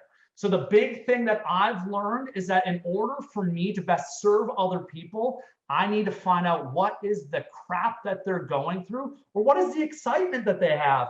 And then I can align that with our company's services and help them to get what they want. So Gabe, is that kind of what you were getting at? I love it. I think it's similar, but in different ways. And I love that we can all just, I mean, I think been on webinars or on stages with all of you, and everybody does things differently. And like Howard said, it's not right or wrong. I love where we can focus in different areas. Isaiah. Yeah, comment to that. So Robbie, I think I love what you're saying. You're right on point. You never want to have an engagement where you're not trying to find pain and motivation or relate your services to that. You never want to do that. One of the things I want to be very careful with for our audience, though, is when we talk about building relationships, we got to be careful to not put ourselves in a position where we think that we can't ask for the appointment, because you got to be good at both. You got to know when to build a relationship and when to ask for the appointment, because what will happen is you'll let people off the hook when they gave you every signal, but because if we're too focused on just building that relationship, that you won't get that appointment either. And so I think we got to make sure that when we're making those calls, I like what Howard said, it's a shade of gray. It's an art and a science. The focus is first the relationship, but we have to know how to build rapport, how to build value, how to create urgency because of what's happening in the market, right? How to trial close. We got to learn to ask the right questions to get the yes responses, to draw that out of them. And then based on that information, know when to ask the appointment and be able to do it without pissing people off, be able to do it with maintaining rapport. So I would just submit to the audience, you got to build relationships, but you also have to know your process and the psychology of that process so deep and get good enough at it where you can still ask for the appointment and still maintain rapport, because that's how you maximize your lead conversion. Because here's the other side of it. If we don't find that balance, we will follow up and they will have already worked with somebody else. So I just want to encourage the crowd is that you always want to maintain rapport. You want to find pain and motivation. You want to set up strong follow-up systems, but just make sure you're not losing deals because we're not asking for the appointment when we should be.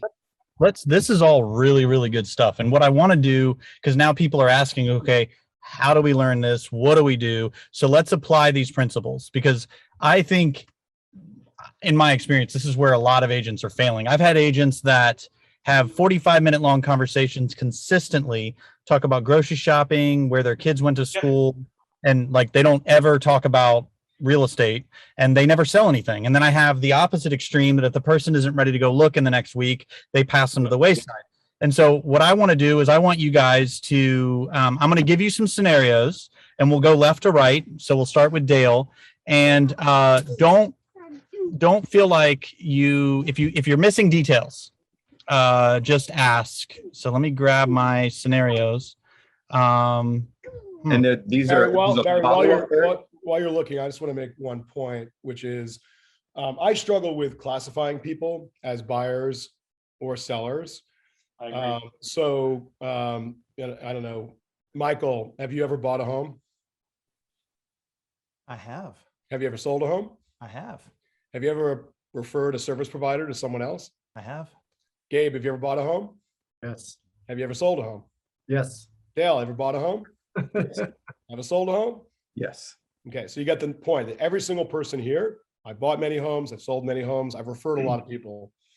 And so really important for you guys to really think about trying to get as many of your leads to become lifetime relationships as they go through their cycles of buying and selling and referring people and aunts and uncles and friends, right? And so we now have technology that didn't have at TigerLead. We now have technology at Ylopo to automatically stay in front of these folks for a long time. G is working on some crazy stuff that he previewed today, where we call it kind of seller mode. We are statistically seeing that between 20 and 25% of all the buyer leads will self-select to say they have to sell a home before they buy. Now, I guarantee you, even if that was just 20%, which is 1 out of 5, amazing, right? A buyer lead that produces basically 5 leads that produce 4 great buyer leads and 1 seller lead, right? But I guarantee you, probably as high as 40%. So if 20% self-selected admit that they have a home they have to sell before they buy, there's another 20% that didn't admit, but they do, right? So you guys in your scripts at some point need to, and you guys who are the experts who are actually selling properties can talk about getting to that. But that's kind of the way that I see the world of just adding value, not being so transactional. And I think, Barry, you brought up a good point. Like on the one hand, like both are extremes, like being so transactional, which is a bad thing. But on the other hand, like, as Michael said, like, remember your objective, like, get the appointment. And I kind of like, I just agree with everyone, like sort of, Robbie, like, I agree, like you can get a great relationship going with texting, especially with millennials, right? It was so funny. I was watching this, and I was like, this stupid show I find relaxing at the very end of the night. It was Murders in the Building or something with like Martin Short and Steve Martin. And the guy was like trying to figure out how to text, like, the millennial, like, should I call them? Like, no, I think they prefer texting. Right. And so like, different generations like to communicate in different ways. I think we have to be thoughtful about that. But I just really want, before, Barry, go through your exercise right now, you're about to go through, I really want everyone to think about, stop classifying people. These are lifelong relationships that can refer their friends, can refer their parents, can buy and sell, can buy investment properties, buy vacation properties. We have a lot of clients that work in markets that are just second home vacation markets or retirement areas. And it's all about buyers, right? But guess what? Those people get to an area, they love an area. Now they want to trade up. Now that buyer became a seller, became another buyer, right? Now it's 3 transactions. So it's a lifetime relationship. Anyway, Barry, do your exercise. Oh, absolutely. And I think that I think what is happening is everybody's just focusing on different parts. I know for me, I think authenticity sells more than anything else in our culture. Like when you're dealing with another authentic human, you find yourself wanting to do business with them. And so for my agents, if there's not a natural affinity, what I ask them to do is just to talk about the home and then look for opportunities to become a human.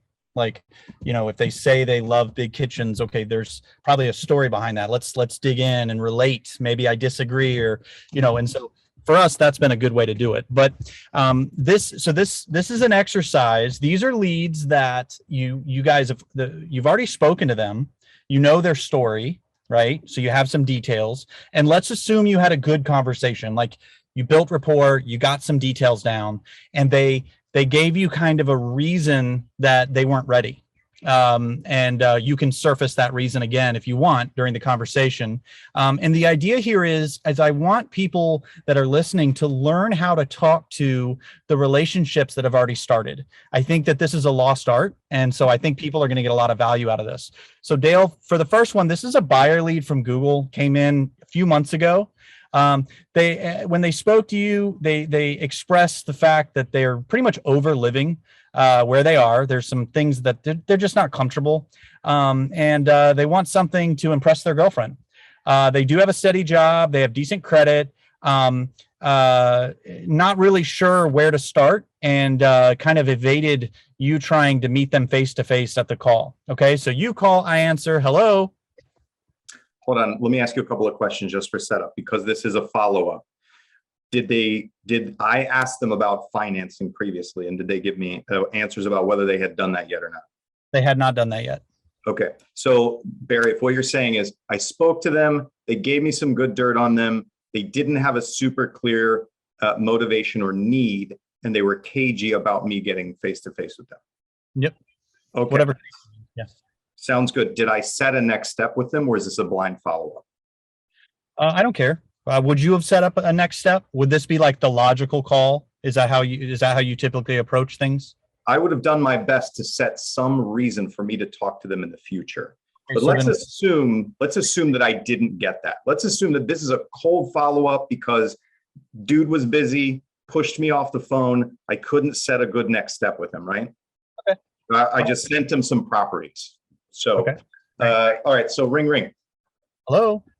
Hello, Barry. It's Dale with Whatever Realty, man. How are you? It's been a little Good. while. Yeah, I'm good, man. How are you?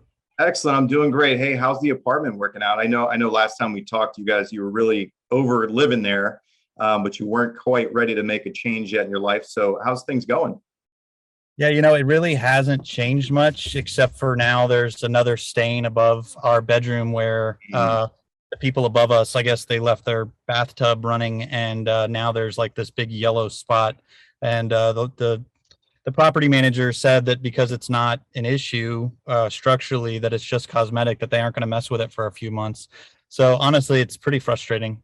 That is really frustrating. I've been a renter and I'm a landlord myself, and it really is a priority to take care of your tenants. I'm sorry to hear that. Well, I know that you mentioned that a sweet little 2-bedroom with a nice yard would be something that you think would impress your girlfriend and help you guys, enjoy your space much better. I know that you're not ready to get out there and purchase yet, no problem. But what I like to do a lot of times with people that I'm thinking about working with is we just go window shop together. That way I get a better sense of what you like. You get to go touch and feel and see the materials and the spaces and how things are laid out, just to get an idea of what you and your girlfriend may want to get into in the future, whenever that may come.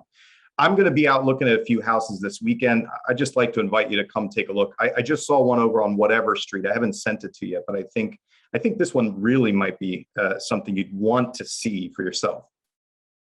Yeah, it sounds interesting. I like I said, I'm kind of overwhelmed at the thought of the entire process, and I've been working a lot of hours, just to trying to pick up shifts here and there. So I'm not 100% sure, like if, when, or what have you, or what's involved, but sure. It definitely sounds interesting. Yeah, absolutely. Listen, how about we do this just to take some of the pressure off? You're not allowed to buy anything. We're going to go out for fun. We'll take a look at this house. You get to just go back home and tell your girlfriend whether it was a fantastic thing or whether it was terrible and this was a bad idea for you to waste an hour of your Saturday. But either way, you're not buying anything. You're not moving forward. You get to just go and check out the inside of some houses. I love doing that. What do you think? I think you, my friend, are slicker than snot. So that was really good. Okay. Dale, I was waiting for you to throw in like, hey, and I'll pick you up. We'll go get a Starbucks. It'll be great. It'll be like, what time should I get you? So like what I heard there was, ask a question that wasn't a yes or no, asked a question, right? Well, established that he listened in the last call, right? He established, right, that he listened to where, like, the situation in the last call, right? Got the lead speaking. Also was really subtle. He identified, and this is something I learned from Robbie and Eric and Michael over the years. He very subtly identified with Barry. Yep, I've been a renter, been there. That fucking sucks. Sorry, I didn't say it. That sucks. You beat Robbie. Sorry. You beat Robbie too. The recent study on correlation between cursing and intelligence. Sorry, but there's but he identified, right, and then he kind of, in a really positive way, went for the appointment and the fun day, and I would throw in the Starbucks, whatever. I like Starbucks. I like the Starbucks. I didn't think of that. Yeah. So lots of people are like, need friends or lonely, whatever. So, but I thought it was, you did a lot of different things that were pretty good. And is it going to work 100% of the time? No way. But it's going to work X percentage of the time. And this is a game we're in, is percentages. Yeah. I'm just going to friend the crap out of Barry. He doesn't know, but we're going to friend each other. I'm going to friend him. What I'd love for people to do right now, because when we watch this stuff, we get super impressed. It's amazing. I want you to put in the chat, this is where the mastermind comes in, one thing you're taking away with the conversation that Dale just had with me. Just one. Just put, I got this. And what's going to happen is some of you are going to be like, oh yeah, that's a good idea. And then you can copy. But just put in the chat something you're taking away from that conversation with Dale. We had some great comments. We got like Jim Hayden. He said, hey, at Howard, I think I should show you how Long Islanders do it. Long Islanders be like, hey, Barry, I'm coming to your house. I'm going to break your freaking kneecaps if you don't get into the car with me. Let's go. We're going. Right. We're going to Gina's. But Richard Martin was like, dang, I was ready to go look at houses for an hour with you, Dale. And you got a lot of thumbs up here. Gabe, if you can, we don't have as much time. So I want to go through some more scenarios. Gabe, can you do a quick role play with Isaiah? And the scenario is, you're really old, Gabe. Okay. That's perfect. Done. And you want to buy a smaller home, and you're kind of worried about finding the right place. You're worried about the process. It's stressing you out a little bit. Isaiah, do you have any questions about this before you reach out to Gabe? So basically, just repeat back. Gabe's older, wants to downsize, concerned about selling his house, unless he can find the right property. Yeah. I mean, he's downsizing, and So yeah, there's an assumption that he would be selling his home, but I didn't say that, but yet there would be an assumption. So yeah, sure. I do like that we very much nailed down that I'm old. Yes, we got it. All right, You have any- now I'm following up with him, right? It's a follow-up call. Yeah, there's a follow-up call. All right. All right, go ahead. So first thing I'm gonna, yeah. So before I do that though, first thing I'm gonna do is on the first call that I had with him, I'm gonna send him a video text and putting a face to a name and letting him know that it was a great conversation and I was really excited to talk to him. So I'm gonna have a couple connection points using technology in between my next follow-up call. So just for everybody, follow-up is not just in between. Okay, it's not just in between contacts, it's that how you're using technology and using video to really put that special touch, because most agents aren't going to do that. Okay, love it. So so that's just to kind of put that out there. So ring. Hello. Hey Gabe. Yeah. Hey Gabe, Isaiah Colton here. Can you hear me all right? Yeah, I'm old, but I'm not that old. Okay. So Gabe, we connected, actually, just to give you a reminder, we connected a couple months ago. We were talking about how you're potentially looking to downsize, but you're concerned about finding another home. And I was just following up with you because I wanted to make sure, I had my notes to talk to you today, and just to kind of see where you're at. You also had mentioned that there was a concern about a health issue. So Gabe, I just wanted to see how's things going with health overall. How you doing? I'm doing well. I can't complain. I'm better than most out there and still kicking. Okay, great. Hey Gabe, one of the things that I want to ask you really quick is that when it comes to actually selling the home, was there anything else that kind of in the back of your mind that you were concerned about between now and last time we spoke of finding the property, or is really just the property kind of still the main concern for you? It's actually just the overall process. I just, not a lot out there, not sure where to look or what's going on with that. So it's just, just something I just kind of put on the back burner. So I just not sure I want to deal with it right now. Too stressful. Yeah, absolutely. And I can appreciate that. One of the things that we didn't really have a chance to mention is obviously mortgage rates are really low right now, Gabe. We don't know how much longer they're going to kind of stay at that rate. And with properties at the level that they're at right now, it's really a great time to sell. So let me ask you, Gabe, if we're in a scenario where you could find that perfect home, where we could go and look at finding that perfect home, and you could maximize the value of your property, it would make sense to at least explore that, correct? Yeah, I want to make sure that, not missing out on something, but it's just, just kind of that unknown. It's just a little stressful. Yeah, absolutely. And obviously that's why I'm here. I'm here to help any way that I can.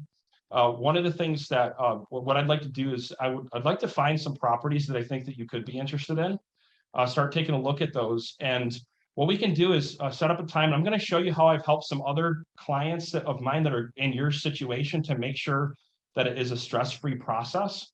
And also, Gabe, to make sure that you feel 100% comfortable that you don't have to sell that home until you find the perfect house, and talk about some things we can put in plan to take that stress away. Does that sound good? Yeah, because that's my concern right now is being homeless. If I sell something and don't have that right property. Yeah, absolutely. And let's go through a plan, and let's develop a plan together to make sure that that doesn't happen. Okay, so let's do this. I'd like to stop by and actually take a look at your property. Start putting a plan together on what it would look like to sell the home, give you some ideas on how that would work, and then also start maybe potentially zeroing in on areas that you'd like to move. So I'm going to be in the area, let's say tomorrow morning or later afternoon. What would work better for you? Probably mornings. I wake up early. Okay. All right. So I can be there. Well, how early is early? So would you say like 9, 10 o'clock? Yeah, I think 9 would work. And I just want to be clear. I'm not signing anything tomorrow. I'm not buying anything, right? I'm just, Yeah. So the goal is just to lay out a game plan, Gabe, that you feel comfortable with. And if that game plan is not clear, I promise you I will not ask for the listing, but I would ask that you be open-minded to working with me if the plan makes sense for you. Is that fair? That sounds fair. Okay. All right. So great job. Great job. I really like there was a lot of the tone of your voice was very, I don't know, it was like you could feel you were trying to nurture somebody in the course of the conversation. Somebody I would love for you guys to put a takeaway that was my takeaway from Isaiah. I would love for you guys to share any takeaways that you had. Gabe, anything that you got out of that maybe you want to highlight, maybe the same thing? Yeah, I think a lot of it too, what's been really cool, I bet with both Dale and with Isaiah, is identifying and understanding this is follow-up, not prospecting, and pulling on what do I already know. So I thought that was a key point that they both instantly, before they just went into role play, even though I said ring, ring, hello, I was like, hold on, wait, where am I at? And Dale did the exact same thing. So to me, even more so than some of the scripting they used was, and this is going back to earlier today, getting themselves in the right mindset of who they're calling and why. Yeah, they set themselves up for success by having enough information on the front end, which means the conversation that they initially had was a good one. And they're building off of that conversation. So that was a great insight, Gabe. Great insight. All right. Because we're short on time, so I want to make sure I give everybody a chance. Robbie, you can choose if you want to do this via text or you're going to have to talk, but you're going to tell us if it's a text and just say emoji if you're using an emoji. Act it out. Smiley face. No, I'm just kidding. All right. So this scenario, last time you talked, baby on the way. I'm kind of freaking out just because my spouse is deployed for 6 months in the military, and we only have a 1-bedroom apartment. And honestly, you started asking some questions to go deeper and kind of be empathetic, but the baby was crying, and so it just wasn't a good time to talk. And so now this is your follow-up. Do you have any questions before we start the call? Can you do me a favor and just repeat all of it one more time for me? All right. So baby on the way. Good. Very scared. Spouse deployed in the military. For 6 more months, correct? Yeah. Okay. Apartment, too small, 1-bedroom. And when we had our initial talk, it got cut short because the baby was crying. Another baby. So this would be our second kid, I guess. Got it. Okay. And I'm assuming, just to make sure we're clear here, Barry, you're pregnant with the baby and your spouse is overseas? Yes. Right? Okay.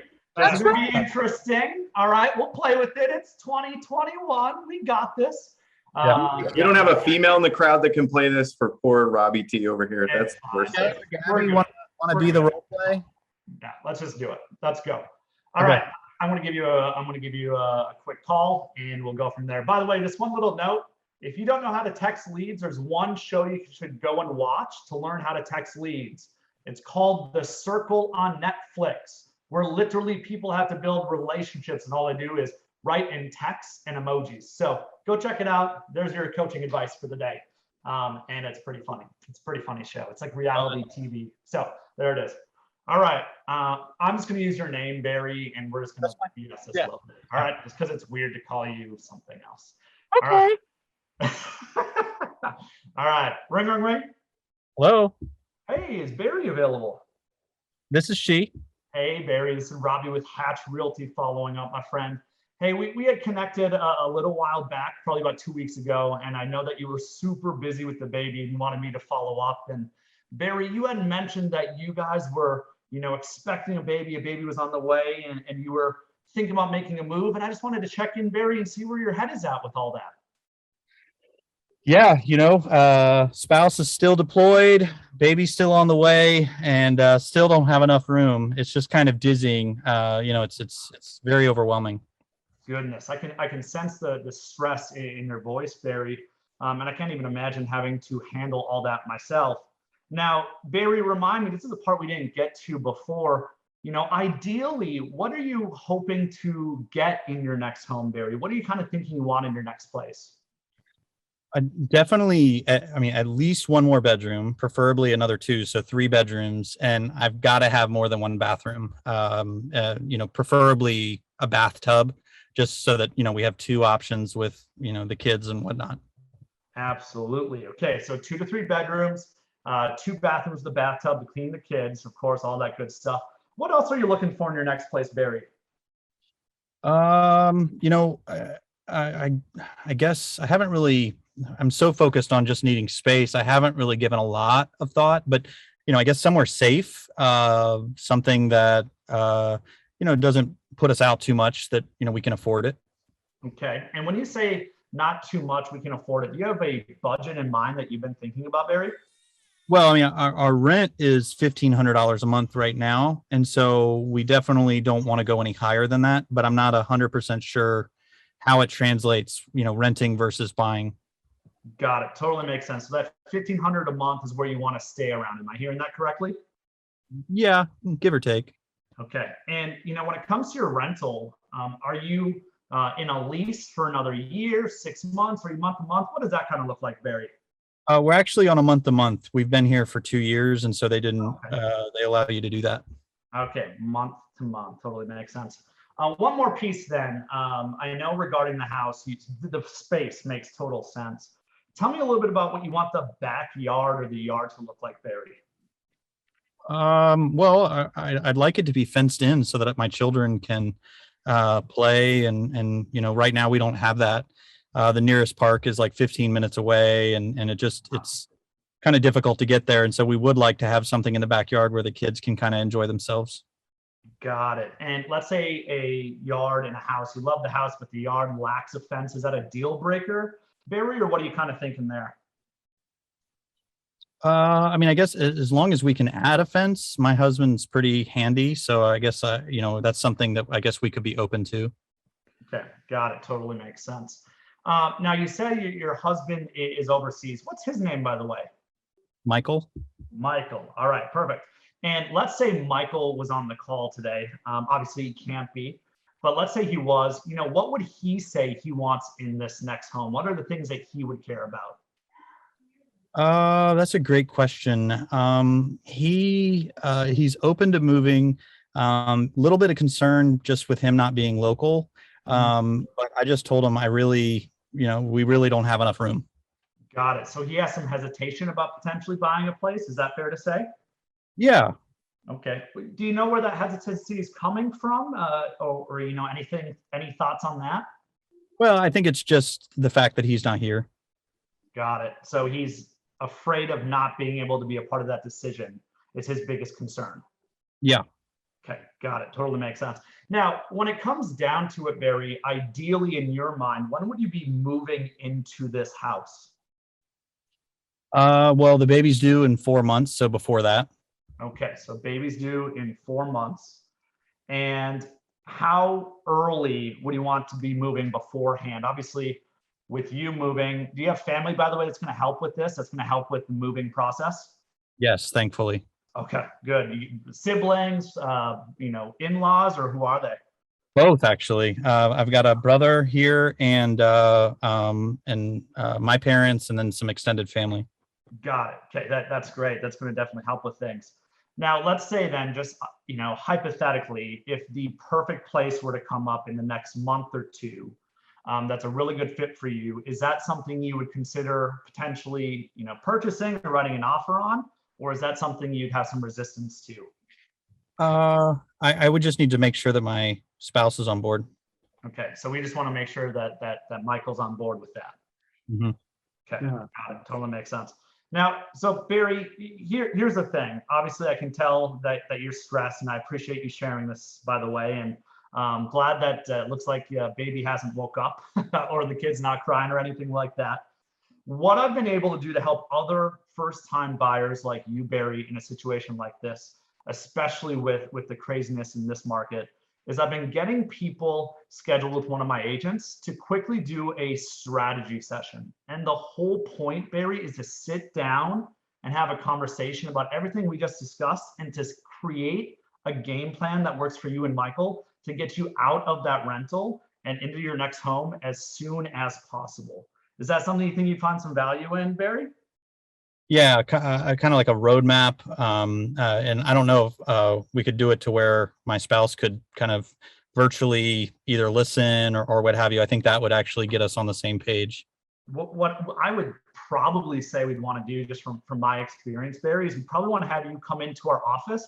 But what we'll also do is we'll Zoom your husband in so he's a part of the conversation just like he's there.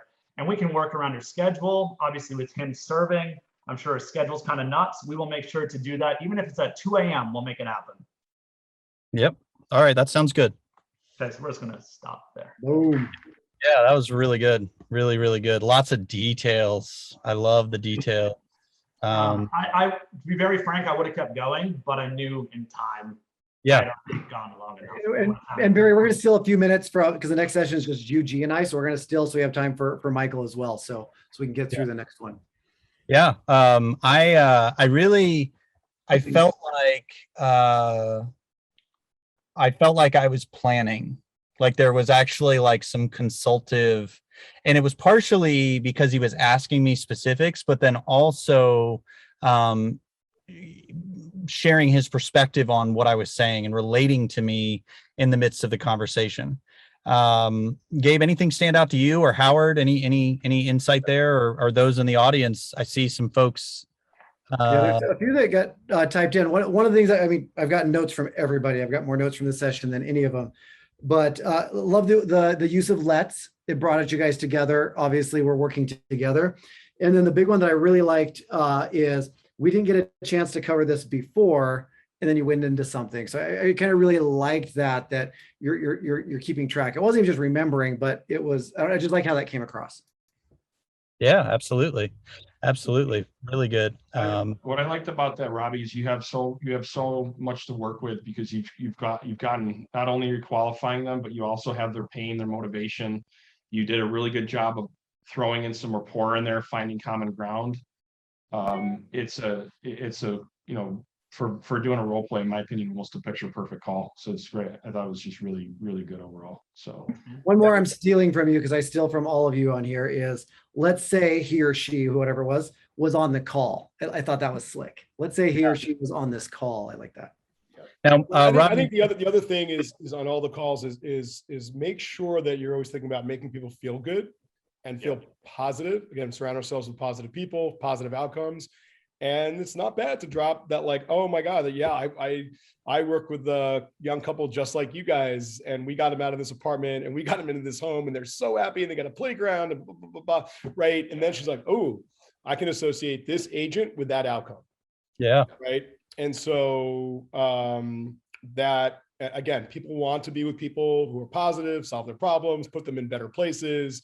So I think interweaving a little bit more, like, you're on it, you've done this before, you've taken people from shitty apartments with leaks, to, you're right, fenced in beautiful yards with pools and all that kind of stuff. So Barry, come on, you got to know the husband wants a home theater and he wants a virtual driving range. Come on, you got to know that. Let's go. All right, let's get to Michael. Let's get to 10 more seconds. Isaiah's got one more. One person asked. Sorry, Isaiah's going to say. Barry, one of the mistakes that I made on my call, which Robbie really did well, is sometimes when we follow up, if we have all the information that we've collected before, we want to make sure that we're not afraid to kind of reframe and ask those questions again on the follow-up call. Number one, to see if anything's changed. But also too, they're probably not going to remember the questions you asked them. And that was a big mistake that I made my first call, because I was thinking I had already asked the questions. And if I would have done it again, I would have brought some of the things I found out in the first call back to the forefront through maybe just asking the question maybe a little bit of a different way. So I think because Robbie didn't get that information the first time, right? So, but even if you have it, you still want to bring it back to the forefront on the second call. Would you agree with that, Robbie? 1,000,000%. Yeah. Now, you don't want to sit there and go through everything that they've already discussed, but layering in little things to tie it back shows that you remember and that you were listening. And that's what's so powerful. The thing, by the way, that I did through all this, and I'm excited to hear Michael's as well, is I was rephrasing what Barry said and using his name abundantly, because somebody's name is like honey.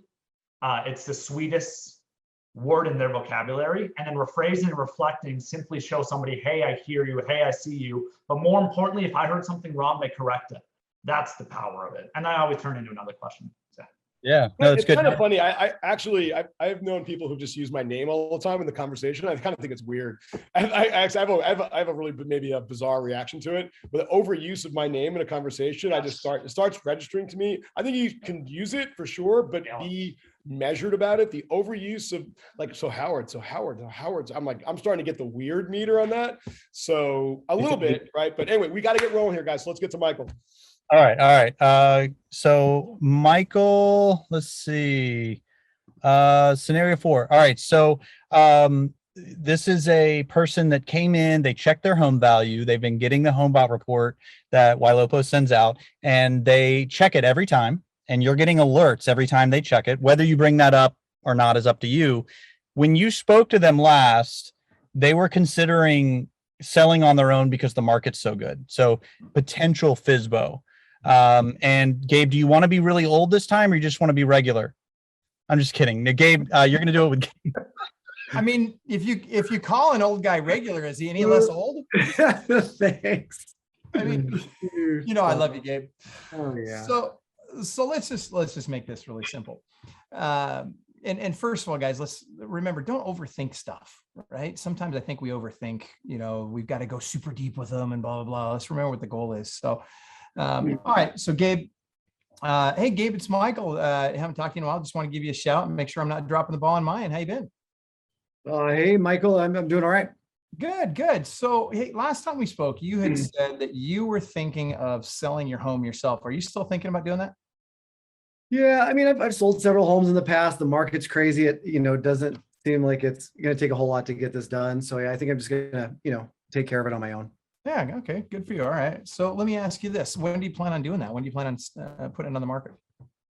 So it's on the honey-do list. So I'm hoping before the holidays set in. Just want to get on. So pretty soon then. Yeah, I think so. Yeah, we've been talking about it long enough time to do it. Perfect. Well, so let me ask you this. Obviously, you've got a price in mind. You've figured out what you want to sell it for. I know we talked about that last time.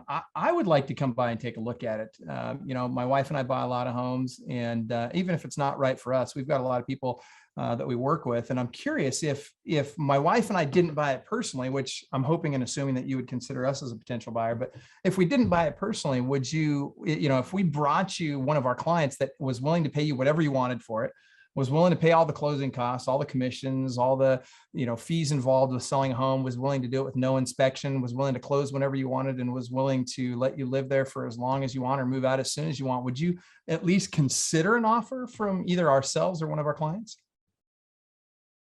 I mean, yeah, probably. I mean, I want to sell the house. I just, again, I just don't know if I need an agent to do that right now. Sure. No, I can appreciate that. Well, why don't we do this then? Let's set up a time. Let me at least come by and see if it's something that I or one of my clients would even be interested in. Would Thursday or Friday at 5 be better for you? Well, I mean, hold on. You're an agent, right? I am, but I'm also interested in potentially buying it. Oh, okay. All right. So, I mean, I'm guessing you'd be like every other agent. You want to get paid on this? Yeah, because I think I can do this on my own. The market's great. Sure. So if I understand you correctly, what you're saying is you want to get the number you want. You don't want to have to pay an agent for that process. Is that right? Yeah. I want to make sure that, take advantage of a seller's market. I'm a seller. I want to get all the money in my pocket. Sure. No, I appreciate that. So if I was able to get you exactly the number you want, whether it's me buying it and giving you that number or one of my clients buying it and you getting that number, and you didn't have to pay any commissions or anything on top of that, would you be okay with that? Yeah, I guess I would. Perfect. Okay. Well, then I need to take a look at it. I got to see if it's something that I might be interested in, or if one of my clients might be interested in. So are you willing to at least show it to me? I am, but you have to agree it's really special. My house is more special than everybody else's house. Oh, I'm sure it is. That's why I want to see it. I can't wait to see how special it is. So tell me this, would it be okay if I stop by this week, or would next week be better for you? I guess this week, if I'm going to get it done by the holidays. Okay. That makes sense. So would Thursday or Friday at 5 be better for you? Let's go Friday. Friday is 5 o'clock. Okay. 5 o'clock. Perfect. I'll see you Friday at 5. That's literally all I would do. And Gabe, I think you were being more difficult than 99% of the consumers that I would very difficult. I would have asked him, Michael, though, when he kept saying how special it was, like, what makes it? Oh, cool. Like, what makes it so special? Get him talking about that, and then maybe identify with that. Oh my God. Oh yeah, we have this waterfall pool. Like, that's what we're looking for. But And I'll tell you, Howard, I used to feel that way too. I completely understand how you might want to go into how special it is and all that. What I found was that when I would go deeper on stuff like that, oftentimes I talk myself out of the appointment. And so what I really want to do is I just want to schedule the appointment. Like my whole goal here is get face-to-face with them. And then we can start having a real conversation. And then face-to-face, absolutely, I would be, as I'm doing the walkthrough, I'd be telling him, hey, on the phone, you told me how special your house was. So far, it looks pretty awesome, but show me what makes it so special to you. And then I just get them like talking. there were a lot of promises made, like, he's the seller, like no closing costs, no inspection. There was a series of big promises. So that kind of, I don't know about me, like that kind of unsettled me a little bit. How do you defend that? Let's talk about this. First of all, there weren't any promises made, were there? I asked him if I could do it with no closing costs, no commissions, no this, that, and the other. Would you at least let me take a look at it? I didn't make a single commitment to him in that conversation. Now, that being said, would I buy it? Absolutely, if it's the right price. Do I have buyers that might be interested in it? Absolutely. I'm never going to never lie to a client, never mislead a client. Bottom line, though, is you've got to remove the objections, ideally before they can ask them. If I can resolve the concerns before they even have a chance to bring up the concern, all of a sudden the roadblocks are gone. I can take the baby step, which is get in front of them. Once I'm in front of them, I can take the next baby step and I can see if it's, where they're at, what their concerns are, what their objections are, and I can begin to resolve those concerns and objections one at a time. And then I consistently restate my close over and over and over again. Yeah. The part that I didn't get a chance to write down because we were role playing, but writing down now is, and I think that's what you're talking to, Michael. If I can get you the price that you want to where you're not paying, because really, and that's what I love about for sale by owners. It's one of the easier, I think, conversations and objections to overcome, because there's really just one. They don't want to pay what they're perceiving out of pocket. Now we just have to identify what is that number, right? And if we can get north of that, then it's great. So that's what I think I love about that is if I can get you the price that you want to where you're not having to pay closing costs, right? They care about the net. So I think that's a great way to. No, you're absolutely right about that. That's called isolating the objection, right? And I think we've heard it a couple of times in some of the conversations that have happened today, but you've got to isolate the objection, because too often, and by the way, not only that, but after you've isolated the objection, you've got to ensure that that's the only objection, right? So when you ask them, hey, if I can give you this, would you that? And they say, well, no, I also, and so then you can dive deeper and find out what are the other objections that they have. And you isolate every objection and you resolve them and you get to your goal. All right, guys, I'm going to have to, we're way over because it was such a great session and I've got to move into the next session. I think everyone, this was really cool. I want to do this at Summit again. I think everyone has a different style. We all learn from different styles. We blend everything we hear. We take different nuggets from Michael's call, different nuggets from Dale's call, different nuggets from Isaiah's call, different nuggets from Robbie's call. They were all calls with amazing and okay, and maybe other stuff we might interject. Like it's all, this is important stuff. And none of us are perfect, right? This is all learning from each other. Riffing is exactly what we did here.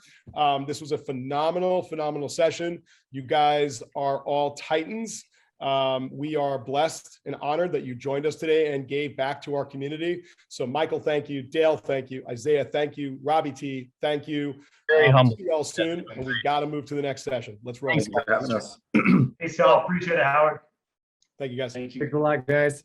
Whew, man, that was good. That was so good. Application is where it's at. I'm telling you. And we've talked about this as a session for Summit. So I'm really excited getting to actually do this. I've been part of one at another event. It was incredible. And just seeing how this goes. And I'd love to hear in chat as where G just popped in. But if you guys want to see something like this at Summit, your agents could get more out of this and their conversion would go up because they're literally listening to people and partaking in role playing. Let us hear it, because I think this would be a great I think we've never done it. I think it's a really cool interactive session. I think we can learn from this session and make it even better. And let's go ahead and do it. We'll decide whether we do it in boot camp or Summit. Let's roll. We're late here. We got to go. Let's go sellers. Let's go listings. Sellers, listings. I want sellers and I want listings. Let's roll. All right. So yeah, sellers. I have a deck. G, do you want you good if I just pull mine up? And you know what, Barry, I just because we're so tight on time now, do you want to go straight to the meat and showcase the 2 new tools we're going to release and talk through those first? You are speaking my love language. Yes, I love And going. by the way, G, we have a little bit of time at the end to steal from our like closing, which was like, we had a lot of time scheduled for that, which we don't have to. So we're okay, guys. We will still end at 5 Pacific. We're fine. Okay. What do you want me to do? Yeah, no, I think this is right. You know, because the deck we can always go to. It's got a lot of great content, but it's also a lot of framing. Yeah, so do you want to kind of preface this and explain why we went ahead and built this platform, what we had before, and the philosophy behind, you know, what you did here? Yeah, absolutely. So Seller Report was actually the first project that I got to work on with Howard and G. The Seller Report, for those of you who don't know, is a 4-page PDF that you have to have admin access to Mission Control. It pulls the API audience, so how many people we're going to run an ad to. So we have 60,000 people that are likely to move, and so it's showing your marketing prowess. And then the last page pulls a list of buyers and puts the names in there. And it's been a great tool. It still is a great tool. And so Gabe and I got to talking, and we really wanted to open it up to where we didn't have to bottleneck this tool, so that just agents on a team can access it at any time. Instead of it just being this big deal, like, oh, I'm going to go on a listing appointment. Let me send a list of, let me have this with me. We wanted it to work into everyday conversations with leads. So as we started looking at it, we recognized that the average consumer is very digital or visual. They want pictures. They like to make things easy. And so we kind of came up with the concept of the heat map. And so this would be where we can have our agents go on listing appointments or speak with sellers on the phone and send them either a link to a heat map showing how much buyer activity I have in my database right now, or print it out, bring it with them, and show the homeowner, look at what I have right now. And the result has been phenomenal. Gabe, I know your agents have been using it. Mine, the feedback has been tremendous with regards to winning appointments. I don't know if you've had similar feedback. Yeah, 100%. I mean, and it's even actually gone outside what the intent was, which was really as an insert or an addition to the listing presentation. It's now been part of follow-up or lead conversion, and like sending something of value to someone to initiate a conversation. So buy side, list side, everything. So it's actually now that it's available and in their fingertips and not having to come through admin, it's actually getting used in more situations and cases than what we probably intended it to be, which is great. Yeah, no, I agree. Where is it? Sorry, reading comments. Bruno, where is it?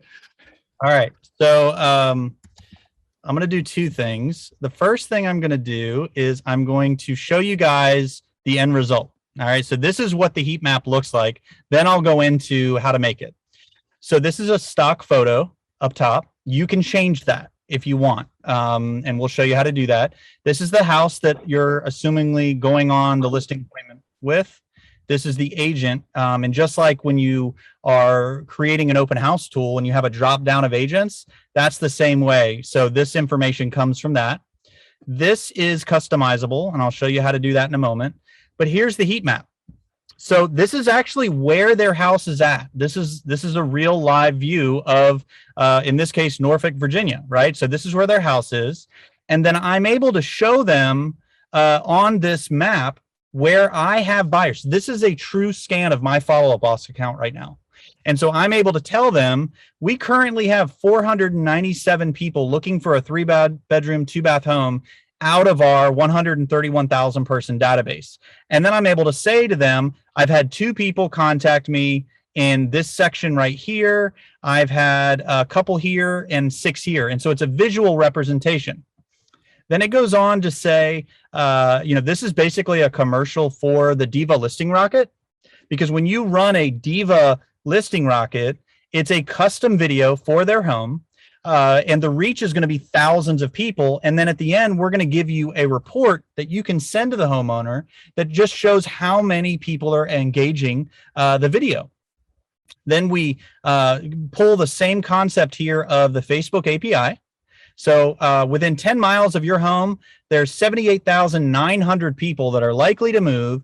They're first-time home buyers. They've recently browsed for a home versus just sharing the listing on your Facebook. Because everybody you meet with, Mr. Homeowner, is going to share your home to Facebook. That's not a big deal anymore. What's a big deal is leveraging the Facebook algorithm and the API, which we've contracted with a marketing agency to market your home. We're going to reach 78,000 people with this ad. And as you can see, with all of the other ads I'm running, I've got 100,000 people shopping for a home on my website. And so I know other agents are telling you they have buyers looking for your home. What's different about me is I not only have a list of 497 names of people shopping for a home like yours, but I actually have people very close to your home that have recently pinged me about a property. So you can send this via a link. You can also, we've set it up to where you can just go ahead and print it. Can you guys see this print screen? Let me share my home. Yep, we can. See, it formats for a print. So then I'm just going to save it as a PDF. And, you know, the result is I have a PDF that is available that you can email, you can print it, you can text them this link. I know it's really long, so you might want to shorten it. And just like with the open house tool, you go to your URL, right? So buyingva.com is my branded site /heatmap. And so heatmap is the URL that you're going to go to. You select the agent that's wanting to brand themselves, and the address. You just got to make sure when you're doing this that you put in, you know, when you're typing it, it's going to populate at the bottom, and you got to click it. So once you click it, it's going to start scanning your data. So right now, it's actually scanning my follow-up boss. And then you're going to put in, just like on the seller report, the minimum price, the maximum price of what you're looking for, and then it's going to search. So in this case, it's $1,493. But if I say 400,000 to 500,000, now you see the number's gone down, right? Because now this is a higher price range in this specific neighborhood. And fun fact, this specific neighborhood doesn't have $400,000 homes, so that's why it's hard to find a lot of people. If you want to put a different image, like if you have a picture from the previous listing of the house, you can paste a Dropbox link or a G Drive link so that you can customize instead of having that stock photo up top. You know, you can change that to whatever you want. If you want to change the best-in-class digital marketing firm for real estate today is hired for all of our listings, this means more exposure to you. You can change that to whatever you want. So what we've done is we've really taken the best of the seller report. We've opened it up so that all agents can access it. And we've put it in a way that's just so visual that our feedback so far has been homeowners love seeing this. Gabe, I know I just kind of went off on you, but no, I love it. I mean, and I hope people are watching. I mean, it's very similar to the open house tool as far as how you pull that up. So every agent has access to do this. And yes, it's a great seller tool, but what I touched on this earlier, man, our agents are pulling it up when a buyer's calling in, or there's a hand raised in your database asking a question about something. It's like, you know what, let me just check real quick to see what's going on. Let me see what the demand is for this property. How many people are searching? You can use the same exact tool talking to your buyers. You have somebody on the fence like, I don't know. Should I offer asking? Should I not? Do I need to go over? Hey, I'm going to pull up a heat map and just see what we've even got going on in our own database. How many people on Facebook are actually looking for homes like this? So you don't have to keep it in that seller toolbox. You can actually use this in both toolboxes now, which is what I love. And I'll give props to our agent, Jacob. He was the one, he's like, I'm pulling this up anytime somebody's got questions about property on the buy side as well, and letting them see this. Yeah. So lots of questions. When is this going to be live in everybody's? Now, this is going to be late 2022, right? 24. It's vision. It's vision. Oh, but really, when should everybody expect it? So this will be live by next week. As soon as we can release it to all of your branded sites, it will be live. We will send out an email. We will post on Stars and Mission Control as soon as this is live, so all of you guys can play with it. We will create a new article in Zendesk that explains it as well. That's new. That's Barry's homework assignment for the week. But yeah, we will absolutely showcase it, next week as soon as it's ready for a deployment to all of our websites. So you guys are getting this really soon. And I saw a question, is it available for vacation markets? Yes, it is. It is functioning off of the leads in your CRM. And so it is not using data that is third party. And so as long as you have leads in your CRM looking for properties in that area, it should all work as normal. I'm getting, I'm drooling. This is bomb. I love this. Woot. Oh yeah. Awesome. This is tremendous. Yay. Is it available if I'm part of a team? Freaking yes. That's what makes this so awesome. You don't have to have admin access anymore. It's just, you go to the branded website, whatever your website is, .com/heatmap. And a few questions, guys. So literally, it's just Barry just showed you. See, here's why we know some of our real estate agents, they're kind of paying attention, they're multitasking, and then you showed them the result. That wait a second, I missed this. I mean, insanely easy. Pull it up within literally 30 seconds. You can pull this up to have it. If you need a quick reference point, we're talking to sellers, buyers, any of that. We're printing it now. We're not pulling the seller report anymore. It has the reach for Facebook. It has the reverse search. It has your information on it. So now we can just print this, as Barry showed you, to PDF and insert it right into your listing presentation. This is all about setting yourself apart, right? Like that's what this is. And as good as the seller report has been, if the person presenting the information didn't do a good job, it was hard to glean the magnitude of what was being presented. So what was really important when Gabe and I were working on this is that we distilled the biggest value adds, and we did it in a way that even if you're not good at teaching, you can say, here, look at this, look what I got. And they can see their house on a map. They can see the activity in your database. And agents that are on a team, one of the reasons why you're going to love this is more than likely your team has a large database, and you get to show that off with the consumer by showing, I got 500 people shopping for a home. You might not, but your team might. And so that's a massive value add. This should empower all of you to be able to get the job done in a way that's very unique and set yourself apart. Yeah, and I'm going to show, because you kind of breezed over a little bit, so I want to show this again really quick. Like you said, you just go to your branded site /heatmap. Choose the agent that you're going to put in there. Type in the address. All right, but I want to show how quick. Poppy Street, Boise. What's really cool now, watch these numbers, is as you're adjusting these are updating. So if you have an idea what the price point's gonna be at that particular home, you can kind of start playing with these numbers, and it's literally updating as quickly as you can type in the numbers, so that you can literally show what's going on. And it has some default numbers in here, but if you know your database size, you can literally customize this so that when you generate that report, it looks exactly like what you want it to. It has the numbers that you're wanting to reach, right? And like Barry said, this is a live map showing where you have people in your database clicking on homes. So you instantly have, it was literally that fast. Again, a preview of people in your database, the marketing reach, example of the video ads. So everything is just, it's so fast to pull up. You can do this on the fly on the phone with somebody at any point. It's incredible. Howard, were you going to say something? No, we had someone who said like they want to use this tonight. They're going on a listing appointment tonight. They want to use it tonight. But someone else couldn't access it, so I want to make sure that they can use it tonight. One of my agents, she's going on a listing appointment on a Ylopo lead, and she's using it tonight. So yeah, we like I said, it's going to be released to everyone, next week. But if you really need to use it, email Barry and he can go set it up for you. Wait, no, text Barry. Let me put his cell phone number. Barry, put his cell phone in there. Yeah.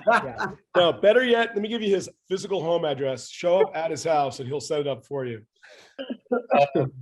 So I'd love for Gabe, if you can demo, if we have time, the revision of the open house tool. G, is that something that you're okay with? Let's roll into it. So as he's pulling that up, big idea. The open house tool was one of those like things that nobody really, it became a bigger deal than I think any of us envisioned. And so we really wanted to take it to a whole nother level with not only the way that it looks, but the usability. The agent that doesn't have internet at the property, right? What are they doing? Most of you were just getting a piece of paper and having everybody write their names down. And then you were going back to the office if you did it at all. And so we really wanted to fix all this. And so Gabe, go ahead and, take it from here. Yeah, and we're going to go deeper into this on how to use it and best practices on the tips and tricks later. But say the link has not changed. All right. So again, you're going to the same branded site /open-house.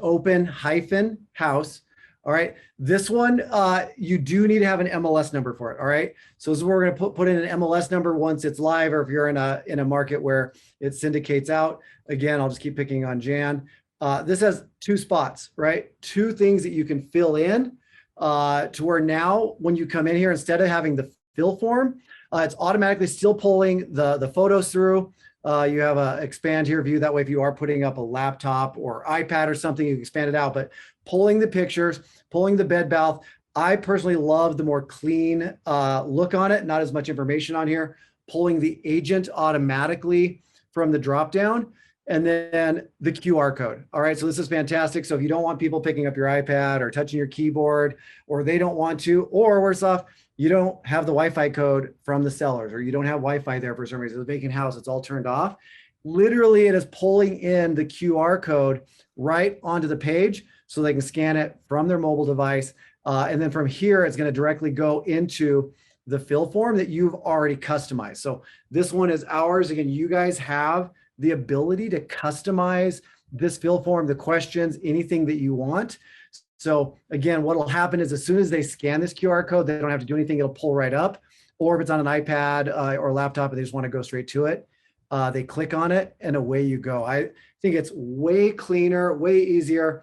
And again, the fact that this is already pulling this QR code is massive. So saving a big step of having to go grab the URL, create a QR code, download it, all that. We're just taking a screenshot of this. If we're not using the devices in the homes, we're just taking a screenshot of this once we create it and putting that on flyers. But I'm going to go deeper into that in our last session. Well, and this is now printable. Like the revision will be a printable. So like if you just want to print it and bring it, right?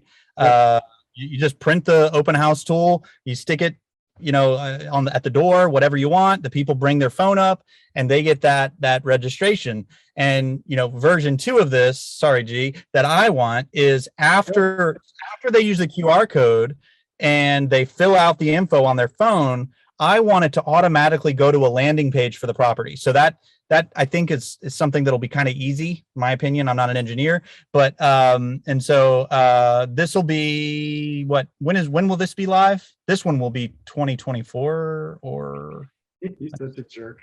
Putting me on the spot, Barry. It's not my call. End of month. You're gonna get Charlene mad at me. This is recorded, so we know G didn't do this one. He gets in trouble enough. Exactly. No, but this is massively important. I mean, I beseech you all to get as many open house leads as possible. These are down funnel, crazy expensive Zillow, Realtor.com leads, right? Super expensive. I mean, like, $350 leads, get 10 of them and you just got $3,500, right? For free. I'm serious. And they're in your system automatically. Someone asked, well, what happens if they put in fake info? Okay, whatever, like statistically, they actually don't. Statistically, they actually put in real information because they want the listing alerts, right? They want to know what else is coming up that's similar to this property. They sort of want the help. And if they don't want the help, they'll put in fake info, but it's not that statistically, it's the minority. It's not the majority. Well, and this tool, open houses aren't popular in my area. We might have 2 people. And so nobody enjoyed doing them, but this tool has empowered my agents. They get 2 leads. They're thrilled. And we're listing homes after they visit because they're using our website. Yeah, I mean, look, you're trying to get people to use it, and you're saying like this is going to give you a buyer's advantage in a really hard market. The second a home comes on the market that matches exactly what you're looking for, you're going to get notified about it first, right? Like speed to lead, speed to the new listing, right? And if you can explain that, they're going to want that tool. I wanted that tool, right? Yeah. They're going to want that tool, and the fact that you're not asking them to sign in using paper and pen automatically differentiates you from every other agent out there. And they get it. Like this is someone who's on the cutting edge of technology. This is someone I could work with. And I was reading. Oh, good. Oh, after your thought, Gabe, just show the admin panel and how the people can access this. I'm seeing questions about how they can actually modify the form and such. Sure. And I was just going back to the notes as far as release on the open house. I can't remember how many. I know we are still debating it because there's a couple little formatting things. So I know we want to get that working perfect before it gets switched over on your site. So you're not dealing with any of the little bugs there. So yeah, I wasn't asking about the update when that's going to be. Gee, I was saying this version of the open house tool. Okay. Got it. Early next week. And we will email and put in intercom. So pop up inside stars and mission control when it's ready. Both of these are next week. This isn't like a thing where these are next week. Yeah, next week. And this represents, go ahead. Yeah, but Barry's responsible for writing a Zendesk ticket for both.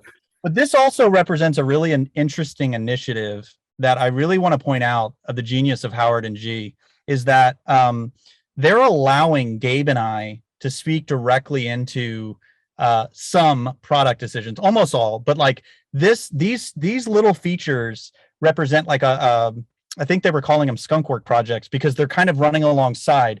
And we have a lot more of ideas around these types of things that are going to really help the agents. And so to the credit of Ylopo, they're letting agents drive some of the product decisions. And that's why you guys are so excited, because it's stuff you can use today, not one day. Yeah. So that's why we have Ylopo professors who run teams. It's why we have Ylopo realtors in residence, right? Who run teams who are on the daily pain points of all of our clients. And shame on us if we don't get our new product features, new products, new product enhancements directly from people who are in the grind every day, right? And can tell us exactly what tools will increase their production, will increase their closes, will increase their complete and total productivity and output. And that's why I think that the innovation here really will never end. And we have to always have our ears open. And I think that's definitely a differentiator. It's not just a bunch of technologists that are just thinking this could be cool. It's actual team leaders who are saying, guys, we need to do this. This would be insane. And not only insane for us, it'll be insane for everyone else. Yeah, 100%. And I know Emily's got a couple questions in there, but Emily, I'm gonna table those till that last session. We're going into tips and tricks. I want to be able to go deeper than we can in this session about the benefits of why to use some of these tools. And then G asked me to show you guys, and it's been a while since I've done this. So I always go in just, if you go into your mission control, you can hit edit branded site. It's going to take you into where you edit on the branded site, hit pages. And I believe it's been a while, open house. If I'm screwing this up, don't let me hang myself. But yeah, I believe this is where you edit your form right in here. So you can come in and customize. What are the questions? Do you have questions? I've seen a couple people where it's just literally, you know, they're feeling, they don't want to ask any questions. They want the path of least resistance, but this is where you're going to do it. So again, I went into your mission control under the branded site dropdown. I just hit edit branded site. That's what took me into my Squarespace where I can design, create, edit any of the pages, and then just go right into pages, and it's near the bottom. You'll see open house in here, and you click on it and you get to this page. Yeah, and the real value of the Squarespace platform, and we'll talk about this on the tips and tricks, has really become a big deal for me as of late. You know, people love to say WordPress, but it's because you have to pay to tweak it. With this, you can not be skilled and actually get some stuff done in the Squarespace platform. Yeah. And then G, we have 5 minutes left, and I don't know how much you can do. We did tease them earlier that we'd explain seller mode a little bit more in this section. So I'm not sure if we've got like 5-10 minutes, if we can jump into there. That was kind of one that we pushed back to this session. If we have a few minutes to kind of just go a little deeper on that. Yeah, sure. And I will have to apologize because I cannot show you guys exactly what seller mode looks like on my screen right now. And the only reason for that is because it is getting released from development to live as we speak. So good news, people who are on the wave 1 of the beta will be getting this tomorrow. Bad news is I cannot actually show you the entirety of seller mode. So I'm going to show you buyer mode right now, but the concept is the same, right? The idea behind buyer mode and seller mode is that when a consumer comes onto your website and they view a listing, instead of a registration pop-up coming up that just captures their contact information and nothing else, we are taking these people through an entire flow that captures 13 to 15 different data points associated with the consumer, right? Now, again, what I'm showing you is the buyer mode, which is a consumer taking them down the buyer path. The only difference between buyer mode and seller mode is on seller mode, the first question we ask consumers is, do you need to sell before you buy, right? If you say yes, we're going to take you down to a seller path. If you say no, we're going to take you down a buyer path, which is what you're seeing here. On the seller path, we're asking consumers questions like, what's your home address? How much do you think your home is worth? Is it 3-bedroom, 2-bath, square footage? And we capture about 6, I believe, or 7 data points about the home. And then we transition the conversation back to buying, right? Because ultimately these people came in interested in buying. And so we're getting them getting you a buy and sell opportunity, right? On the buy side, regardless of if you're selling or not, we're capturing, as I mentioned, 13 to 15 pieces of information. What is your maximum price point, right? How many bedrooms are you looking for? How many baths? When should the home be built? What's the garage type? How many square feet? How many stories? Have you been pre-qualified? Have you hired an agent? Now, the reason we call this a dynamic registration is because this is a form that allows us not only to collect a lot of information about the consumer, and by the way, my marketing team has the flexibility here to ask as many questions as they want, to redesign the form however they want, and also to have branching dynamic questions, right? That means, as an example, if someone says, hey, have you hired an agent yet? And they say, yes, we're not doing this yet, but we're going to test this. We can ask them a follow-up question. Have you signed a buyer's agreement already, right? If they click no, you still have a shot here, right? So we're going to be branching questions based on what they're answering as well, with the goal of getting you the most qualified lead. And you can see here, it isn't until they've answered all of those questions that we ask them for their name, their email address, and phone number, right? So by the time they come into your flow and register as a lead and get sent to your CRM, you are getting as qualified as a lead as can be generated from pay-per-click marketing or Facebook marketing, right? Because these people have shown so much intentionality. And we believe, roughly speaking, 1 out of 5 of the consumers coming through this flow should give you a home address and self-identify as a seller, which is fantastic because, you know, Gabe and Barry and other, you know, people have been telling you forever, there's sellers in your buyers, but it's been up to you to identify those folks. Now we're going to do it for you, right? And all of this information is going to come through as a node in your CRM, and we're still capturing all of their home search data. And so, you know, we're hoping that this is a very, and what we've seen in testing so far, this is a very rich profile lead, and you can use all of this information to guide your conversations with consumers, right? That is, in a nutshell, what seller mode is. And by the way, this is going to evolve a lot, right? That's why we're doing this in waves, because we want to test the registration squeeze. We want to improve it. And so by the time you get to wave 4 or 5 in November, December, you're going to have a process that is tried and true, but also that is differentiated by market, right? So as an example, if you're in a vacation market, you may not even want to ask the sell before you buy question. I don't know. It's up to you. You know, that's what Barry and Gabe are here for, because those people are probably looking to sell within their local market. Might be a referral opportunity for you, might not benefit you, right? So we're going to have different registration forms for different use cases, all of it built out on this dynamic registration platform that we have.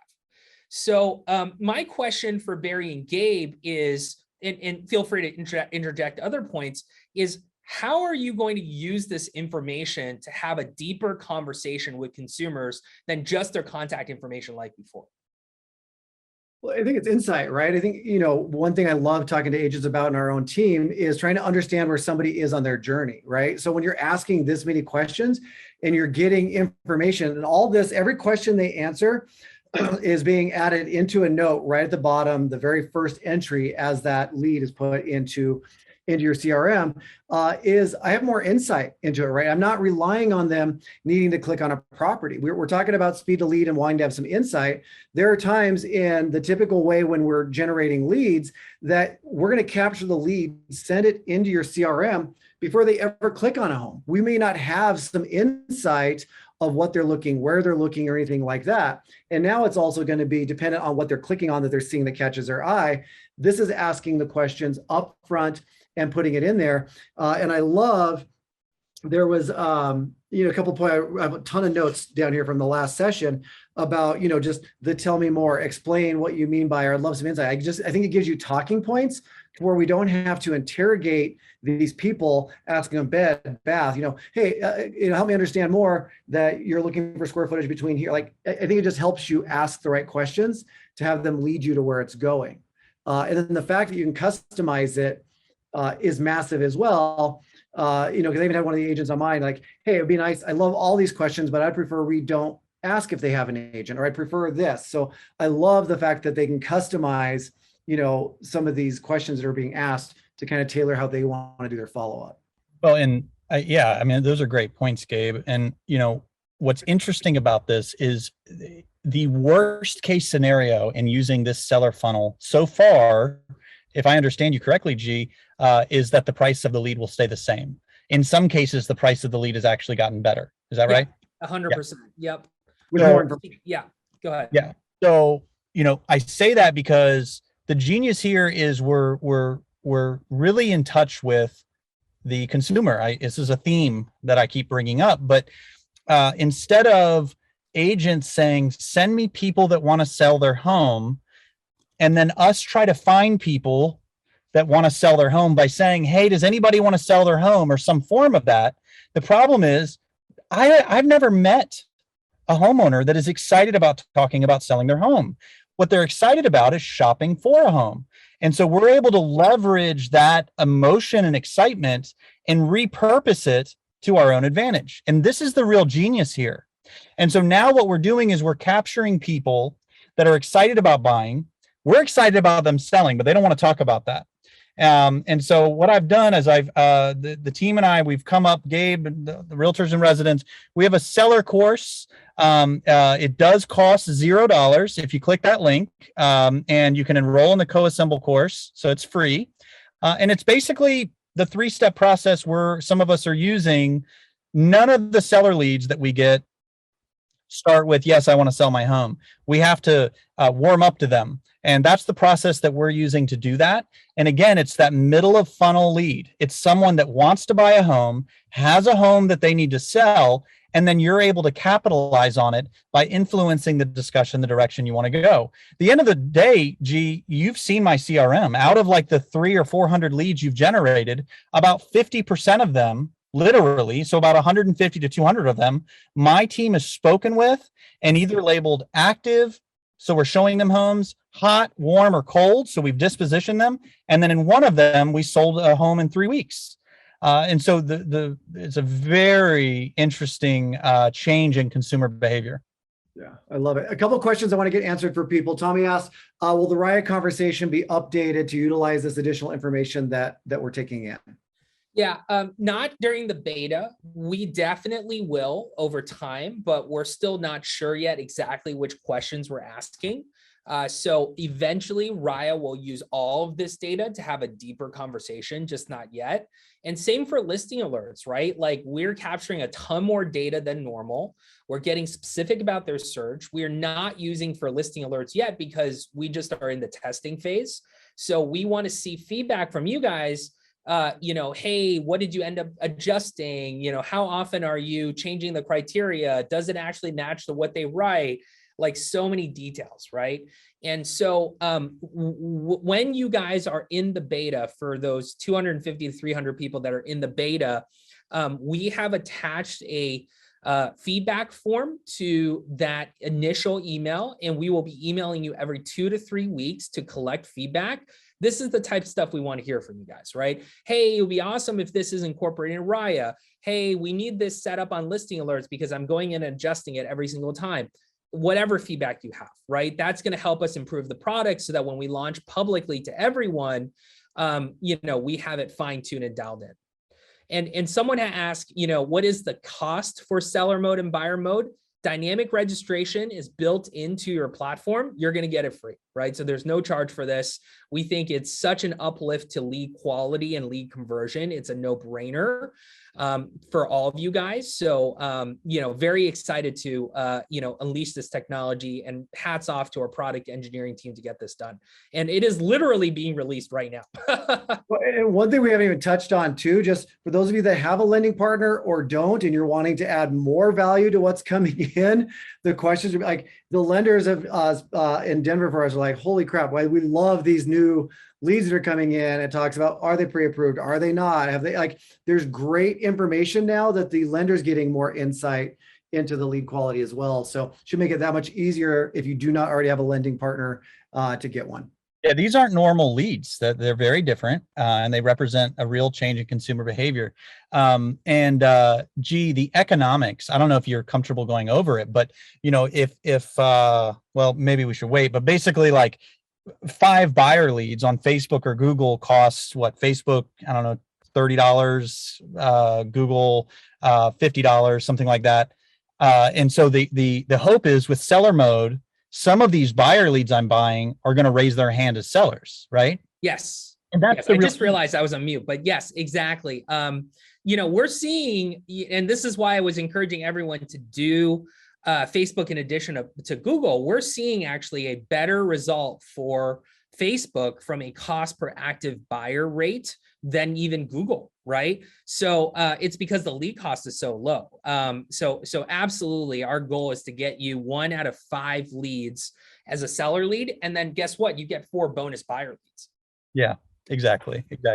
I have one more thing that I had in the presentation that I do want to share. I don't know who's sharing their screen right now, but if you don't, okay. So this is a lead that I came in last night for me. It went to the call center that we're testing, and the call center answered. It was a click to call, so one of the new leads that we're running, and it was they spoke to the lead. The lead said that they're a seller. They gave us the address. They gave us their timeline, their phone number, when they want to sell, whether or not the transfer occurred, right? And so this is a huge value as Ylopo is running ads long term to get phone calls to come in, to have that conversation always being answered and translated into my CRM. Just insanely valuable, because people aren't shopping for realtors for fun. They normally are shopping for a realtor to sell a home. And so that's why this is, that inbound phone call on LSA and all the other platforms are so valuable. Love it. And then just to be clear, I know, I think Barry, you answered it, so did I. The buyer heat map that we chatted about, probably next week, within a week or two. All right, it's getting pushed out. It's just not quite there yet. You do not have to sign up for it. You don't have to do anything. You don't have to reach out to account management. And I'm sure we'll be sending out some sort of internal communication once it's been pushed live. I'm sure something in YSC. So you do not need to register or call or anything to get that. Everybody's going to get it, but it's going to be a week, 10 days in there somewhere. So that is coming to everybody. Sweet. Any questions that anybody has that we haven't answered? Heat map works in Canada. You are good to go there. What else? I think we got everything. Look at that. We're almost back on time. How about it? Whoop, whoop. Love it. Oh, wait, there were a couple of one of the other things, if you guys have hesitancy with your database, I'm going to strongly encourage all of you, if you have the home address of a past client or your sphere of influence, you need to upload all of them into Ylopo and HomeBot. And if you go to, there's a landing page, maybe somebody on the CS team can share, where you go to this landing page, you upload the database it's up to 500 for free, and then there's a small fee after that. But then the homeowner is going to get a report on how much equity they have regularly, and they're going to see Facebook ads from you. And so both Gabe and I have smart lists that we've made so that, because when the lead or the past client engages the HomeBot report, there's a tag added to the lead, HomeBot engaged. And so we've created a list that just searches for that tag, HomeBot engaged. And I'm not teaching my agents to call and say, hi, I saw you open the HomeBot report. What we're doing is we just so happen to be checking on how they're doing, right? But so we're not letting them know why we're calling.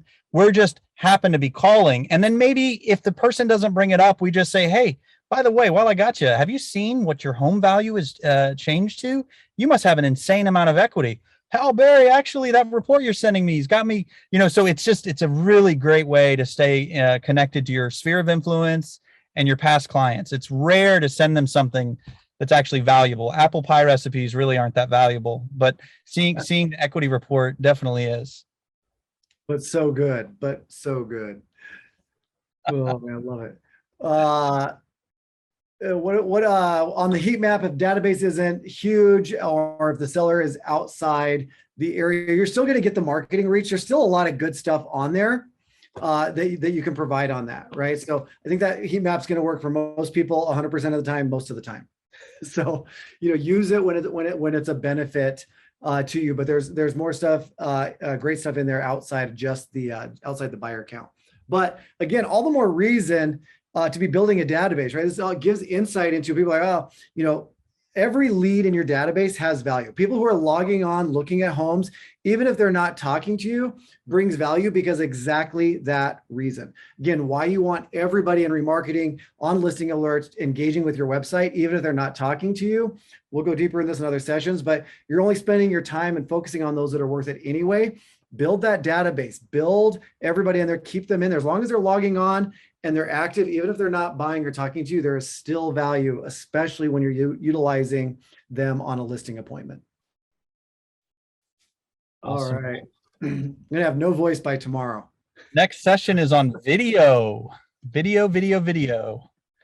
I am excited to hear this one. Rock stars. I really think there's a lot of learning that needs to take place. So I'm excited to have the one, the only, the mate, the Kiwi. Mate, you got your camera on. I do, and now I have my mic on too, so you're in trouble, mate. Kiwi, don't screw this up or we're never going to ask you to do this ever again, okay? No pressure though. Oh, yeah, no pressure. No pressure. Let's see, we got Levia coming in as well. Is that correct? Yeah, Yes, so we have yes. All of a sudden the panel Hello. 10 times better looking. Yes. Livia is going to be on the next two panels and she's going to be dropping some really insightful pieces of information. Brian might be doing a little. Brian is here now. Look at him. Yes. Oh, man. In full HD, of course. Would expect nothing less than the man, the myth, the legend. How'd you do that? I have an HD camera, but mine isn't that clear. I also don't think yours is this expensive. So good point. Yeah. I have one of my big cameras plugged in. Oh, okay. Got it. So, Barry, how do you want to do this? Do you want me to give a little intro of these two legends, or should we have them do it? I'd like you to do all the work, mate. But yeah, I would love for them to interview or for them to share a little bit about their business models and where they're from and why we might have chosen them to talk about video. But that's up to you, Kiwi. Yeah, I'll do a quick elevator pitch on these guys and then have them go into it a little bit, but both from very different backgrounds, both from different sides of the country, and using video in very, very different ways that we wanted to sort of let you guys have the opportunity to pick what works best for you. Hey, Kiwi, I like how you're using video with the light to the back so we cannot see your face. Very clever. Very clever use of video, my friend. Because he has a face for radio. Love it. Hey, Olivia, can you FedEx me some lobster rolls, please? I can do that. I went to Pie in the Sky Actually, and thought of you. Did you? Oh, pie in the sky. I love it. All right. This should be There better. you go, Kiwi. Now we know what you look like. I'm a little bit better looking in the dark, mate. But anyway, yeah, everyone. So Brian is with us. So Brian is in San Diego, Santi and the Kyle Whistle team. He's been with Kyle for what, 5-6 years now? 7 years. Holy crap. So Kyle's one of the very first early adopters with video, and went deep into video, not wide, but deep. And he brought Brian on. I think, the thing I love about Kyle is he realized fairly early on that you're spending a lot of money doing, hiring someone to do video, hiring someone to do photography. And at the end of the year, he looked at how much he was spending. He's like, holy crap, I could have a full-time person and I can have them do these other like skunk projects, all these other things I've been learning from Gary Vee and all these big influencers out there. So he brought Brian on very early, and they've been able to build an absolute empire with video views. And more importantly, these days, they have so many eyeballs, so much data.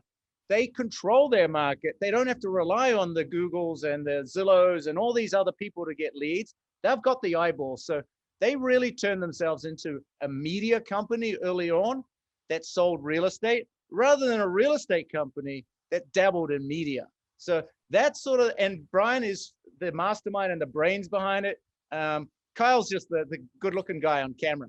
So they work incredibly well together. I love their energy. And they're how they're doing video is very different from Livia. So I brought Livia on as an agent. She, but she also is so personable and so good on camera. She's figured out, I mean, I'm sure there's other ways you do it as well, but the one strategy that's always stuck with me that you just do so well is on helping you convert more leads, get in front of more clients by doing bomb videos and just saying, hi, it's Livia, and being really cute and sweet. And holy crap, who doesn't want to talk to you, right? You just have such a cool, authentic, genuine way of doing it. And it's something every agent out here can also be doing. It's not expensive. It's not complicated. So two totally different approaches. And that's why we have you guys on here today. Excited to be here. Me too. So I think Kiwi framed your scenario well. Is there anything that you can think of to maybe add or take away? Yeah. I'll just quickly say, so for me, if you don't know me, I live in a second home market. And so it's very hard to meet people face to face. We get a lot of this online activity, and that face to face is more of a challenge just by nature of my market. So we've been able to really have fun, and that's going to be key in what I say, but have fun with video. It's our way to meet you before we can meet you in person. And I kind of want to just add to that. I heard this on Clubhouse once. It's an app that they used back when your kids were young, probably. It's that old now. Someone said this, and I don't remember who it was, and I'd love to give him credit, but he says, video is conversations at scale. And I love that idea. I think a lot of people get overwhelmed and think, you're talking on stage to thousands of people, but I think especially how the one-to-one videos, you just utilize video as a way to do conversations at scale, and you're talking to one person, but lots of people can see that as well. Yeah. I think I kind of went on weird tangents there. My bad. No, it's good. No, there's so many ways, and that's we'll obviously get into all of this, but that ability to be a person to someone while doing it at scale. Kiwi, is it okay if I share why I got into video? Please. Okay. So I had an embarrassing experience where BombBomb was emailing me videos about BombBomb. And it was Jason who would always send me these videos. And so I went to a conference, and at the conference I left the last session a little early, and I walked into the trade show, and everyone's there, and it was quiet enough that walking in, people knew you were walking in. And I see Jason across the trade show. And so walking in, I'm like, Jason! And I'm walking up. And as I'm halfway across this auditorium, it dawns on me, he has no idea who I am. He has no clue who this woman who thinks she knows him is. I knew him because of BombBomb. And so by the time I made that walk across, I sold myself on video and realized the value in using it to become a real person to people, not these obscure leads. Awesome. What would you add to that, Brian? That's a better story than I have, but it's exactly the same sentiment. I have people that I talk to and they go, well, I don't know if I should do video. And I said, have you ever seen someone online on Zoom? I like to use it in here. Have you ever seen Barry or Howard or G or Gabe or Kiwi and say, I know them, and then realize you've never met them? Have you ever gone up to someone and be like, oh, hey, how's it going? And then realize, oh shit, you don't know who I am? I said, if that's ever happened, or have you ever watched a talk show? My mom does this all the time and I love it. Watch a talk show where they have a celebrity on, and Oprah or Whoopi Goldberg or somebody, I don't know who, is interviewing a celebrity. My mom would always tell me afterwards, oh, I really like Tom Cruise now. He's a real person. He's not just an actor, he's a real person. And if that's ever happened to you, where you feel like you've known someone or built a relationship, it's called a parasocial relationship. If you've ever felt like you've connected with someone, even though you've never talked to them, that in entirety is the power of video. So if you're deciding, is video valuable? Is it not? If you've ever felt connected to someone like that, then you know for a fact it is valuable. So there's a trillion ways to use video to help grow your real estate business. I would love to just hear from each of you a couple of ways that you use it that's worked very effectively for you, that you feel is the barrier to entry is pretty low, it's a pretty simple thing to do, and how our clients can take that and apply it to their own business. Let's start with you, Olivia. Okay. So for me, realizing that aha moment I had, I realized, and I always tell my agents this, you want to be a top agent, people have to know who you are, they have to know what you do, and they have to trust you. That's how you do it. So for me to have people get to know me as more than just this computer screen that sends them listings, I use video as a way to connect. So I use it, I have an intro video that goes out to welcome people to my site. I use it when there's priority leads that come in, people that I can't get in front of, but I see they're active. I like to use those videos with their name. It's a way for me to become a real person to them and to show them while I speak to them that I care. And then I love to use video as a tutorial for the process of buying, the process of selling. It's me walking them through it. Think home inspection. How do you explain that to someone? Olivia, specifically, what tools are you using to create the videos, send the videos? Oh, what tools, not what ways. No, for that too. I want to make sure that people know. Exactly so with that, I use BombBomb for my videos. I love BombBomb because it's very easy. It's an app on my phone. I use it when I'm walking through a house. I'll show a lot of the templates if we have time to do it, how I use it, where I use it, when I use it. But it's very easy. And if it's challenging to do it that way, you can upload just a regular video from your cell phone. I mean, you'll hear me say many times, perfectly imperfect. You don't want it to look, I mean, Brian's are probably very professional and you're going to be appalled by mine, but my videos are an attempt to be a real person. It's not perfect. It's me talking, and half the time it's just me with my cell phone.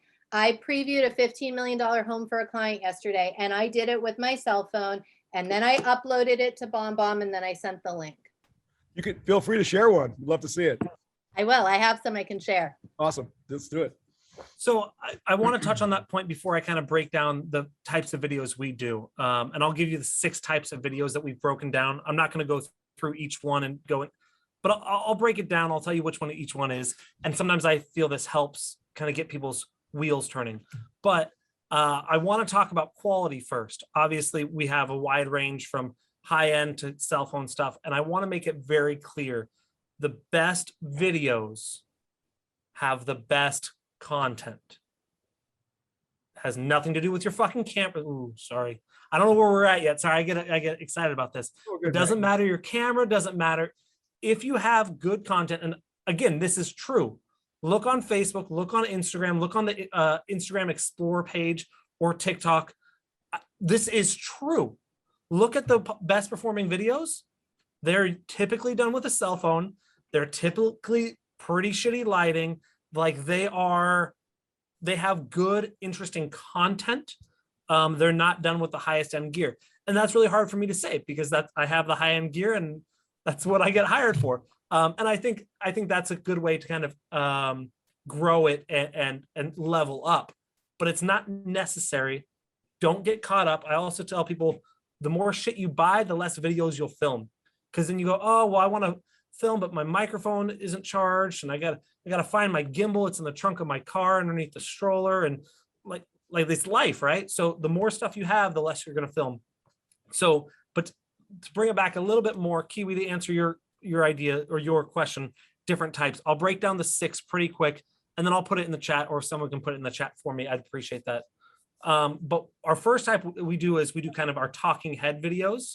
These are the ones, Olivia, like you were talking about, walking through the home inspection, kind of just standing in front of, we have a green screen studio or in front of your office, in front of your webcam, and just kind of you there talking about a subject, right? Pretty simple. The next one we have is neighborhood spotlights. This is where we focus on a specific neighborhood. So, hey, let me show you the pros and cons of Santee, of La Mesa, of Carlsbad, a neighborhood, a community in the area. So those are great. Christoph Chu does this. Oops, excuse me. Christoph Chu does this amazingly in Beverly Hills. So again, you can do it high-end production. You can do it with your cell phone driving through. Sorry, I'm getting blown up right now by one of my videographers. The third one is, this one is one I'd recommend for you to really push through, is doing live videos. Facebook Live, YouTube Live, Instagram Live. Do it on your phone. Use a tool like StreamYard, whatever. It doesn't matter. Don't overcomplicate it. Do it. I can't tell you how many times people have said to me, oh, I watched your video when you were editing that one house. And I'm like, Grandpa, you don't know how to use the computer. Why did you watch 45 minutes of me editing in Photoshop? It doesn't make sense. People will do it. People love it. But live videos, it's the easiest one to do. It's the best bang for your buck. Start with live. I love that a lot. 4 is property videos. You guys know what a property video is. Ta-da. Next, again, Olivia's the pro here, but this is the one-to-one videos, using BombBomb to connect with people where they are in their stage. You can do it kind of evergreen type, or you can do a specific one for each one. But that's number 5. And then the 6th one, which is really what kind of I've built my brand and Kyle has kind of built his brand on, is doing our business community spotlight videos where we interview local businesses and tell their story. And we find we really like that because it lets people see content about their community that they actually care about at all times. And so we find we get a much better engagement. We get much better branding with that. I literally went to, we've changed our name for our series a couple times, but last year I went to Chipotle and wore an old shirt, and they're like, oh, the East Kind of Eats guy's here. I'm like, he didn't give me any free Chipotle though. So I don't know. But those are my 6 types. So, I just shared those to the chat here. I think that's really, for me personally, this is really helpful because it really frames things really well. Brian, can you go over the specific software tools that people can choose to implement these 6 types? Yeah. You mentioned StreamYard. Use your phone. Yeah. I mean, StreamYard is a great way if you want to do Facebook or do live on a couple different platforms. Literally, you can do it on Zoom. You could do it on your phone. Unless you're a video head, and that is you're a video person who also wants to sell real estate. Unless you're that person, which most of you guys probably aren't and probably shouldn't be, unless that's your passion, don't go into getting Adobe Premiere. Don't overwhelm yourself. Again, we like Whoopi Goldberg or Oprah or other talk show people, not because like I guarantee you, no one's gonna be like, I love Jimmy Kimmel because his set is fire. Do you see his lighting is good? He's in focus. No, because he gives good content. So I don't want to overcomplicate it. So just start simple. Use your phone, and when you run into an issue and go, oh, I wish I could do Facebook Live and YouTube Live.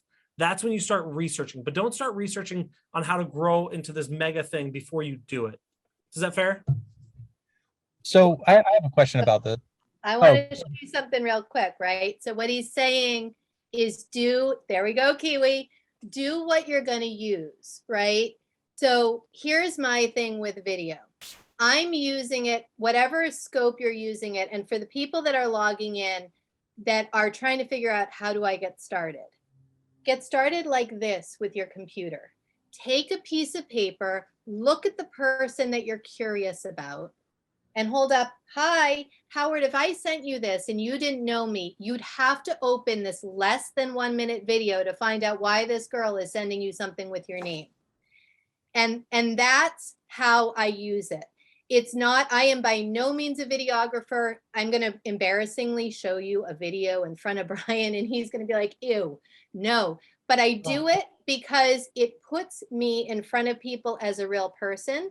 So if you just need a way to get started, Zoom is good, Loom is good, BombBomb makes it super easy. It walks you through it.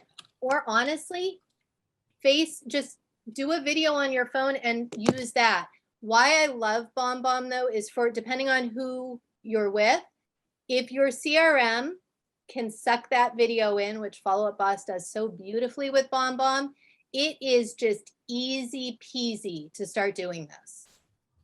I think Brian, maybe you can comment on this or Kiwi, but like I think there's a time and a place for super polished videos, but there's a time and a place, and I'm hearing this more often than not, where you just want it to be, you want the video to be natural. I mean, Kiwi's always lecturing me about this, like natural and broken a little bit and just natural, right? Less polished. So maybe you guys can comment on, when's the right time for it to be super polished and when's the time for it just to be natural and, like I said, a little bit broken. So you're absolutely right. There needs to be a mix. And because that Facebook Live, the cell phone video, the BombBomb video shows that you're a real person. I like the fact that we have higher end quality stuff as well, because that ties in the real person with the quality. People see quality one thing, they a lot of times will extrapolate it to quality other areas. But again, don't get overwhelmed and say, I can't film here. It's fine. Just start where you're at. But I think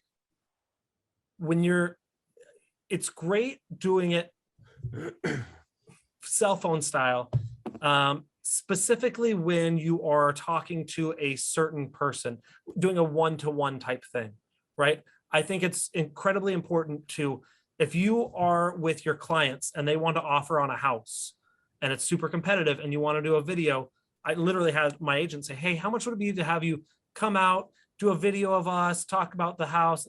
I said, we could do it, but it's going to be a lot more effective if you are literally have them with their cell phone saying, hey, we're the coaches and we really love this house, the backyards, and make it real. That's where people connect with you on a real level. And then the timely ones, the personal ones, I think those are cell phone videos. And the branding videos, the evergreen videos, the kind of about me videos, those can be done at a higher quality. Cool. So Olivia, you want to show us one? Sure. Let me pull up one right here. Brian, feel free to show us anything you'd like to show us as well. Check the box that shares sound too. I don't know if you already know that or not, but I always miss. I did not, but I will right now. Okay, can you guys see my screen? Yep. Yes. Okay, so I'm going to show you one I used after an open house. This was to greet people that had come in. Hello, it's Livia. Thank you so much for coming through this great open house at 19 Aquay Bay. Truly one of a kind property. It's all about the views and the dock and the pool. Anyway, it was lovely meeting you. I wanted to let you know I am following up with that email I mentioned. I've included the 3D tour, the floor plan, and the listing info. But I've also included a link below of other open houses going on in Mashpee today and tomorrow, in case any of them will fit your criteria. Figured if you have some time to look around, it's always fun to know what's going on.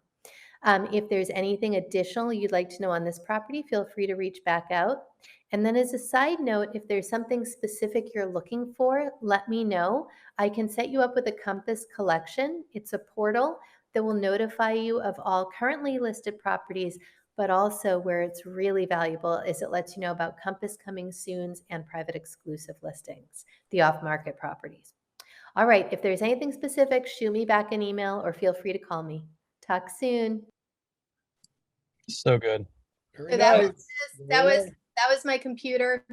I used the open house link. I did an incognito window to send them other open houses. I sent them a link back to my site to bring them back to the property. It was a way to be real. I had just met these people, and I don't know if they're a seller checking me out for a listing or if they're a potential buyer. But if they're a potential buyer or a seller, I wanted to send them something to impress them. So that's an email template I put right in Follow Up Boss. The second they log in, I send them back that video. And I kind of want to go, I want to share a video series we did that's a little bit later in the process, but same type of thing, built into Follow Up Boss as a automated email. That way we can tell people exactly where we are at in the process. Sure. And so this is we have our 10-step home buying escrow process. And we also have our 10-step selling escrow process. But it's literally kind of just walks people through step by step by step of where we're at. And this is something that you already tell your clients. This is something you already go through, but you tell them the same thing over and over and over again, being able to build it, shoot it once, and automate it. And this, I actually like doing this in this, we would call this our talking head video, one of our green screen videos. I like doing it here because it kind of brings that level of professionalism. That being said, very easily you can do this as a BombBomb video. That's going to be better than an all text email or nothing at all. But here's part of one. I'm not going to show you a whole 2 minutes of it. Step 1 in the home selling process is already done. It is to accept an offer, which you have done, which is why you are getting this video. My name is Kyle Whistle. I am the owner here at Whistle Realty Group. And first and foremost, I just wanted to say congratulations. So anyways, we've got the 10 steps for sellers, 10 steps for buyers as well.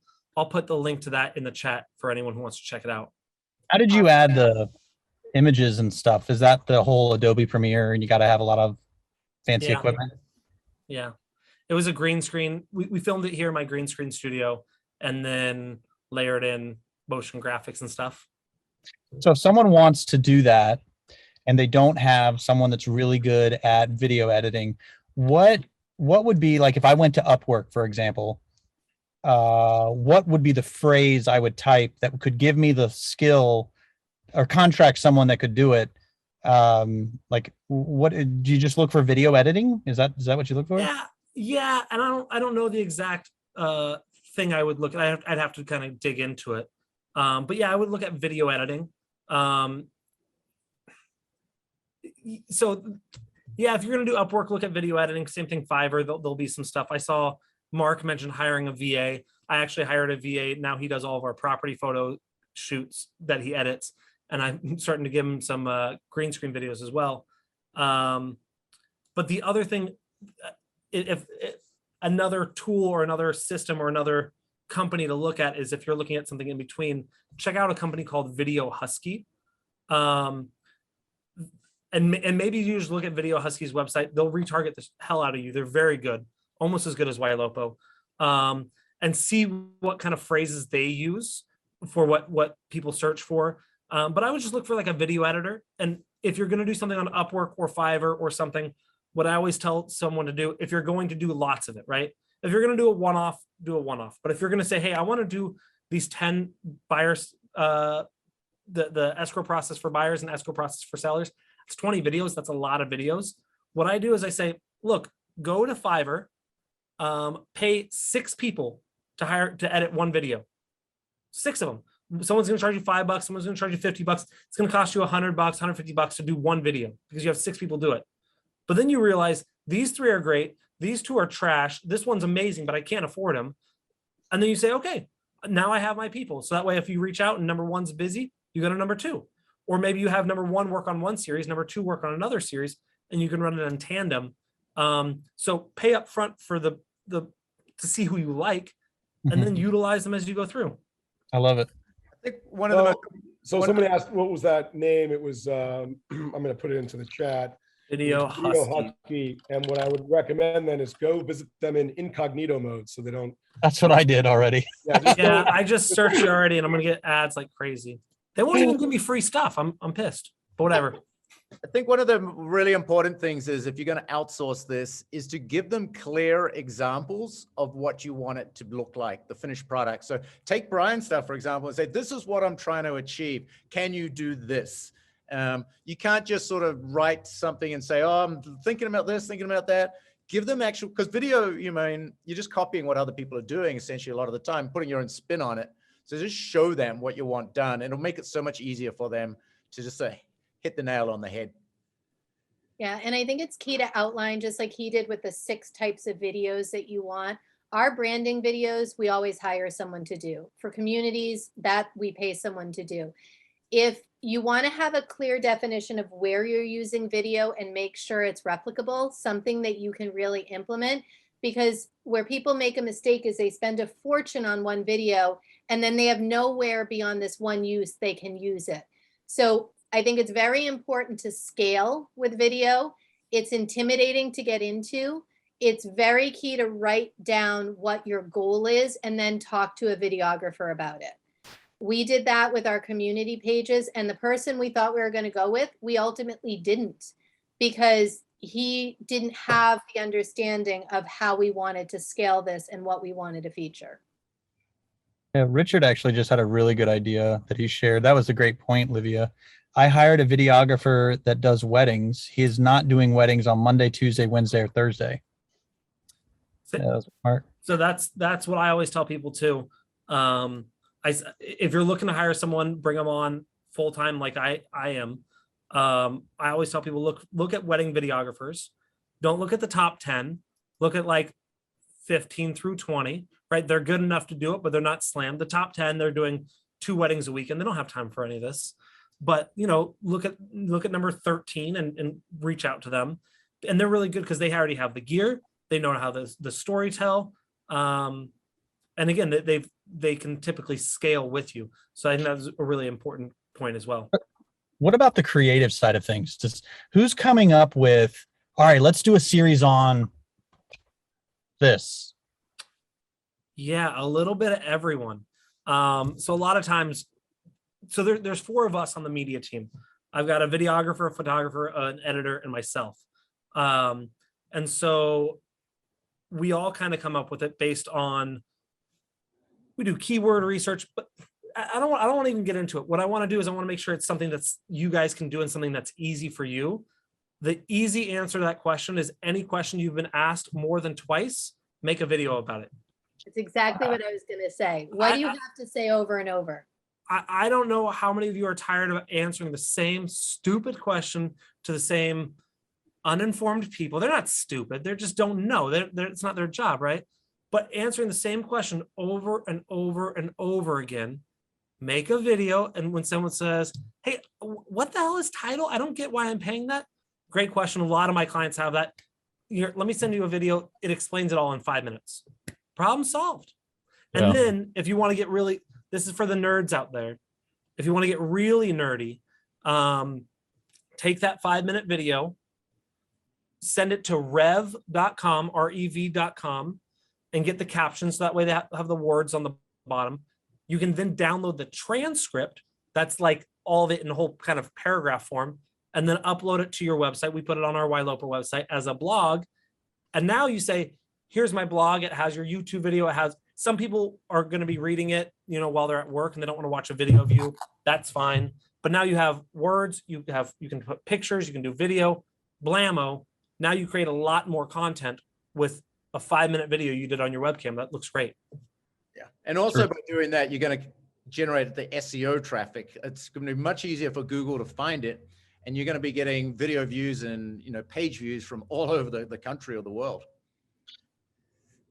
What about home tours? Home tours are, I think, a very popular and a fairly easy. Every agent has access. They tour homes all the time.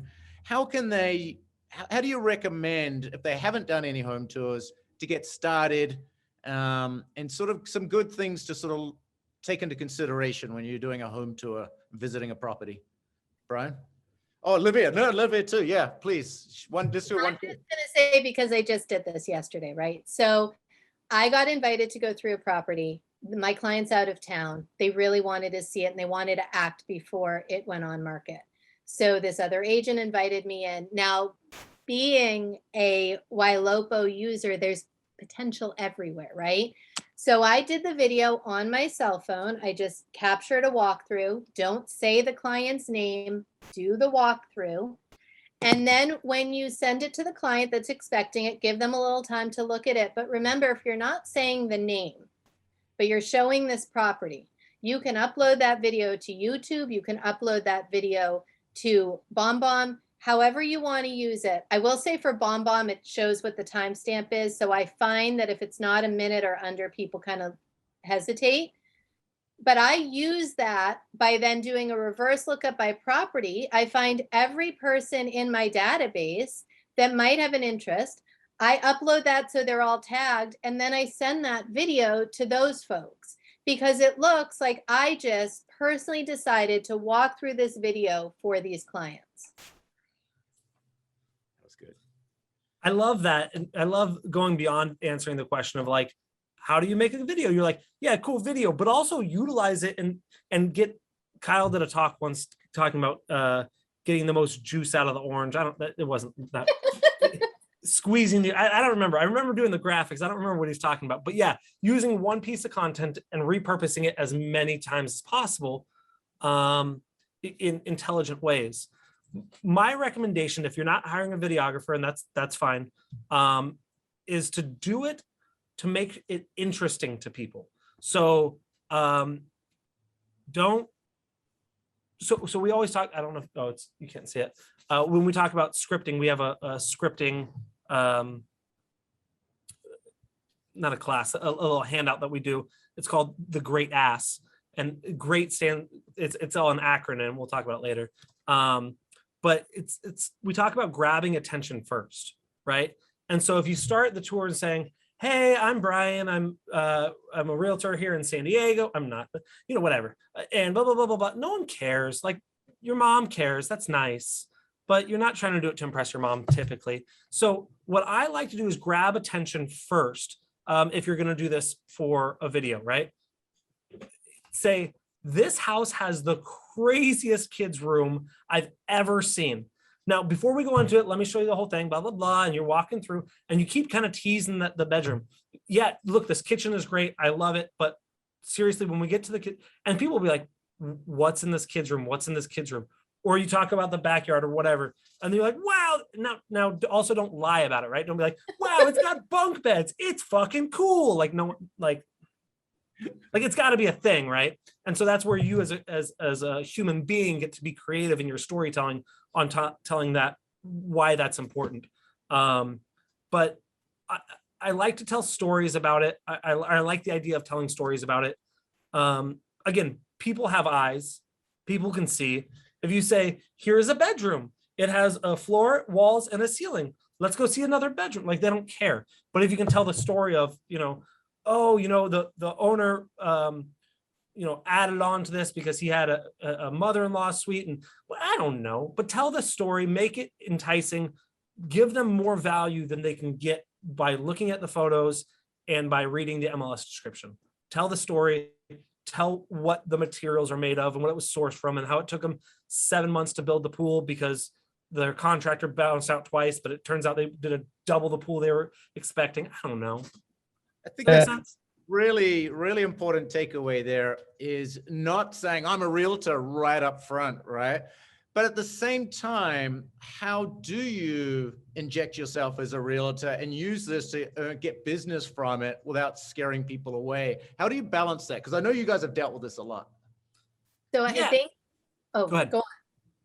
No, I want to hear both exact answers. I'm just going to say, so here, two different approaches here, right? If it's your listing, you don't want your video tour to be you walking through a house with a cell phone by any means. So you want to whet the appetite with it. The way I do it when it's my listing is I will say, okay, this is coming on in the next couple of days, but I really feel it fits the bill. So I wanted to do a quick, unprofessional cell phone tour of this house. I am so sorry. The real video is coming and I'll send it through to you then. And then I walk them through. Now I've just raised myself in their eyes as a realtor who has their search parameters on mind. I'm willing to do this extra preview for them. I'm self-admittedly not the videographer, but I've let them know I have one. So, you know, you're positioning yourself as you do it. That's how I use it for a listing. If, however, it is someone else's listing, not mine, I don't want to send them their rockstar video tour because that's branding them. So that's when I use it as a preview. And then I do an incognito link, which we'll get into the hacks and the tips, but go to your search site and link that property there. So you're again branding yourself. You do the video walkthrough and then you have the link to the property that you're showing them. And Kiwi, to answer kind of your question in a little different way, I want to make sure, you know, how do you make sure I think you said something along the lines of not really you want them to know you're a realtor and a professional, but you don't want to go heavy-handed with it. In a property tour, go ahead and be heavy-handed with it. If they're going to watch 2 minutes of a property tour, yeah, tell them I sell houses for a living. Like that's fine. What you don't want to do is be, and I have been guilty of this in the past, and a friend of mine told me about it. Every time someone talks to you, go, hey, I'm a realtor. How are you doing? And like, I know. Like, hey, how are you doing? Well, I'm selling lots of houses. Like, you don't want to be shitty with it, right? So in certain circumstances, and I think property tours is the perfect time to wear your realtor hat and say, this is who I am. This is what I do. But what I think you have to be cautious of is people aren't following you because you're a realtor. They're following you because you're a person that they like, that they know, like, and trust, hopefully. And if all you show them is realtor content, they're going to get sick of that right quick. So sharing your life, sharing your stories, sharing fun things that happen in real estate, but also outside of it, that's where you have to kind of work the balance. Got it. So one other thing I wanted to share, I just put it into the chat for any of you guys that are interested. If you're interested in going deep into community videos, just owning your market from a video perspective, from an eyeballs perspective, you know, Brian and Kyle and the team have been doing this for 7 years, and they've really mastered it. And they have literally, they used to have a course where they would teach, and you'd have to go to this big mansion in San Diego, and it was like $5,000. But during COVID, they just buckled down and put it all online, and it's super reasonable now. And they basically give you the playbook and say, do it like this, follow this, you know, checklist, use this type of equipment. They really break it down so you don't have to go through all the mistakes and take forever trying to figure all this crap out. So if you're interested in going deep into this, and you've got to be interested, you've got to want to do it, don't sign up and go for it if you're just going to do it and then go, it's not my jam, it's too much work, because it is going to be work, but it's incredibly powerful. As an SEO guy, I think it's one of the best SEO strategies on the planet, but it takes work and you got to be comfortable with video. But there's a link in there if anyone who's interested in that. And real quick, just to I'm not trying to plug it, but someone texted me the other day and said, honestly, Brian, I don't want to do this. I can figure it out on my own. And my response is, you're right, you could. It's not rocket science what we're doing. Like, right? You could figure it out. You could do it. You can figure it out. And I guarantee you there are going to be things that you do better than us, and there's things that we're going to do better than you, and that's totally fine. But what I told them is, I said, look, some people need a blueprint and want the how it's done. That's, to me, is super important. Conferences are cool when they say, you know, business and huzzah and motivation, like, cool, but like, and that's why I like being here, because you guys are being very, very tactical. To me, it's very important to say, this is how it's done. This is what we do. And again, I know you guys are all about that because you do that. So it's a handbook, it's a mastermind, it's all that sort of stuff. It's fun, whatever. The end. Next level. It's awesome. It's taking it, we can be all things to all people, but at what point should it just enable us to be the best realtors out there? It's our career choice. So now let's use the tools we have to just bring us to current modern day exemplary and keep doing what we're doing really well. Yep. I'm excited about it. I want to do it. Look, all the big social media channels, they favor video. So if you want impressions, you want eyeballs, you want to build an audience, video is really where it's at. It's, you know, it's yeah. And more importantly than that, and I want to do this before, I think we're about to get into Q&A. More importantly than audience, likes, followers, comments, shares, it's all bullshit marketing stats, to be honest. You guys don't get paid on impressions or reach or cost. You don't get paid on that. You get paid when you sell a house. You get paid when you refer a client. You get paid when you do your realtor shit, right? And so what video does better than anything else is helps you build relationships with people that you can do business with. So again, I guarantee there's gonna be some people in here that are gonna be like, hey, cool, Brian, I like him. And some people are like, yo, I don't dig his style. That's fine. There are other people you will jive with, but this helps you build relationships, especially now during COVID, with people that are uncomfortable being around people, with people when they're in their pajamas at 3 o'clock in the morning and they can't sleep, with people in different states or countries. It builds relationships, which will make you money. That's what it boils down to.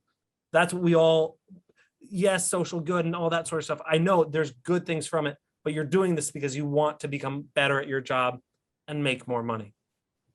I would assume that's true for probably 95% of people. Yep.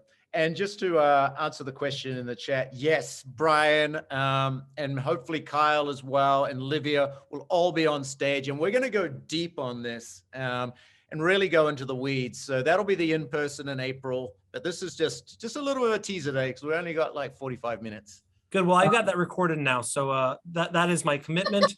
Honestly, this was some teaser. I mean, this was like 45 minutes of a tremendous amount of in the weeds information. So, yeah, we have set the mark high. Brian and Livia have set the mark high for the live summit. And Brian and Livia, you better be there first week of April at Aria Hotel for the World's Greatest Success Summit. I can't wait. Awesome. Well, this is a great panel. All right. Are we, do we have time for questions or are we moving on? Yeah, we're swimming in time. We've got a minute. Okay, cool. Olivia, when do you send videos to people that you don't know, like leads? Do you send it automatically or do you wait for some kind of conversation or? I like to send in the intro, the first registration, I like to send a video. It's less than a minute. It's just me saying, hi, thanks so much for checking out homes on the site. I want to let you know I'm a real realtor, boots on the ground. Wanted to let you know I'm here if you have any questions. Please shoot me back an email. Let me know a little more about your home search story and your timeline. Quick. It's a way for them to see, oh my gosh, there's a real person on the other end. But where it's really valuable to me, more than that, that is just letting them know I'm real and putting a face to it. It's the priorities that you cannot get on the phone. That's where there is power. When you're holding it up with their name and you're talking to them and you're talking about a property, it changes the whole flow and it almost obligates them to respond to you. So if there's anything that you're curious about using video for and you don't know how deep you can go, try that alone. It really does change the conversation. That's really good. Thank you. And Kiwi, I love that. My question was this was hit from Richard, our buddy Richard. For SEO, is it just a matter of posting the video? That was the question, but I'll elaborate. Like, is there anything else you can do in terms of content words, links, tags, things like that? Yeah. Yeah, great question. You go, Richard.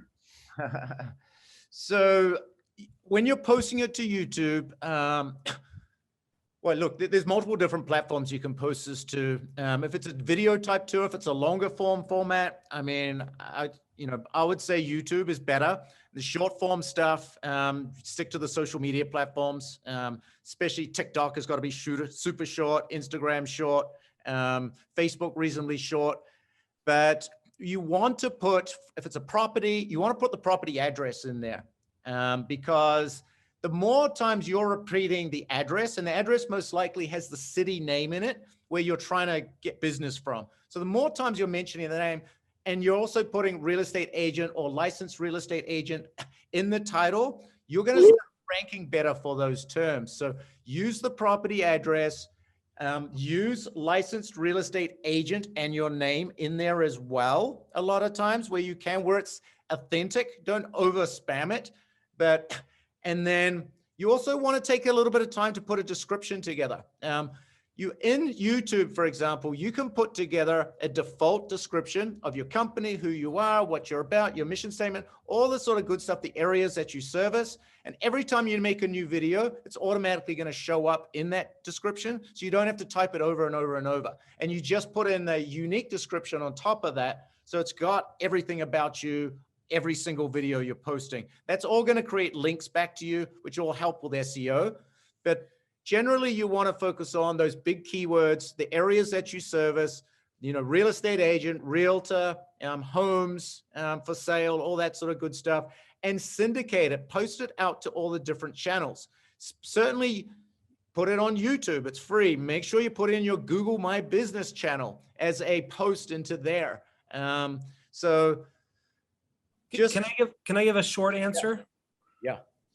Whenever you're posting something, think about what people are searching for that content. So I think Kiwi gave the long answer of address, licensed real estate agent, that sort of stuff.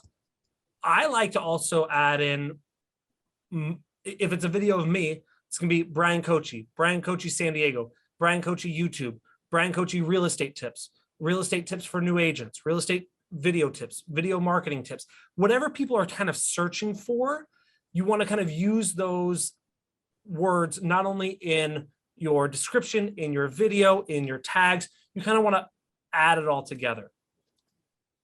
And one of the ways we do that without going too in the weeds, but Brad asked in the Q&A and then I accidentally answered and then it answered and went away, but talking about the use of TubeBuddy and or vidIQ. So TubeBuddy is a great way that will walk you through step-by-step kind of how to help get your video optimized. And there's a whole optimization thing where it'll say, make sure you have the keyword that you're searching for in the title, and then you do it and it gives you a check mark, and then you hit next and put it in the tags and a check mark and you go next. And it's pretty easy once you get the hang of it. But okay, sorry, that wasn't the short answer. I think I was as long as Kiwi. I have so many notes from you. I'm loving this. But also, you guys feel free to post into the community and share what you're doing. And let's get feedback. Brian's in there. Kyle's in there a lot. We have some incredible video marketing people in our community, and they love sharing and giving back. This is their jam. So don't be afraid. And if you are afraid, send it to me personally, and I'll have a look at it and just get back to you. What else? We have any other questions? Someone asked what URL. He said, was it TubeBuddy and Yes. vidIQ? TubeBuddy. And I'll show you, let me show you real quick kind of what you can do here. So this is TubeBuddy here. You can do Keyword Explorer, so you can search for what keywords rank well. And so I can say like real estate agent tips, right? If we're doing for real estate, and it can say, yeah, it's not a very good keyword, right? And you can kind of keep typing different things and it'll tell you what are better keywords. But also you can, in here, this is what I was talking about, is the SEO Studio, where it'll kind of help walk you through, add the tags, add this. So like if this was the keyword, it'll tell you right here how to improve it. Include the title keyword naturally in your title. And so I would have a video here and it says, include partial matches if you're again, check, makes it easy for you. This is a must for Summit. There's a whole little mini prez within a prez on this because people are going to love that, right? Well, people love SEO. Yeah. Yep. And I can get real nerdy with it. And that's my fault. Sometimes I go too deep. So my bad. Yeah, but that's, most conferences are so high level, right? And people get inspired and then they walk away from the conference and they have no tools to earn an extra dollar, right? God, so we want you to geek out. We want you to totally geek out. We want you to go granular. We want you to give people like in the weeds exactly what they need to do. And that's what I think you and Levy have done here today. I think you've scratched the surface. We're pumped up to do more of this. The video real estate coaching series brought to you by Ylopo. It's cool. Cool stuff. Can I do a tiny itty bitty plug that's totally free? No problem. So one of the things that we're talking about this going in the weeds, doing all this nerdy shit. One of the things I just came back from 2 conferences, Tom Ferry Summit and Trafficking Conversion Summit, and everything was talking about short form video. I'm really excited about it. I am going to go all in on TikTok, probably starting next week.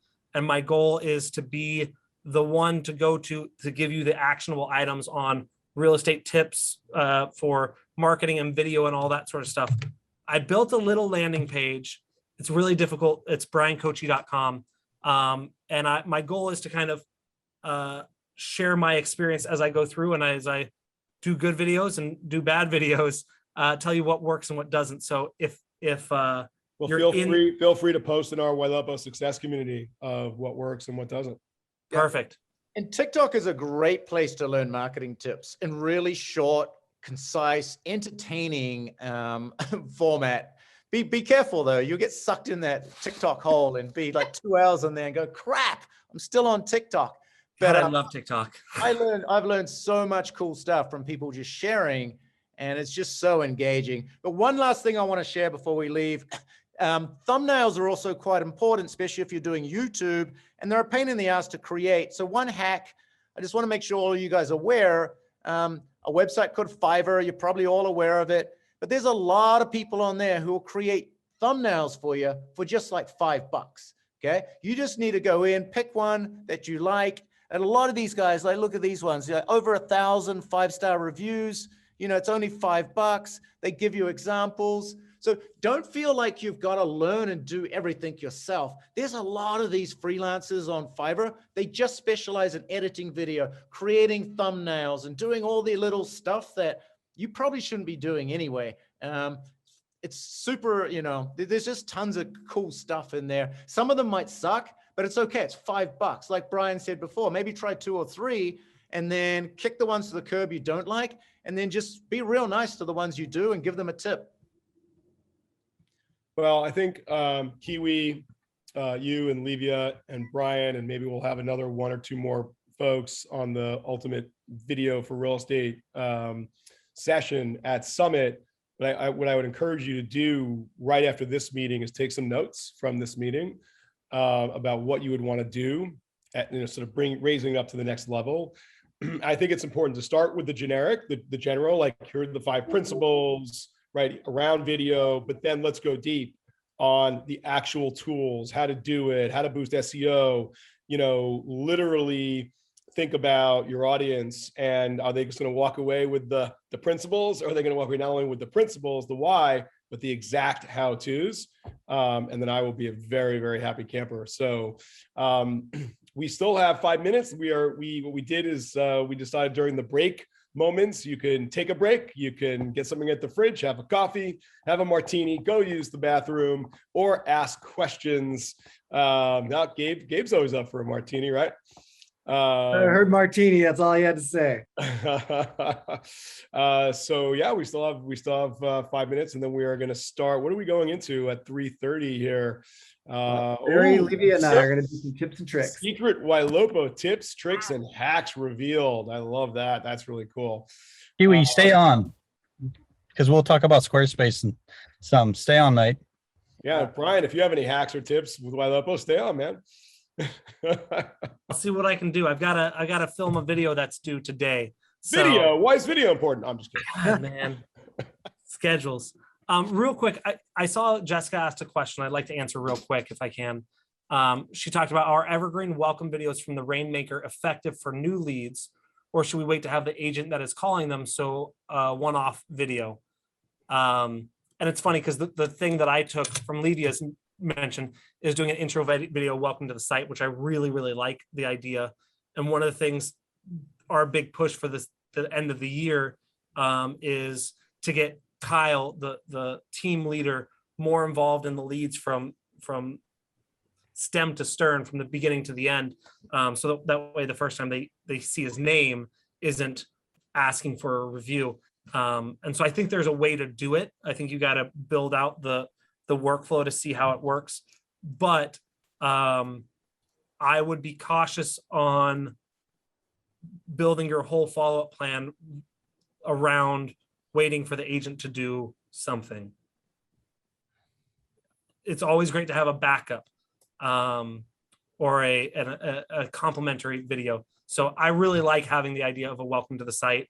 Here's who I am. Let me know if you have questions type thing from the team leader, from new leads. And it's a lot easier depending on your CRM if it is just one video that's going out from the team lead, because it can just auto go out.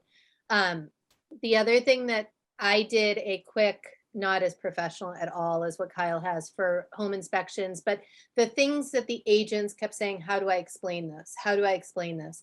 So I did real quick little snippets about what is a home inspection. It's a home ownership manual. That's how I describe it to my clients. And I did it as a video, meaning to send it to my agents to show them what I send to my clients. And it's just a bomb, me in my office saying what I say. They ask, can I start sharing that with our clients from you? So it really depends on the dynamics of a team, but I think there is something powerful in not waiting for everyone to replicate what you can do. If you're the team lead and can do it, give it to them to use. And if it motivates them to do their own, even better. So we did about a year ago, we actually did a webinar with Livia and with Steve Paccinelli from BombBomb, all on BombBomb and how Livia used it, how a couple of other people are using it. So we're going really deep just on the BombBomb strategy. So if any of you are interested in that, I just put it into the chat. Feel free to bookmark that, save it, and watch it when you get time. I think the secret, Brian, you probably agree, do video. However you can do video, do video. So if you want to tiptoe into it and do kind of my one-to-one approach, do it that way. If you can hire a videographer, remember when you're branding yourself, make those videos represent what you bring to the table. That's why I said for properties, for brand, it's not me with my cell phone. Me with my cell phone is to give them the who am I as their agent. Use this as an opportunity to put yourself out there in a way that the public can get to know you and start to trust you. And I know we're going to the next one, so I'll kind of end with this. John Cheplack says, my shitty video will outperform your non-existent video 100% of the time. If you put out a video and you get 2 views, and Brian, what's your last name? Brian Stevens called me out because I haven't put out a TikTok since March. I know, that's why I'm going into it. Thanks for the call out of my badness. But if you get 2 views, Brian Stevens, and I get 0 views, yours is infinitely better than mine. My shitty video will outperform your non-existent video. Flip that around, do something, do one-to-one, do Facebook Live. People don't expect perfection. People don't expect it even to be good on Facebook Live. Just do it, get it started. I guarantee you, people will come up and talk to you and be like, hey, I saw that video you did, and be like, why did you watch that? I was explaining a contract to a client, accidentally did it on live, and people will hit you up. Just do it.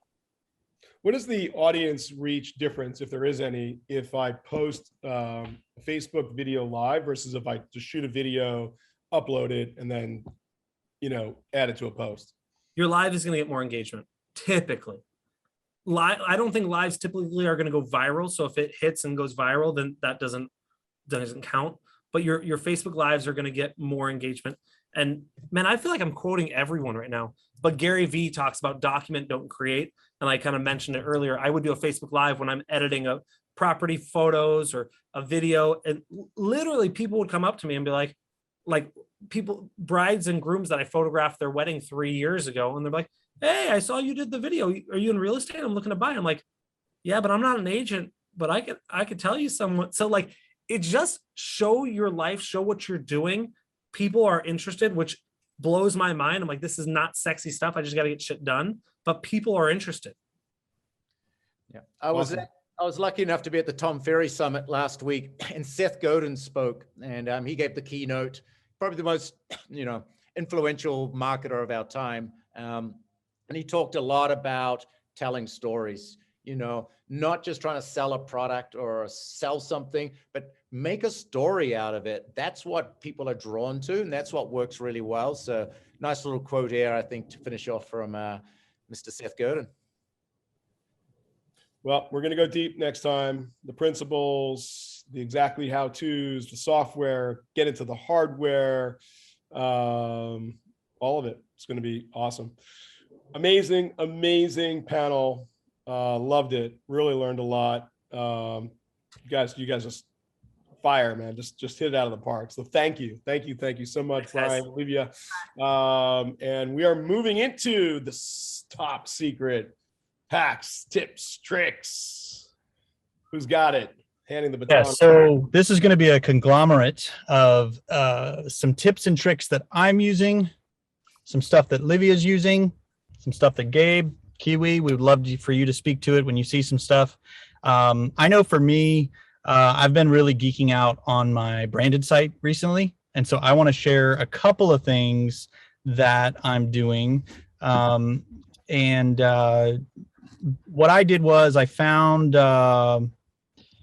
some people on Upwork and then onlinejobs.ph, and I had them build out. So this is Norfolk. I bought the rights to photos for each community. I think I did that on Shutterstock maybe, but I know the market and I know what different areas represent, what photos represent. And so then I hired someone, college student actually. He wrote custom content. He researched the city of Virginia Beach and then wrote a general high level overview, and then for each city wrote, I think it was like 6 pages of different content of different tourist destinations and restaurants. So this isn't as robust as doing YouTube videos, but it was neat for me because I was able to start to get some really great content for all the cities in my market, different restaurants. And then the last one I did was schools. So we use greatschools.com and their ratings, and literally list all the top preschools, why they're good. And so then I hired somebody on Upwork to add some tags. That's a Google tracking thing. I don't even know how it works, but and so I'm able to see over the last week what people are looking at, right? So I see where people are searching for schools and things like that, and they got my Virginia Beach, and so you can see 13 people this week landed there. People that are looking at my Chesapeake community, and something else you see here is new condos for sale. So this is something that Kiwi taught me. What we did was we created a bunch of landing pages, and this is one landing page. The top of it just says 350 to 500,000 waterfront homes for sale in Virginia Beach. And then it's got photos of the local area, a write-up of Virginia Beach. And then right here, is a widget. See if I can find it. I messed it up already. It's in there. You just got to go to the bottom and roll over it. It's a little code inject at the. Yeah, go to edit. All right, let's see. Wait. Page content edit. Go to edit. You should see at the bottom part of that now. Go to the bottom.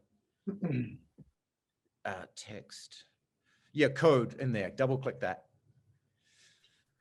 And so this little snippet of code is sharing all the homes in Virginia Beach that have a minimum price of 350, a maximum price of 500,000, and then under amenities, it's waterfront and water view. And then the result is did I already click off of it? Yeah, I did. So let me cancel. And so the page itself just ends up always having updated properties that fit this specific search phrase. So you can see here where, I mean, this isn't a static list of homes. I mean, it's always updated.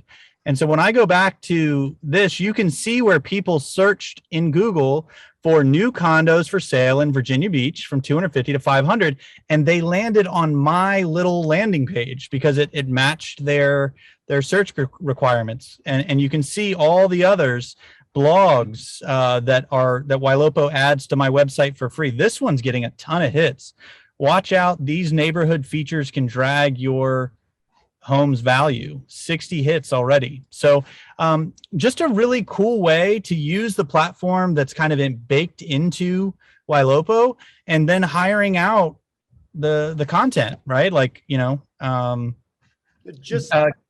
yeah. So when we executed on that, we created about 45 pages, niche landing pages, and then we tracked everything using Whitespark. So I'll just show you guys what sort of effect it's had on Barry's SEO once we implemented it around August, right? Big jump up, and all we did was create a whole bunch of landing pages.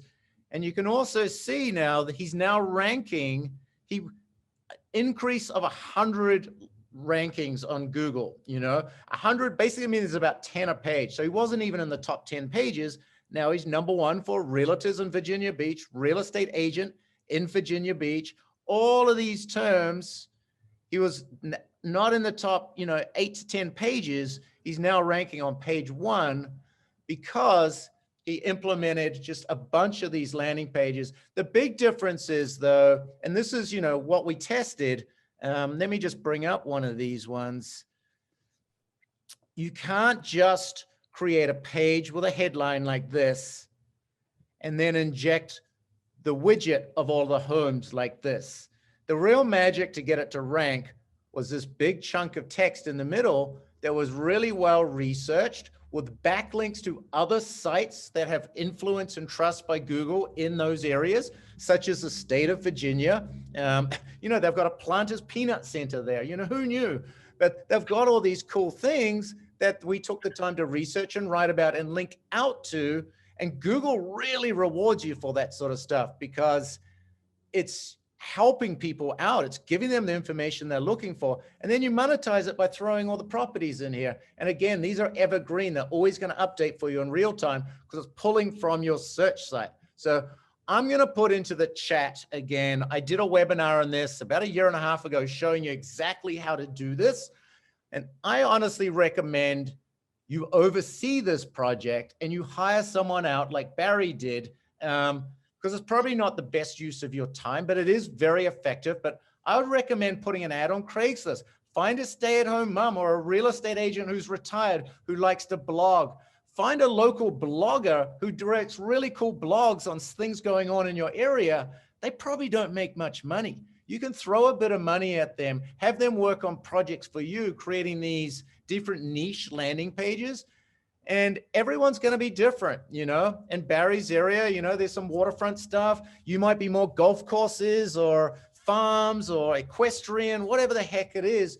You want to go niche because that's all the stuff that Zillow and Realtor.com and that they can't really compete with you as well because they're not going to have all this really well-written local stuff.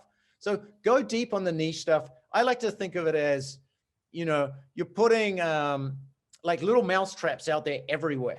And you're not going to, one of these is not going to change your business. But if you've got a ton of them, that really adds up and it really helps with your overall SEO. So SEO is nothing to do about the platform you're on. It's not, we're not on WordPress, so I can't have SEO. That's just garbage. It's about what you put on the site and the quality of that and how consistent you are. You can't just throw up 1 or 2 pages and go, why aren't I ranking for SEO? My site sucks.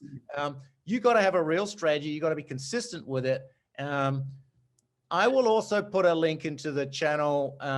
All of these are all the landing pages for Barry that we built. So you can share those with VA, share them with somebody, and rip and repeat.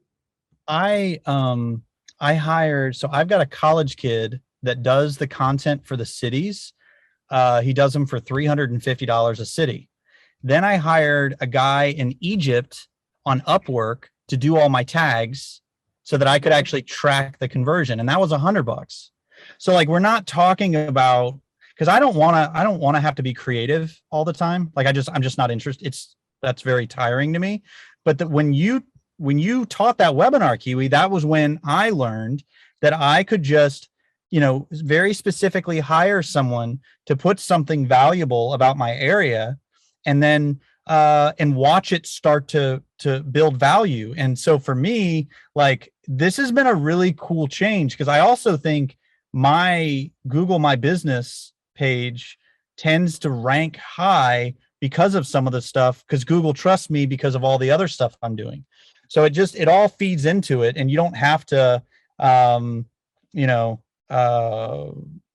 an expert at any of this. You just have to know what to ask for. And so for me, it was like, I want Google tags so that I can go to analytics and see what everybody's looking at and what they did. I went to Upwork, I typed it, and then I found somebody that was like $20 an hour. It took them 5 hours, and that was it. So somebody asked about the analytics, getting the Google Analytics on the site. Is that something they already have access to for their branded site? What do they need to do to get that? Well, I don't know about everybody else. For me, I gave someone I found on Upwork that I searched for Google Analytics tags. That was the phrase I looked for. I found somebody that had good reviews, and then I gave him my Squarespace login, and I told him what I wanted, and then he just added it on there. You're on mute, Kiwi. Okay. Yeah, let me show you quickly how you can add that to your branded site so you can track the analytics. If you want to be able to track the analytics on your search site, you've actually got to take the tag from Google, the little piece of code. And when you're creating Google Analytics, they're going to say, do you want to implement this yourself, or do you want to send it to somebody? If you want to, and for the search site, you need to send it to our team, because it's just, everyone has a search site, and we don't want to mess with that because it's all performance driven. So they're very, very careful about what goes on there. But we give you complete access, and we want you to own your branded site and have complete control of this. So you're going to go in and you're going to go under, I believe it's under settings. Is it under analytics? Advanced? I think it's under advanced, maybe. Yeah. So they've got their own analytics, which shows up in here. But if you want the Google Analytics, I believe you go in settings, you go in advanced, and you go into code injection. See, I didn't want to do any of this, so I just paid somebody on Upwork. Yeah, and you just go in code injection, and you stick it in the header. So you just create a little bit of space here at the top, and it's just a piece of code that Google's going to give you for tracking. And now everything that happens on your search site is going to be sent back to Google, and you can run reports and do all the analytics inside there, which is really, really important. But yeah, as far as this tool here, I like using this one for all the local stuff. So this is White Spark, and it gives you one of the really cool things is as well, you can track your competitors and how well you rank compared to them, how you're going up, if they're going down, where you are against them. Barry did have a competitor here, the Chantel Ray Real Estate Group. And when we started, they were pretty similar. And I was like, Barry, we're going to kick their ass, let me take over this. And for a little bit there, we were like, oh shit, they took over us. Oh, we're taking over them. It's a little bit of a race. We took off, they took off.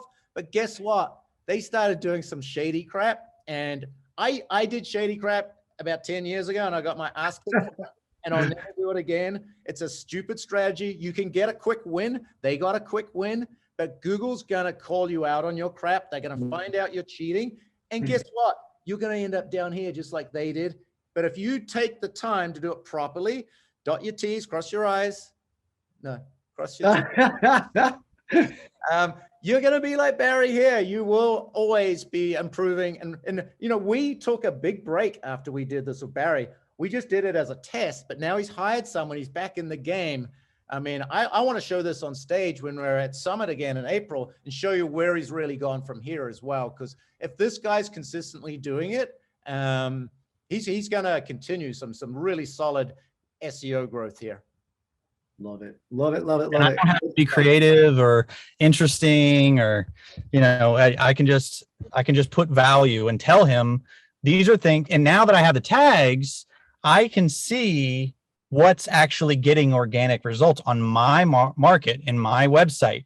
And so now, like, now my wheels are spinning because I can just tell this kid, like, hey, you know, write about military transfers or whatever, and they're going to do it. So kudos to Kiwi and the whole team for teaching me. But this is something that you need to know enough to be dangerous and know what questions to ask to hire it out. If you try to do it yourself, I'm just telling you, it's almost scary. I'm afraid to put code on my website. I'll just be honest with you. Like, it just, I'm afraid I'm going to break something. So that sounds You're never afraid to break anything, whatever. But yeah, so I'd love for the team to share, you know, Livia, Gabe, I'd love for you guys to go into some of the stuff you guys are doing. Yeah, I want to jump into one, if you don't mind, Livia, just because I see a few people popping off and somebody's messaging me like, you promised to talk more about the open house and how you're using the tool. So I'm going to show you guys, let's see. I'm going to go in a little bit deeper. So again, so the open house tool, just to make sure you guys have it, is just your domain, your branded site, and then open-house. All right. So in our market, the only way to get this is to pull in an MLS number. So just put in the MLS number of the home you're doing the open house on, throw in the agent who's going to do it, click the button. All right. This is the new version that's coming out in the next week or two. So there's two different ways of doing this. But what I really want to focus on that we're doing that's helping a lot is grabbing the QR code. All right. So I think what a lot of people are doing is they're going to this, they're putting it on an iPad or a computer. They're setting this out front. Let me just get rid of that. Setting this out front and then asking people when they come in, well, you can just go ahead and sign in. So on the older version, this form is already showing in the spot. There's no QR code there, but they're having to type in this information. You have to have Wi-Fi. You have to have an extra machine if you're wanting to use yours. So this redesign is made a lot nicer so that people can just literally scan this QR code and then come into the house. Now, where I want to take it a step further, though, on this is how we're using it. All right. So what we're doing is, let's see, let me grab this over. Did that come through? Am I sharing my monitor or just the window? Can you see the flyer? Yep, we can see it. All right. So what we're doing, this is great. There's nothing wrong with doing this, but we don't want to take an extra iPad. Who has the iPad this week? What's going on? We don't want people touching our stuff. We might need our stuff. So what we're doing is, because we're already taking a flyer for the most part to the open house, is we are taking the QR code, and I'll just zoom in. It does not need to be very big. All right. Everybody knows how to use a QR code now because of the last year and a half, 2 years, what we're living in. But we just take the QR code from this landing page. So if you're still on the old open house or the current open house app, all you need to do when you create it is just click in the URL, especially if you're using Google Chrome. And if you click right here, it gives you the QR code that goes to this landing page. I'm going to show you again. So if you're on the other open house tool, you don't have the new one, that's okay. Just once you create it, click in the URL, and then this is unique to Google Chrome. And then click right here on the QR code, and you can now download this code. All right, this is what you're going to want to go onto the flyer. All right, we're putting it on the flyer because, again, we already have it. And our whole point if somebody's coming into the open house is we want to capture their information. All right, so I like to role play a little bit. And our agents weren't doing this. We actually discussed this last week's sales meeting, and I really kind of got after him because it's such a great tool. So two people, Kiwi and Levy, are walking up to the open house. Obviously, I don't know their name or anything. And this is the scripting that I've asked our agent to use. I'm going to show you the results from this last weekend because she committed to do it. is as they're walking up, hey guys, welcome to the Zion property. Hey, do you guys have an agent that's joining you by chance? And they mostly don't, right?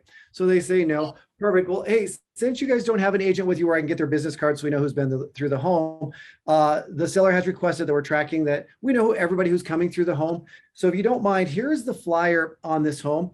You can grab that QR code and just scan it with your phone. There's just a couple of questions there. The other benefit is it's actually going to be all the marketing photos. I couldn't fit them all on this flyer for you. So it's going to show you all the other photos, all the other information that's about this home. And then go ahead and you can come through. And if you don't even want to take the flyer with you at that point, you'll have it on your phone. All right. We're really taking we'd like you to sign in. This is the request. So true story, 2 weeks ago, did an open house on that flyer that I just showed you. Saturday, Sunday, Monday, seller calls up, actually seller's boyfriend going into the hospital, COVID. All right. The agents that weekend did not use the QR code. We had no idea who went through that home. They just didn't ask. All right. Just a call, a learning opportunity for us. All right. We talked about it the following weekend doing an open house. We checked with the broker. Everything was clean. They said it was safe.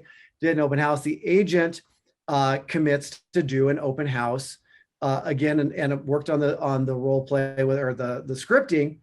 And I'm just going to jump in here. And we don't do a ton of open houses, but when we do them, I want to make sure we're getting everything out of it. It was Jan that did the open house. So here's what's great. All right. So as soon as somebody scans it, both instantly they're getting registered into your CRM as well as in Ylopo. It's sending them the full detail of that property. It's also putting them on a dynamic safe search. So you're getting a lot of benefits here. By scanning that, you're capturing their information. They're getting put in. She's already edited this because I don't know if you guys caught that. She only had 3 people come through. Both we classified as A leads talking to our lenders coming through, but she instantly had them. They both started instantly searching for homes, saving favorites. She didn't have to do anything. Plus we knew who they were, right? So to us, there's not a lot of point. Yes, open houses make your sellers happy, but we want to maximize the use of our time. Let's capture these people and get them in and get everything out of it. So everything is literally at that point captured on that lead profile, and it actually will show as an inquiry as well. So it has everything right there in one spot for it. She also didn't have there weren't a lot, but not one person said no. All right. And to me, worst case scenario, if somebody says no, they're probably not that serious anyway. And do you need to be walking through with them? All right. But use the tool, grab that QR code, throw it on the flyer.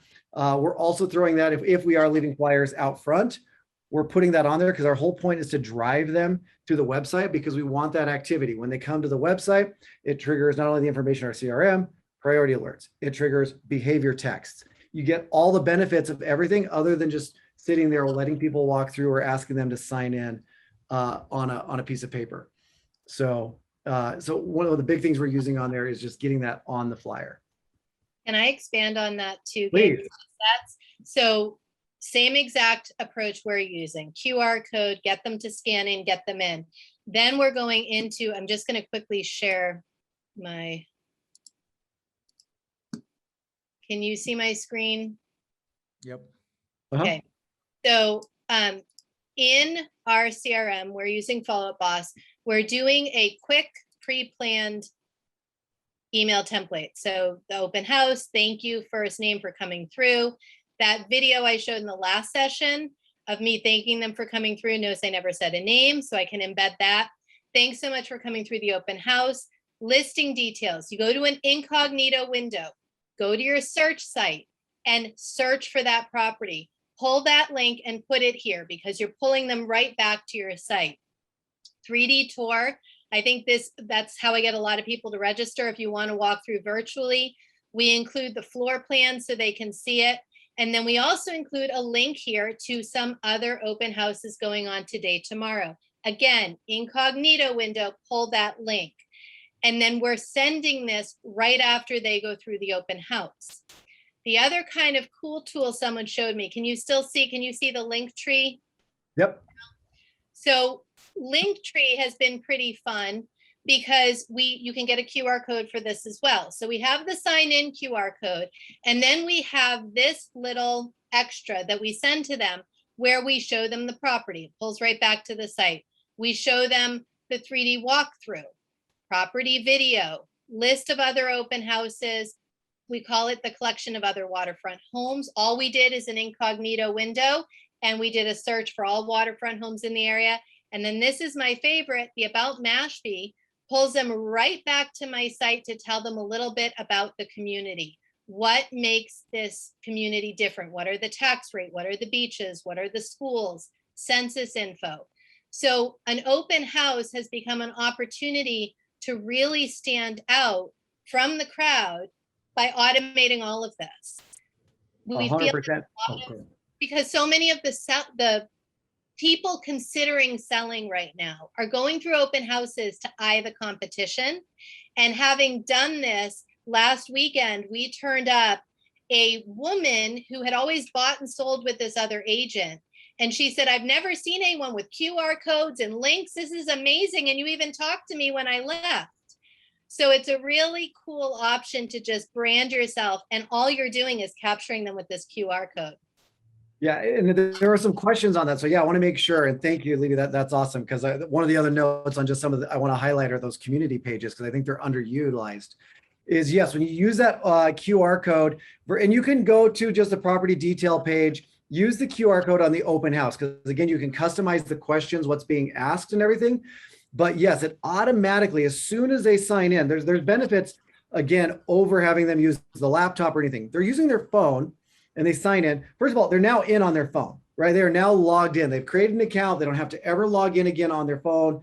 So anything when they're checking their email on their phone or any of the push listings you're texting them, they're in. They're in on the phone. You like my new Ylopo cover, by the way? Secondly, yes, it's creating an account in Ylopo for them as well. It is sending them that property detail. It's putting them on a dynamic listing alert for that neighborhood. So now they're receiving other listings. Both those people that went through that open house that Jan captured as A's, the other one's actually a potential listing. I'm going to touch on that in a second. Not near that price point. That was the most expensive home in that neighborhood. They're a couple $100,000 below, but it was starting to send everything in that neighborhood. And then the other thing that Livia was just showing, I'm going to pull it up again real quick, are these community pages. All right. And I love that you're adding that. Oh, I just flew right past them. I love that you're adding it in the follow-up email to them. And that's a template you could probably create ahead of time because everything's going to be the same for that open house. Now just customize that person. But these community pages are fantastic.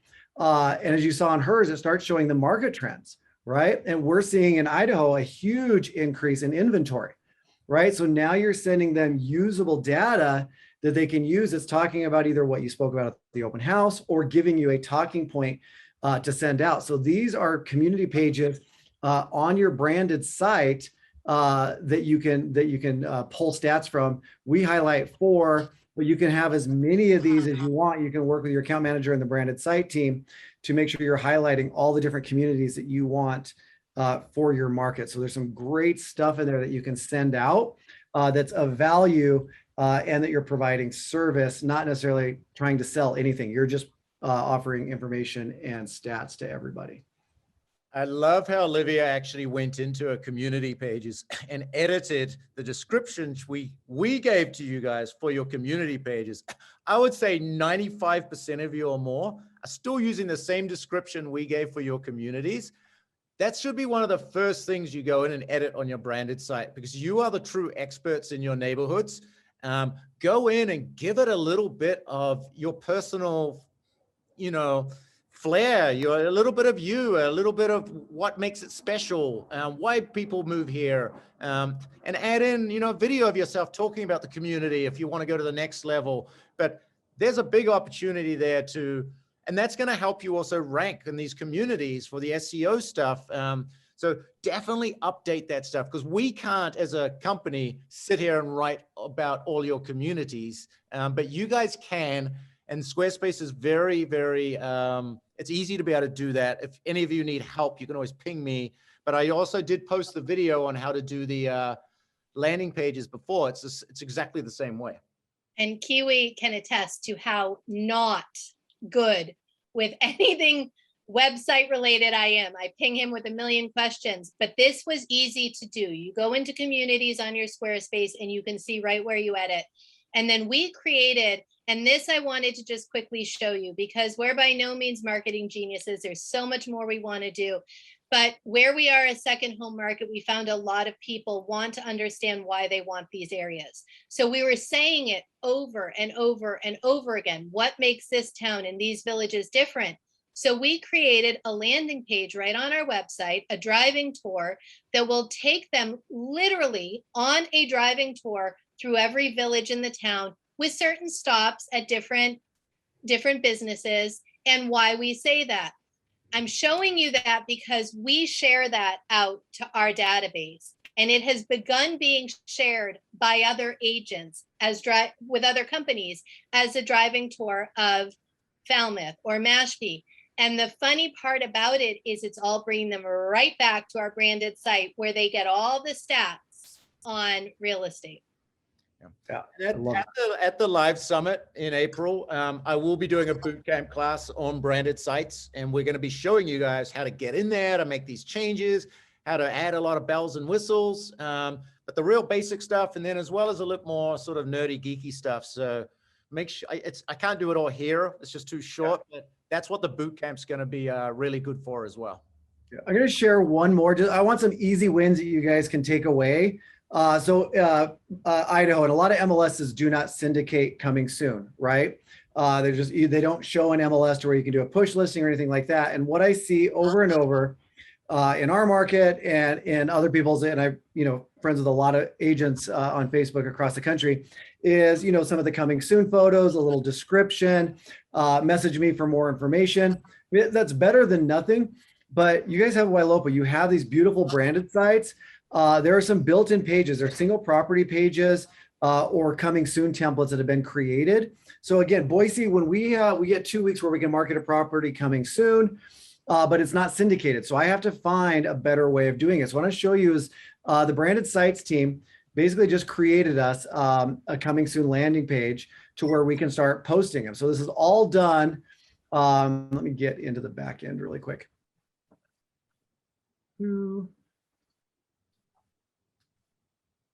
Oh, this is not going to log me in. Please hold. Now we get to see if I know my password or Tom's password. Come on, be nice to me. Come on, yes. All right, so they basically created me this template for coming soon because I do not want to just post or rely on somebody coming in or messaging me. So what we do is we create this coming soon landing page so that when we click on this, now if we're going to do a reverse search in our database, if we're going to post onto Facebook or anything like that, first of all, I want to give them information on my website. I want them to be pixeled. I want to capture their information. I want them to have to register if they want more information. All right. What's great now is not only are they on our website where they can go other places and do other things, but now when I'm going to go and post this to Facebook, if I want to market it out there and start getting some traffic, what's great is now I can post this in here. By just throwing that link, it's pulling the banner image automatically from that page. I can get rid of the ugly link that was up there, and now I can just talk about it. And instead of telling them to message me or do anything like that, they can now click on this and they're landing on my branded site. All right, this is where we want them. All right, so again, utilize their single property landing pages look a little bit different, but these are all pages that are in your on your branded site. Spend a little time, come to Summit. Like Kiwi said, he's going to do a full deep dive into this. But you have all these pages where you can do featured listings or coming soon properties and have them on your website. And as we're starting to see more inventory pop in some of these markets, we're getting these listings. Take every advantage you've got to get that exposure on them. But please be capturing every opportunity you can into the database. So now you know who they are and how to follow up and convert them. All right, trying to get into some of the questions here. The single property page is on your branded site. All right, so and I think we have a training video. I don't know if one of the account managers can grab the link to that in the knowledge base. I think Kiwi actually recorded it. I watched it a while back. Or Rachel, yeah. So it like Lydia said, it is super easy in Squarespace. Our leads manager and I sat down and actually created some community pages, and we didn't break anything. I was shocked, but get in there and use those pages. We're actually in the process now too, because we don't syndicate sold data out, or it's not in the MLS. We're going to now basically replicate the communities page, but as a sold homes, and start housing all of that information on those pages, just to have more in there. So reach out so you guys can look at how to get those pages turned on for you. Let's see, what else?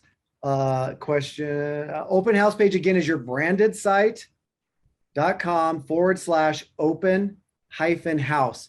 All you have to do is paste in an MLS number and pick what agent is doing that open house. So that's a big one to make sure you guys are utilizing.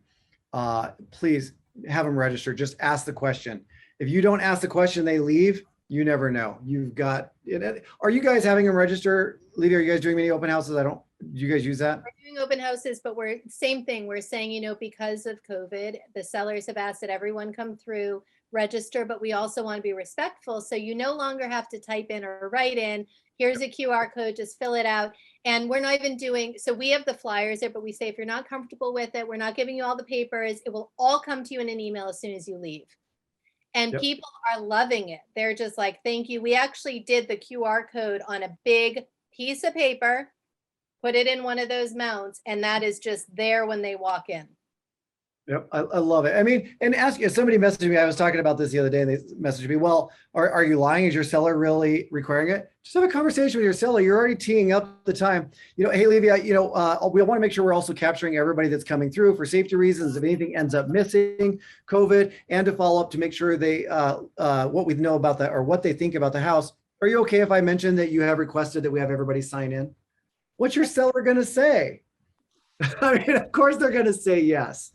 All right. So it's sellers want to know who's come through their house. So when you tell them, with your permission, this is what we're doing, they're thankful. There's nothing worse than saying, who came through my house? Oh, some folks. Yes. So the one that I alluded to earlier, so the agent, she only had 3 people come through this last Sunday. 2 A's, both of them talking with our lenders.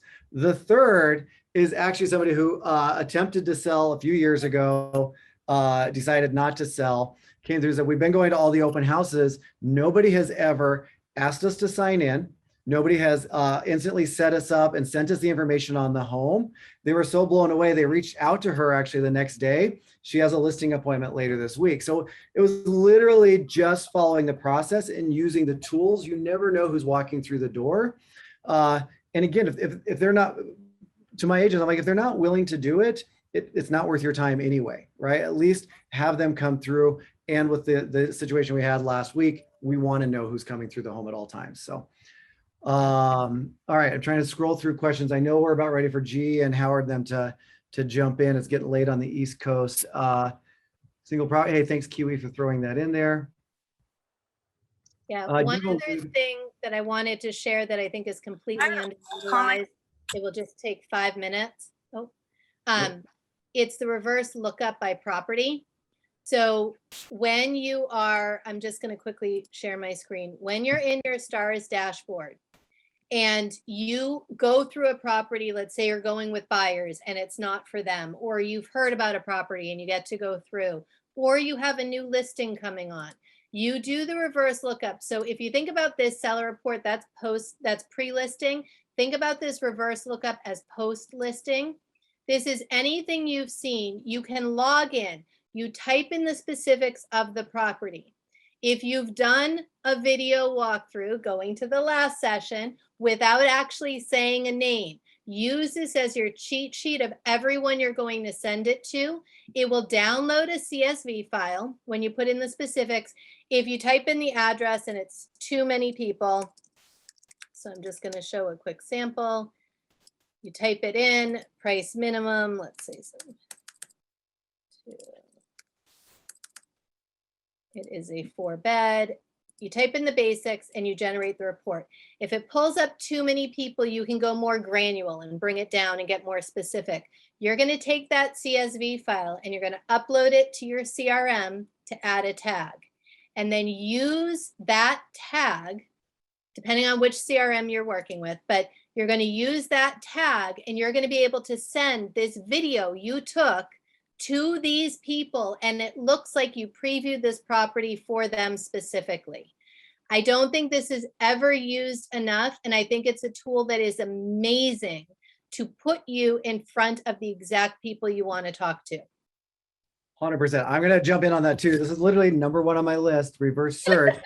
And I'm going to show another way to get there. I love how Levia does that. It gets really deep in there because obviously all that activity is being shown or happens on your Ylopo site.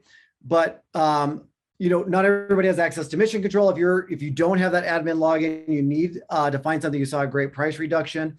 First of all, if you're an admin, and I'm going to show it in Follow Boss, you can do this in Firepoint as well. Just make sure in Follow Up Boss that this is when you go to tags under admin, by default, this will read turn on auto tagging, mean it's off. So click it so that it reads just like this. And what's going to happen is all the property activity is going to be tagged and sent to your CRM. So what we've done for a down and dirty quick way to do that is we've literally just created it as a safe search, reverse lookup or reverse search. And I just defaulted some price points in here. So I can now, if I just want to edit this, I can quickly edit. So maybe I want to look between 400 and 500,000. And I don't want, or I have Boise and Meridian. I'm just going to show you a couple. I just put a couple in here just to basically show how I can quickly do it. And then instantly right there, I've got 367 people. I can hit select all, and now I can batch email them if I want to. So you can do that again in your CRM as well, but utilize all the data that is being generated on the Ylopo site and sent into your CRM to help you reach the right people. So new listings coming soon. We're not sending it to our entire database. I'm sending it to people who are clicking on homes in that area, in that price range. You're going to start seeing your unsubscribe rate go way down because it's something of interest. All right. And I love the addition of throwing a video walkthrough in there, and again, hitting it to the people that it matters to. So use that reverse lookup, new listings, price reductions, any of that stuff, and hit everybody at once. Let's see. I'm not sure on the batch email and Follow Boss. I know my agents can do it, so I don't know if it's a setting that needs to be turned on. So I'd reach out to your account manager at Follow Up Boss on that, and that'll probably be CRM specific on how you guys are doing that. So let's see what else. We covered that. The only other one, just tips, tricks that we're doing really well that I want to share with you guys that I think is, Levia, I'm sorry, I just keep going. Do you have another one? No, I'm loving this, Gabe. I'm telling you, notes I'm taking, you guys. Keep it coming. So I want to show an example, guys. Raya, right? We talk about Raya conversations all the time. And what I think happens in our list, we're always looking at them, but I think we just turned on a big campaign, so don't worry about these ones. We're okay. We're weeding some out, but we want to make sure that we're taking over conversations. Where's that? Right here. So this is an example. I'm going to jump in to this conversation. Where you have to think about where these people are on their journey, right? So they start getting these messages from Raya. They're in a thread. They're on their phone, right? Picture where they're at. It's in thread, right? It just keeps going. Sorry, we don't have the credit yet. Sorry, right? So she responds. AI is doing a great job. I like this area. I like this area. AI is still going. And what happens right around this area right in here when they start talking about bed, bath, price range is agents are just jumping in and calling, or they'll text from their own phone. What I want to make sure everybody is aware that they can do, sorry, I'm trying to scroll down, is if you click on that stars link in Follow Boss, it's right here, so that it pulls up this, jump in and have a conversation by typing right in here. To the consumer, that buyer or seller, it's the same person that they're already having a conversation with versus a brand new thread that's just starting, right? So they're asking questions. Would you like to have our buyer specialist reach out? He can help you for this, right? Sure, but truthfully, our credit score is only this. Well, we just went from somebody's thinking they can't buy. Our lender can get them at 600, right? To be able to go in, but the agent, as you can see, is taking over the conversation, teeing it up. They've already started having this conversation with, they think, someone, and they're able to set appointments, right? So then when those happen in the CRM, we'll go back. Yes, 4 o'clock works. You can see that at 4:05, the agent calls, they have a great conversation, and now they're talking with our lender. All right, so I just want to make sure one of the tips and tricks that you guys have at your disposal is when one of these buyers or sellers are engaging with Ryan, having a conversation, keep that conversation going. Don't cut it off too quick and then just send a text message from your cell or from your CRM, because you have to think about how that looks on their end. It's a complete different thread and they don't know who you are. So take a moment to tee up that handoff, and you're going to start seeing a lot more conversations and appointments happening because it was all part of a flow. So just make sure you're going into stars and having that conversation with them in line with what they're used to. Gabe, there's a question on how to set up the automation for when we do an open house, how to bring them back, and the incognito window. What that means. Do you want to show that from your side, or do you want me to show how to do why we say an incognito window? Either way, why don't you go ahead and show it here real quick. So because I saw, do you have yours pulled up? Let me see. I just closed up. If you got it. Yep. So when you're in Chrome and you go to new incognito window, can you see the incognito window now? I want to make sure it's sharing. Okay. So when you're in it, if you want to send this, like at an open house, you're doing an email template you want to send out after, you want to go to your search site, and then you're going to search for properties in whatever area your open house is in or property is in. The beauty of doing an incognito window is when real quick, Livia, sorry, the incognito didn't pop up. I think it's a different browser, so I don't think we can see what you're seeing. Okay, let me see if I can switch to share. Sorry. You. So can you see this now? Okay, yep. So what I did is I went to my search site, and then I typed in wherever I'm doing the open house, so whatever zip code you're in, and then you're going to pull up properties in the area. The value of doing it in the incognito window is you can copy and paste this. It's not linked to a specific user.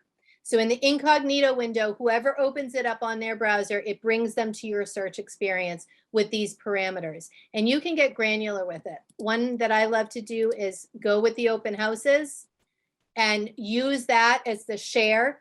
A lot of people say, why are you going to tell them about other open houses? Because my confidence in telling them about other open houses adds value as an agent, as opposed to the agents that think if they don't tell you, you don't know. They still have access to these other open houses. So I'd rather them be coming back to my page to find out the data. So this, you would just copy and paste this into that email template. So you'd thank them for coming through. You could do a specific, you could actually pull up if we cleared this and pull up the actual property. Let's say this was the property that I was doing the open house at. Here's the listing info. Copy that link, copy the link to the other open houses, and copy a link to why Mashpee. What is a community? Do your branded site link. Remember, all these in a follow-up email, just bring them right back to you. And it's a way to brand you. And it's very, very simple. Incognito window, copy, paste. Talk a little bit about how and why you use Linktree with this. So Linktree, the reason I use it is I can set it up as another QR code, and all it does is create, oh, sorry, it's not pulling it up now. It creates a clean cell phone-esque page that links all my branded sites there. So it's really easy. You can share that with folks. You can airdrop it. You can have a QR code. So what I like to say is, you know what, as you're going through the open house, here's the property info, scan this QR code. We also have a QR code that will tell you more about the restaurants in the area and the schools and the lifestyle. If you're interested in that, click on this. That Linktree page just delineates these different links in a really clean format, and Linktree is free. So you can set this up. You adapt it for whatever page you want to share, but it's a very clean way to get them to you without looking like you're getting them to you. There are so many pages. I love that, Livia, and you're really utilizing a lot of those, and we're just starting to in a lot of the, especially our text campaigns and everything. I mean, you're looking for something useful, go to the blog page that Ylopo's created. There are so many articles that are getting put on that site. If you guys are wanting something useful to say and you don't want to have to create it, go there and use all these pages. Levy has done a great job of showing how to leverage a lot of those. So yeah, great use of QR codes. You should do, I just have this crazy idea. You should do a t-shirt with a QR code on your t-shirt, and people will just like, they'll just scan you and it'll be like world's greatest. Yeah. Okay. World's greatest Cape Cod real, take you right to your landing page, real estate agent. There you go. Have everyone walking around with your QR codes, right? Your t-shirts. I give Dave them loves away. that. Here's a QR code. It's amazing because if you think about it, I think sometimes we hold all this data and we think we can't give it out. Ylopo's enabled us to give it out without looking like we're scared of them having this data. They're getting it no matter what we do. Have the confidence to provide it because you're differentiating yourself as an agent and you're showing the sellers what you do and you're showing the buyers why they can trust you. Yep. They're eating up the content. And again, you're now driving them back to your site, right? This is organic site coming in. This is traffic coming in. This is going to trigger priority alerts. It's going to trigger behavior texts. Like getting that traffic and that engagement back on your site fuels everything. And they share it, you guys. They share this data. They might be looking, but then when they say, oh, click on this link because it will show you the other open houses to their friends. I had two couples come through, one come through first and then the others. And I said, do you want to scan this? It will tell you more about the area. She said, oh, my friend that was just through texted it over to me. Okay. Okay, great. Thank you. Love it. Love it. All right. I think we're, let's make sure we didn't miss any questions here. Is there a way to create a QR code to your website?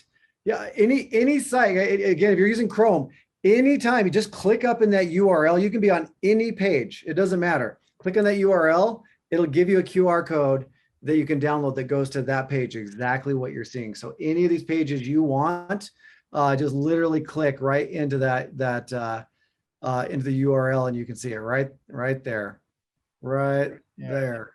Yes. Boom. There you go. Love it. Teresa's, oh my God. All right, there's G, there's Howard. This is it's been a lot. We still have almost 250 people, and I know it's late on the East Coast. Holy schmolies. Huey, do you have a way of downloading who's still on the Mastermind? Yeah, I can figure that out. You can? Yep. Okay. Everyone who is still up, we just lost someone. I wouldn't leave right now. See if anyone else leaves. 243 or 242. Where were we at our height? Where I know we were well over 600 at the very beginning. Yeah, we were 660, I think. It's crazy. Yeah. So we just lost someone. See, they don't want a t-shirt. I'm thinking, just lost another one. Doesn't want a t-shirt. I'll take them. You gotta be on this. You gotta stay on this. You want a free Ylopo t-shirt right now. Let's see if that number moves. I'm up. Oh, it's growing. It's going back up. This is amazing. So funny. Who wants 1,000 free leads? It's gonna go back to 660. So Kiwi, download that list. It's so funny. Download that list. I think that anyone that's hung in there all day with this crazy crew, right? I mean, today was longer than yesterday, right? They deserve. Wow, this is so funny. This thing keeps going up. I've never seen this at the end of. They're messaging their teams now. They're messaging the teams. Log back on. Log back on. This is the funniest thing. How are they hearing about this? People were like, "Go on, get a t-shirt."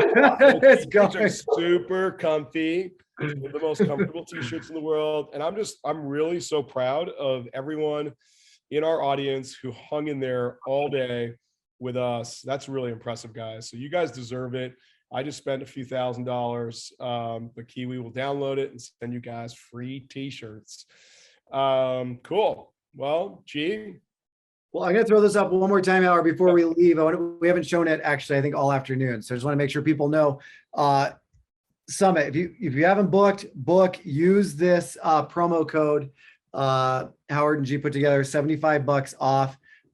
Get in there. I mean, this was just a tasting of what's going to happen at Summit. So So use this promo code. Awesome. Only good for 48 hours. Yes. Yeah, I actually, oh, am I on video? Yes, you are. Video and audio. I actually have a tip I want to contribute as well. Oh boy. So about 30% of our clients have lead filtration set to no filtration on our platform. I highly recommend that all clients are on no filtration. Obviously, it's your choice, right? But there's two reasons for this. Reason number one is any lead that gets filtered out by our system, Riot does not text. Straight up, Riot doesn't text, right? Because it's in your database. We don't want to send it to you. You've said you want to scrub it out. And we get a 45% response rate to Riot. Now, if the lead we scrub out is actually a rental lead, Riot will say, we don't work with renters, or you do work with renters, whatever you have your setting on, right? But the people who aren't renters, you will not have an opportunity to close those leads if you've set lead filtration high, right? So instead of setting lead filtration higher, just filter through Riot conversations, right? It's even more efficient because you're only looking at responses.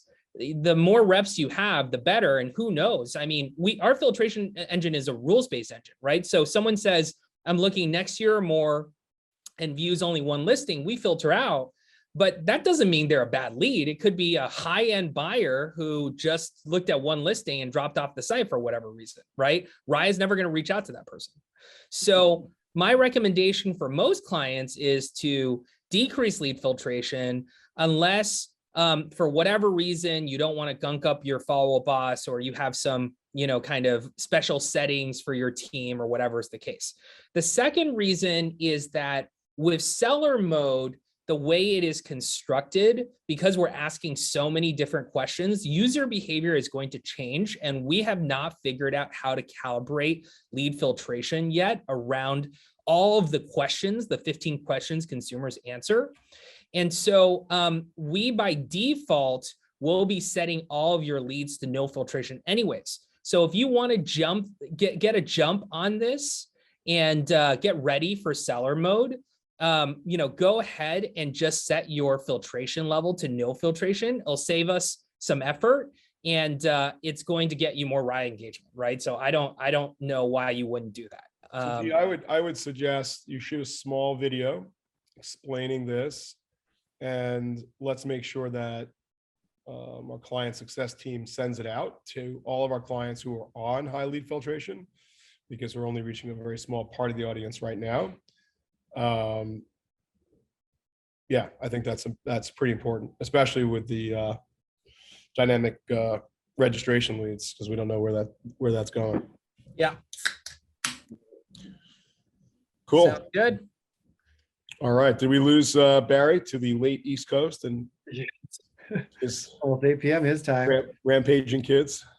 We might have lost him. Well, we're at the final thoughts moment here. Parting shots. Oh, Barry, you there? Thanks for joining us. Your audio is not on. It isn't? Yeah, oh, now it is. Okay. Oh, come on. We missed an opportunity. We could have been, no, what? We can't hear you. Could have just kept going. So Barry, did you hear that? She was like, turn off your lead filtration. Did you hear that? Yes, that's what I do. Yeah. All right. Well, we have a bunch of clients that are in pretty high lead filtration, so we need to talk to them. Yeah, I just don't think it makes any sense to me anymore. Like with Riot, correct me if I'm wrong too. Even though your filtration's turned up, you're still spending the marketing dollar. You're still paying for the lead. You're just saying, don't gunk up my CRM. So you might as well bring it in, even if it's a renter. Throw them on a long-term rental campaign, drip campaign. They're a buyer someday. Bring them in. Just add them. Well, that's right. That's it, right? I mean, they're a buyer some days, and we're always educating people. Right? Like build your database as big as possible, so that in 10 years you have 100,000 people or 200,000 people in your database. So I think the onus is on us now to think about a policy where we default clients to that low level or no level. We need to think about that internally. Talk to our own staff, account managers, and everyone. Think about what we want to do. We default to low, but which scrubs out renters. But I no longer believe that is the right course with recent changes. So Interesting. Yeah, maybe we do it for everyone who's on low, but we'll talk about it. I've actually had lead filtration off since Raya, really. Yeah. So what, 2 years now? Yeah, Raya does the filtration. Renters do become buyers at some point. Interesting. Right. Well, yeah, I mean, and I have a renter drip that comes from contribution. And so if there's a renter tag, it just triggers an action plan. It automatically changes the stage to contact, meaning for us, there's no immediate real estate related need. It's automatically put in a storage pond, so it's filed away, and it's put on a rental drip campaign, just waiting for them to bubble back up. Yep. And when they do something of significance, they pop into a list. I mean, that's a great thing. They're priority list. Yeah. Yeah. Why not have them? I mean, they're on a long-term automation, and when they do something worthwhile, they pop into a list. Love it. Well, I think we let everybody go, and like, I don't know, G, do you have any sort of incredible epiphanies, wisdom, philosophy you want to share at the very end here? I don't. It's been a long day, 2 days. I was just blown away by the whole session, and we didn't even get like half the speakers we wanted to on this, right? And so that's what Summit's for. Yeah, we got a lot of work ahead of us for Summit. Yeah, we got to keep up the momentum. Yeah. I think that my sort of parting thought is just a massive thank you and hats off to Barry and to Gabe. Obviously, all of the panelists, if you're listening, I'm thanking you from the bottom of my heart, and we will definitely reach out and thank you to Livia and Laura. But Gabe and Barry and Kiwi, Michelle. Michelle. She took it to where Michelle was amazing, absolutely amazing. Yeah, incredible. So our whole team, you guys care. I mean, that's like my biggest takeaway is really you guys care, like how much you guys care about our clients and their success. And I'm really proud. I'm really proud to be part of this community and this family. So the last thing is, I'm telling you, you're out of your mind insane not to go to Summit. Like, to not go to Summit in Vegas is just like the worst business decision ever. Like, and the best decision is to go. Like, it's just going to be amazing. And you're going to meet some awesome people and connect with people that you'll always be able to reach out to in the future and network with. Rub elbows with the folks who've really figured it out. And if you liked yesterday and or today, it's going to be 100 times better. We'll do this content and more.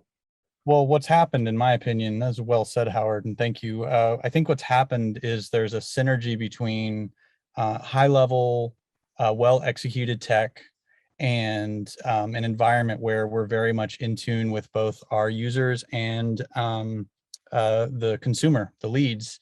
And so when you have a 2-day event like this, even though it's virtual, what we get to do, like I was telling G offline, I said, we still have the magic, right? Like, we still are providing that, like, rubber meets the road. I'm going to take this and I'm going to go implement in my business. And it's fun to watch it. And I know that this is like a 10% of the live one.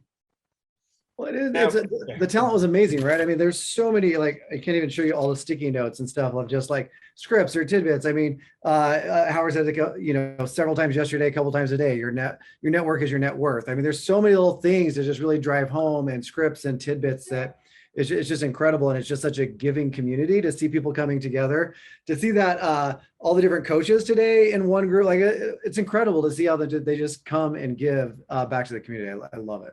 Yeah, they played pretty well together in the sandbox. That could have been interesting. Yeah, you're trying to I actually think at Summit, I've always wanted to do this. Like, we'll have to do some. Barry, you're super creative, and so are you, Gabe. Some interesting spin on like a coach's corner. I just kind of want to see this, like, they each get whatever 5-10 minutes on stage. So basically, it's like we'll say, have at it. Like, promote like why you're the coach, and just have at it, right?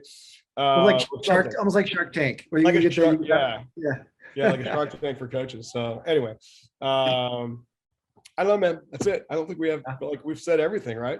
Yeah, we laid it all out there, and now it's time for everybody to execute. So my recommendation is write down 2 to 3 things that you took home, 2 to 3 things that you were like, wow, that's a great script, or that's an idea, or that's a product I want to implement. And then just do it. Don't do all of it. Just do 2 to 3 things, and your business will be better because of it. Remember your mass lead imports. Remember to increase your remarketing budgets. Remember to get into that Facebook success community, because that's where we post everything and have the links for everything. You got to check that out. I mean, it's endless. Use your open house registration tool. Like, this is an endless list. So guys, your success. We'll just start the 2 days over again. Basically. Yeah, let's just start. Anyway, your success is our success. We love you guys. We'll see you next time. Thanks. Guys, have a good one. Thanks, everybody.